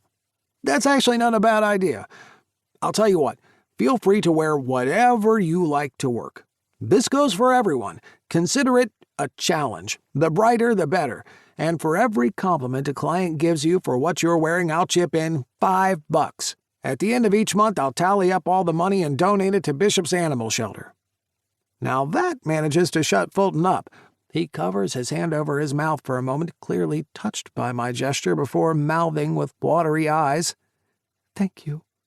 I smile back at him and mouth, No problem. I clap my hands together to get everyone's attention again. I'm not done yet. I still have a few more announcements to make. The mood in the room has shifted as a gentle buzz of excitement weaves through the air. As you all know, we are chronically short-staffed. Brookhaven isn't a huge city, so the talent pool here is, well, limited. So, I've had to go further afield. You mean like Richmond? Harmony asks. More like London and Sydney, I shoot back. I smile when I see a few stunned faces. Now, it will take a little while to get things happening because of the logistics involved, but I want you all to know that it is happening. And we also have a new receptionist starting next month as well. Hallelujah. No guesses for who that is as I see Harmony fist-pumping the air around her. My immediate goal over the next 6 to 12 months is to get this clinic working at full capacity. I'll work to integrate the new team members to ensure there's a seamless transition, and I am sure you will all make the newcomers to our family feel welcome. I'm met with a bunch of head nodding and murmurs of, hell yeah. There's one more thing I want to say before I wrap this up. I take a deep breath, wringing my hands before shaking them out in front of my body. Many years ago, Andrew and I had a dream. We never wanted Vet Shop Boys to be our only clinic. We wanted it to be our first. I'm excited to announce that once we get this clinic humming, over the next 4 or 5 years, the goal is to expand and open more clinics in Virginia. Maybe even go national. Hell, maybe we'll even go international. Who knows? It'll be a lot of work and take time, money, and effort to make it happen, but I know we can do it. Together.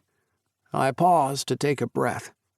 I don't expect people to start clapping again, nor do I expect for everyone to get to their feet and deliver a standing ovation. But that's exactly what they do. I see a few people get choked up, brushing tears away from misty eyes, and it makes my heart swell. This place, these people, they really are my home. It's a long-term plan, I say as everyone remains standing. I just wanted to let you guys know, that's all. If you want to be here for the long haul, there will be opportunities for you to learn, grow, and develop your careers. Vet shop boys ain't gone nowhere. That news is greeted by the loudest whoop of all. It feels more like a party at this point, and I allow myself to revel in it. Everyone comes up to me at some stage to shake my hand or hug me, thanking me for the raise and sharing their excitement about the future direction I announced. I tell every single one of them that they deserve it, and that they all have a vital role to play if they choose to come on this journey. Everyone leaves, except for Chase, which is perfect. I finally have some one-on-one time with the guy. Hey, can you come to my office for a sec? He nods, and we walk down the hall together in silence. I could speak to him in the staff lounge, but I have a feeling he's going through some rough shit, and I don't want to risk anyone barging in or overhearing us. We take a seat at my desk. Unsure how to begin, I ask, "How are you?" "Fine," he answers, although the stiff set of his shoulders and the way his jaw is clenched tight hardly screams fine to me. I tap my fingers along the edge of the desk. I'm taking my boss hat off and putting my friend hat on. How are you, Chase, really? He looks away from me, and I can see the tick in his jaw working overtime. He takes a breath and stares me right in the eye. Julie and I are having problems. I figured as much. Is it the IVF? Yes. No, it's not helping, let's put it that way. You know, we can get out of here if you want. We can grab a late lunch, maybe a few drinks, shoot some pool if you want. Thanks. I appreciate it. He shoots a forced smile my way. I'm happy to stay here. I've got a few appointments booked this afternoon. I like keeping busy. Sure, of course. I'm at a loss as to what to say next. I don't want to push or pry too much, but something's been going on with Chase and Julie. And this isn't a recent development either. It's just that I've finally pulled my own head out of my ass and am finally reaching out to support my friend. Chase runs a hand through his hair. You know those couples who think that having a kid is going to solve all their problems? Yeah, I say slowly, unsure where he's going with this. He presses his thumb to his chest. Well, we're one of them. I don't understand. I thought things were going well with you and Julie. He shakes his head, pain and sorrow written across his face so clearly I wonder how I could have missed it. No, we've been struggling for a long time, even before this IVF thing. And it's all my fault. Chase's chest heaves, the emotions swelling inside him, looking like they're about to spill over. He looks up at me, his eyes watery, as he says, Gus, I think His cell phone vibrates loudly on the desk, startling both of us. Shit, sorry, he says, picking it up. He looks up at me, his jaw all bunched up. It's Julie. I gotta take this. Of course. Chase dashes out of my office, leaving me sitting there and wondering, what the hell was he about to say? I'm a little nervous, Tate confesses. He's been hovering around the kitchen, not quite sure what to do with himself for the past 15 minutes. I stop chopping carrots and place the knife on the cutting board. Why? Well, it's a pretty big deal, don't you think? Telling our friends that we're boyfriends. That brings a smile to his lips. He saunters over to me and flings his arms over my neck. Yeah, boyfriends. God, that feels so good to say. I try to play it cool. It's all right. That draws a laugh out of him, his warm breath dancing over my face. I waggle my eyebrows. Speaking of feeling good, the guys aren't due to arrive for another hour. I can make you feel real good if you like. Tate slides his hand down the front of my apron. What did you have in mind?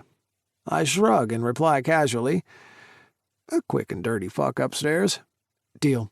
But only if you promise not to pinch or pull anything.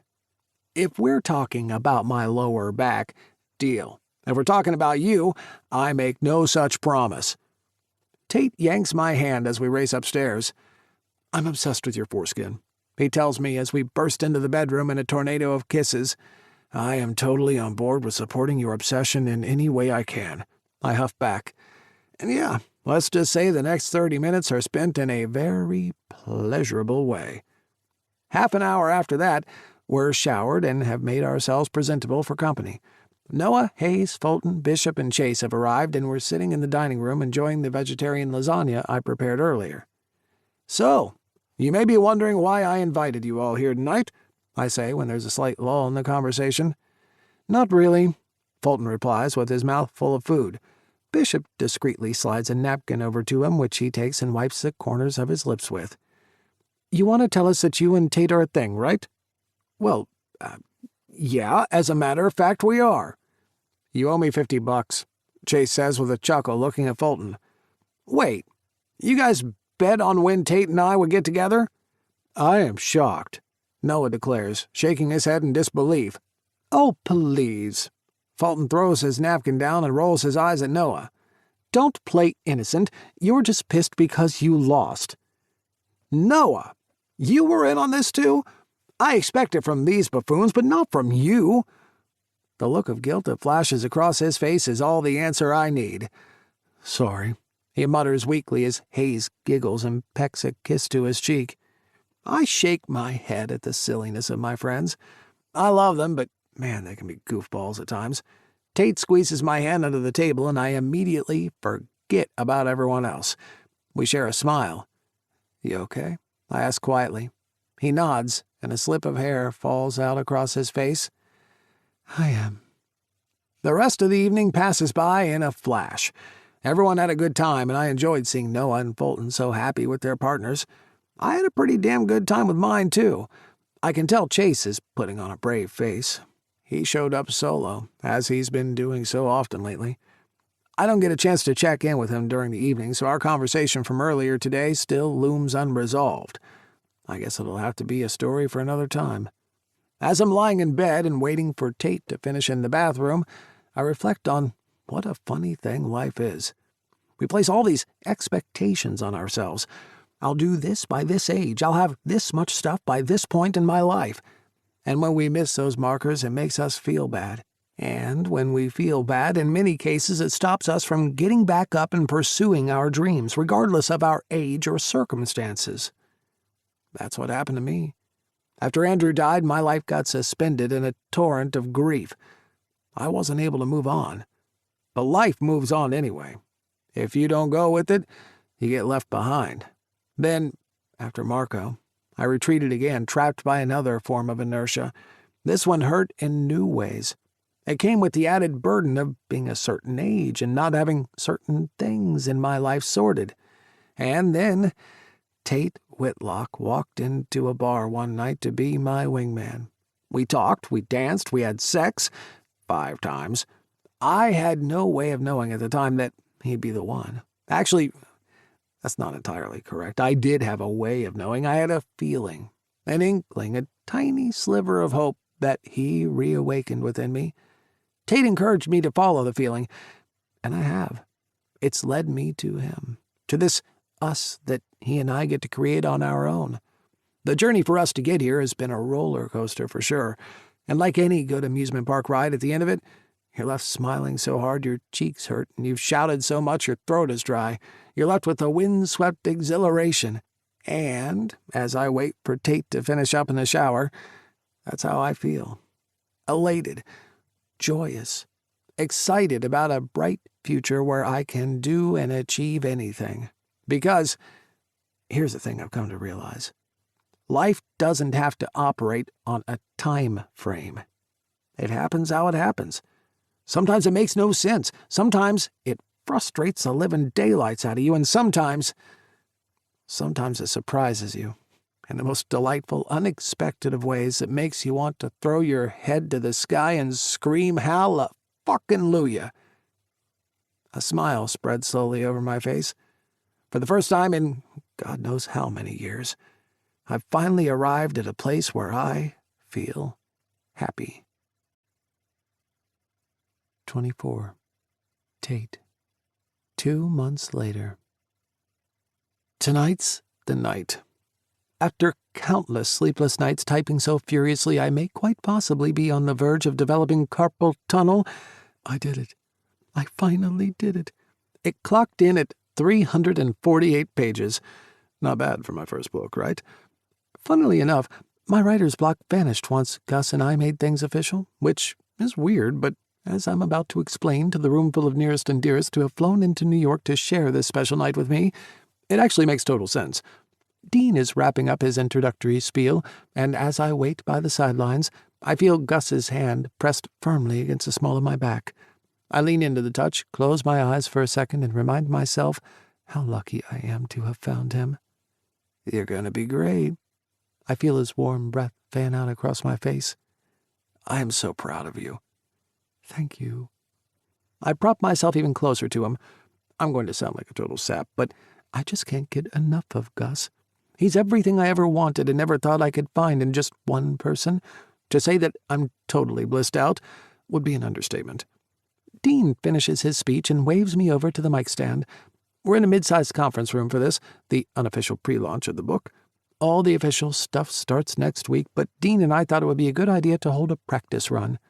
I did have a speech prepared, but everything I planned to say flies out of my mind as I look out into the sea of beaming faces. Gus takes his place, standing next to Noah. He looks like he's the proudest of all.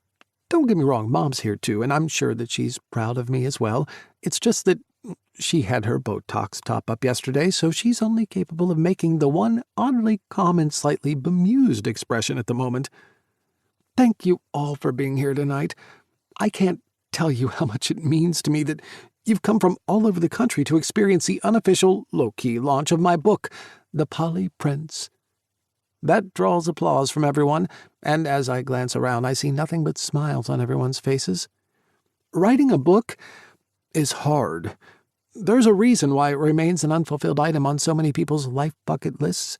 But writing a book about polyamory, when you're in the midst of falling in love with just one person, makes things even more interesting. I may have started out calling myself a poly prince, but I'm happy to say I found my knight in shining armor. Who's hung like a horse? Gus yells out, making everyone laugh. Not gonna lie, it's true, I say, fueling the laughter for a while longer. The thing is, I continue once the crowd calms down, I struggled writing this book because I made a pretty rookie error. I approached polyamory from a one-size-fits-all angle. I began to question and doubt myself. How can I write a book about this subject when my life is taking me down a different path? But here's the thing.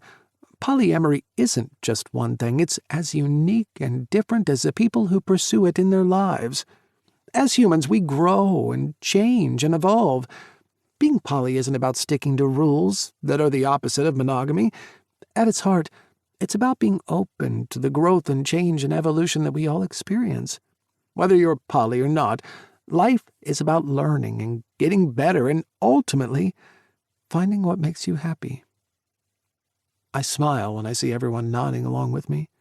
So, I'd like to dedicate this book to the one man who makes me the happiest, my boyfriend, Gus Robinson.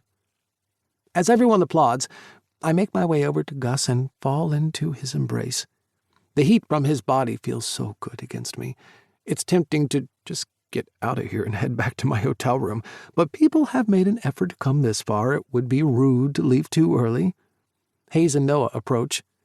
I'm so happy for you, Hayes says, his eyes darting between Gus and me. And about your book, too. He gives me a hug and whispers in my ear, You deserve all the good things in the world. You've helped me make my dreams come true. I only want the same for you. This is only the beginning, Tate. Only more good things will come. Given how an offhand comment he made inadvertently inspired me to start writing in the first place, I consider the weight of Hayes' words seriously. Somewhere deep inside they resonate. As much as I love the process of writing a book, I'm going to need a long break before I even think of doing it again. After the book tour, I have no plans, and I'm okay with that. because I know that whatever life throws at me, I'll have Gus right beside me, and we'll face it together. Aunt Jocelyn. Hayes is surprised at seeing his aunt here snaps me out of my musings. I tilt my head as I notice who Jocelyn is standing close to, very close to. As I drop my gaze, my eyes widen when I notice their fingers are entwined. Jocelyn is holding hands with Mom. Hey, sweetie, she says casually as she throws on her world-famous dazzling smile. Gus, Hayes, Noah, and I look at each other, then back at the two women. Is there something you want to tell us? Hayes is the one to break the silence. 2 things, Jocelyn says, raising 2 fingers in the air. She turns to Gus. 1, that asshole Marco has dropped all proceedings against you. I think he finally got it through that thick skull of his that he didn't have a leg to stand on. I may have also let it be known that even if he did have a leg to stand on, I would take great pleasure in shattering it into a million tiny pieces. Jocelyn, thank you so much. The relief in Gus's voice is almost too much for me to take. He's been playing it cool, but I know how much he's hated having this whole legal thing with his cheating ex hanging over his head. He's determined to move on with his life, and this was the last thing that was tying him down to the past. I'm thrilled for him. Gus and Jocelyn exchange a quick hug before he returns to me and Jocelyn returns to Mom's side. And 2, Jocelyn takes a breath, almost pausing for dramatic effect. I met someone. The women raise their joined hands into the air. That's great, Mom, I say with a huge smile. She returns my smile. Thanks, sweetie. It seems like we're having a later-in-life coming-out moment. All the guys offer their congratulations, although I can tell everyone's still a little shell-shocked. I speak up. So, does this mean you're gay, or do you prefer the term lesbian? Mom and Jocelyn exchange a silent look. I don't know yet, Mom replies. This might be the most millennial thing you'll ever hear me say, sweetie, but I don't like labels. Gay, lesbian, bi. I feel like none of them fit. Does that make any sense? It makes perfect sense, I assure her. Forget about labels. I glance across at Gus. Just follow the feeling. That'll never steer you wrong. Jocelyn cackles. I remember giving similar advice to my favorite nephew not all that long ago. Hayes blushes, and Noah's big arms wrap around him. If we're talking about words we don't like, Jocelyn says, turning to Mom, I don't like the term later-in-life moment. This isn't just some passing thing, at least not for me, and I hope this is more than that for you, too. Oh, it is, Mom says, cradling the sides of Jocelyn's face. It definitely is. And with that, they kiss as a round of awls circles them. How are you feeling about that? Gus asks me a few moments later as we step away from the group. I feel great. I'm so happy for Mom. Love is love is love.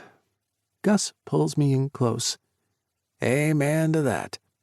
He dips his head and squints as his eyes roam the room. Is it too early to sneak out of here? I grin. Nope. I think I've spoken to everyone, but I don't want to go back to the hotel. Not just yet. I have a date night surprise for you. The look on Gus's face is priceless, and even though he tries to pry clues out of me all the way until we reach the front door of the hotel, I manage to hold my ground and not give anything away. Oh, shit, he points outside. It's raining. If this ruins your plans and we need to reschedule, I'd be happy to make a few calls to help out with that. Wow, you really hate surprises, don't you? I chuckle. I love giving them, but yeah, getting them always drives me a bit insane. I hate not knowing. How did I not know that about you? He shrugs. Don't know. I guess we have a lifetime to discover every last thing about each other. We both lean in until our foreheads touch. I close my eyes. God, that sounds so good. It does. I don't want to break this beautiful moment, but I have a date surprise planned that I'm itching to get to. I open my eyes and place the flats of my palms against Gus's chest. I can feel his heart hammering away. Do you trust me? Of course. There's not a single note of hesitation in his voice. Then follow me. I lead Gus out into the rainy night. The hotel is in Midtown, but it's not all that busy on the sidewalk since it is raining. Pretty heavily, actually. Once we walk past the eave of the hotel, it only takes a few seconds for us to get wet and then a few more seconds until we're pretty much drenched through. What are we doing? Gus asks. Is this part of your plan? Yep. I thread my hands around his waist. I got my contacts to place a few calls, and ta-da! A rainy New York night has been delivered to us. You're crazy. Gus shakes his head. Yeah, well, you love it. A heated charge consumes us as that word hangs heavily in the wet, damp air between us. We must be a sight, standing out in the pouring rain, just staring at each other like two lovesick fools. But believe it or not, I do actually have a plan. I reach into the front pocket of my jeans and pull out my phone, covering it with my other hand to protect it from the rain. Gus looks at me inquisitively, as he does the same with his hand. Great, that allows me to fish out 2 wireless earbuds from my other pocket. I pass one over to him and say, "Put this in." He's looking at me with total confusion in his eyes as he puts the earbud into his ear. Our hair, our clothes, our skin, everything is soaked, but I don't care. I hope it'll all be worth it as I tap play on the music app on my phone. When the song starts to play, Gus's eyes soften. He leans in so that the tips of our noses kiss. You love this song, right? I ask, even though I know he does. I do too, ever since we heard it at the bar together, and I sang a terrible rendition of it to him at the hospital. I went to your house the night of the accident. I remember you saying that. You never told me what you were doing there, though. I plant a chaste kiss on his lips. I had a boombox and mic, and I was ready to serenade you. You were? I nod. I know I sang badly for you at the hospital, but I want to do it properly. I promised you a do-over, and here it is. I want it to be romantic and unforgettable and still horrible, given my voice and all. Gus spit laughs through the downpour, and that's when I begin. Singing off-key, as I always do, our bodies swaying in the New York rain. When I'm done, Gus is crying, his tears blending with the rain on his face. That's when I realize I'm crying too. I reach out and hold his face between my hands. This is the moment I've been waiting for, building up to, not just tonight, not just the whole time Gus and I have been together, but my whole freaking life. It's bigger than a little L. It's even bigger than the big L. It's everything. And that's exactly what I plan on telling him. I'm done falling. I am all the way in, and I never want to let this go. I never want to let him go. I draw my lips to his, and we kiss. It's deep and hungry and urgent, but I pull away, determined to get the words out. The only words that feel right. The only words that even come close to capturing the torrent of emotions I feel for this man. Gus. Our eyes snap onto each other. I everything you. The sob that escapes out of his mouth almost destroys me. He's shaking, and I hold on to him with everything I've got. I everything you too. Epilogue. 5 years later. Gus. How do you say baguette in French?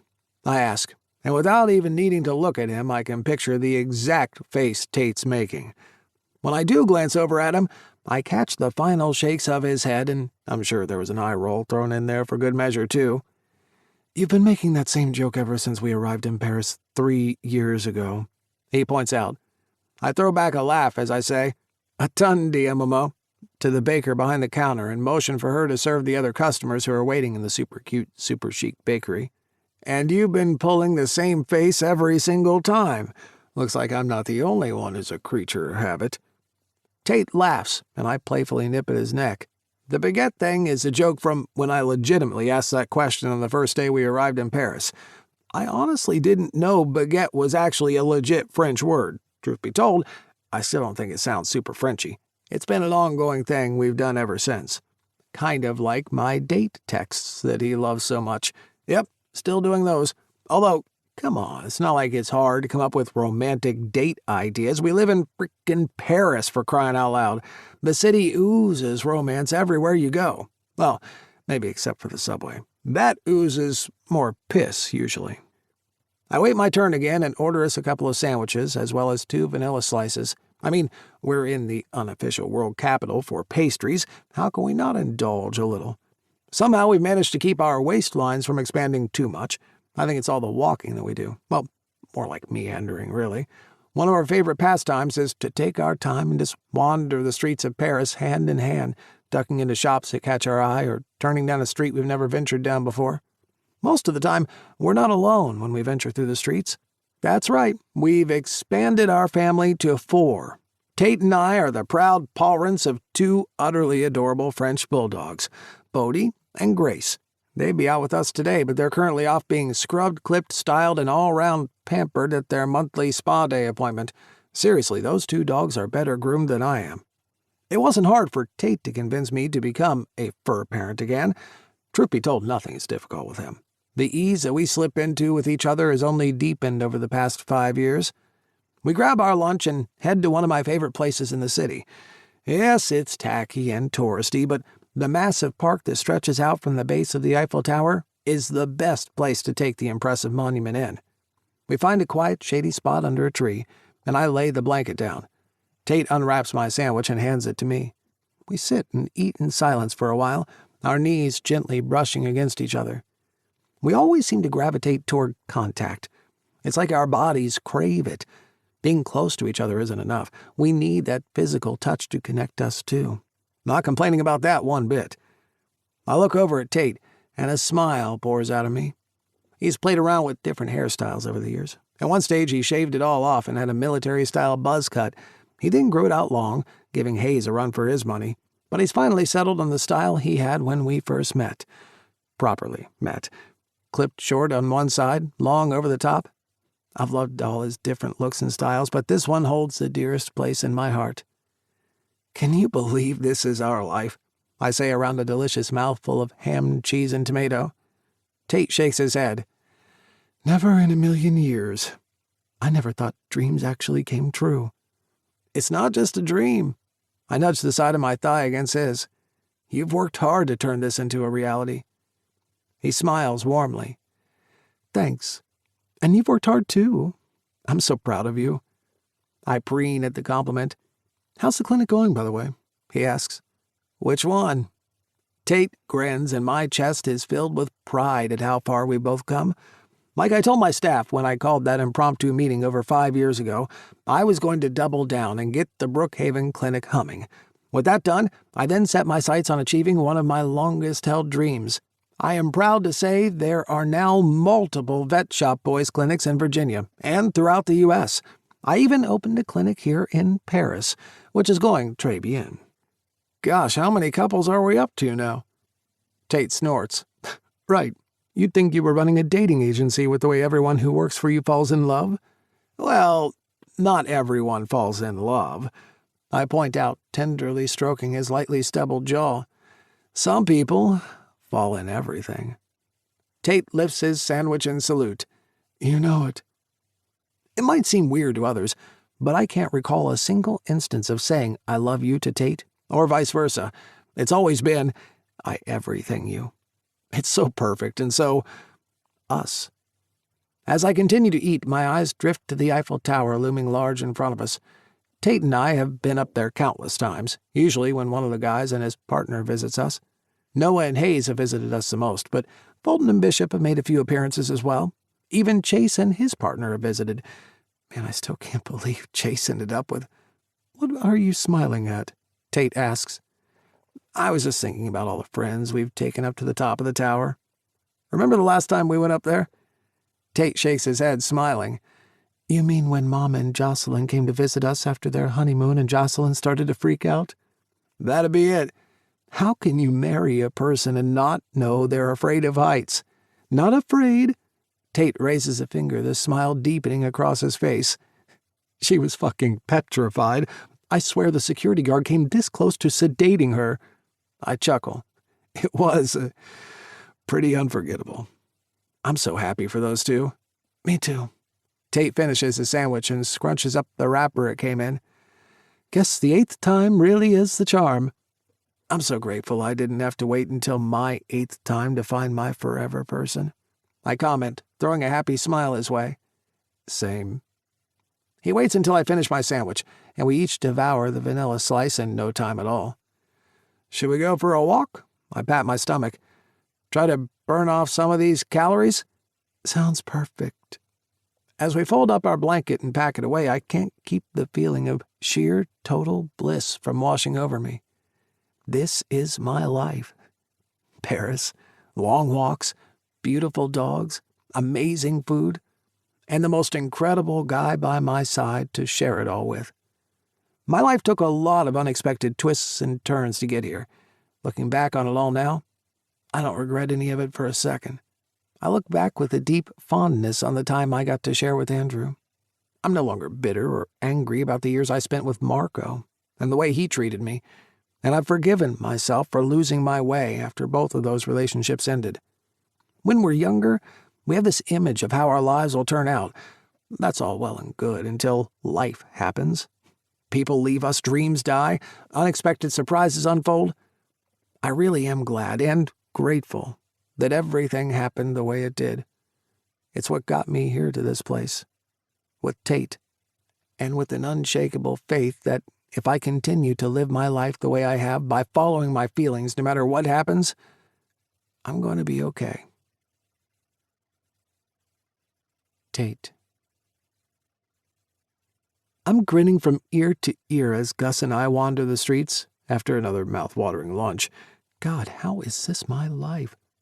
After my debut book, The Polly Prince, hit the #1 spot on all the major bestseller charts, things went ballistic for about 6 months. I was on the road touring and promoting the life out of that book. I'm so happy it resonated so deeply with so many people, even people who aren't Polly. That's one of the things I'm most proud of, the broad appeal of the book. Yes, you can take it at face value, but I wanted to write it in a way where the themes I explored of love, labels, and limits could apply to everyone. It was a random email I received on Wednesday afternoon from a small French publisher who wanted to translate the book that changed the trajectory of both of our lives. I agreed to the deal, and the book ended up being a chart topper in France. And it wasn't just a normal success, like in the U.S., where the book peaked at #1 and then slowly slid down the chart. No, in France it stayed at #1 for 38 non-consecutive weeks. Apparently that's unheard of. Because of its popularity, I built up a bit of a cult following. I started receiving requests to appear as a panelist on late-night shows and a speaker at all sorts of events and conferences ranging from literary to LGBTQIA+, and even a few corporate gigs all over France. Good thing I studied French in high school. With the interest in the book being so huge and me spending so much time here, Gus and I talked it through and decided to move permanently. Once he'd set up all of his clinics in Virginia, that is. We're a partnership, after all, a team. His success is just as important to me as mine is to him.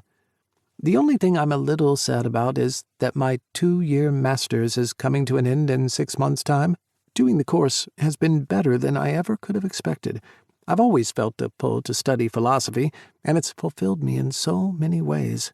I'm a few months away from being an actual philosopher, joining the prestigious ranks of Socrates, Aristotle, Immanuel Kant, Mary Wollstonecraft, and so many other great minds. I can only aspire to emulate even a fraction of what they achieved. It's kind of funny to think I'm going to be an actual philosopher.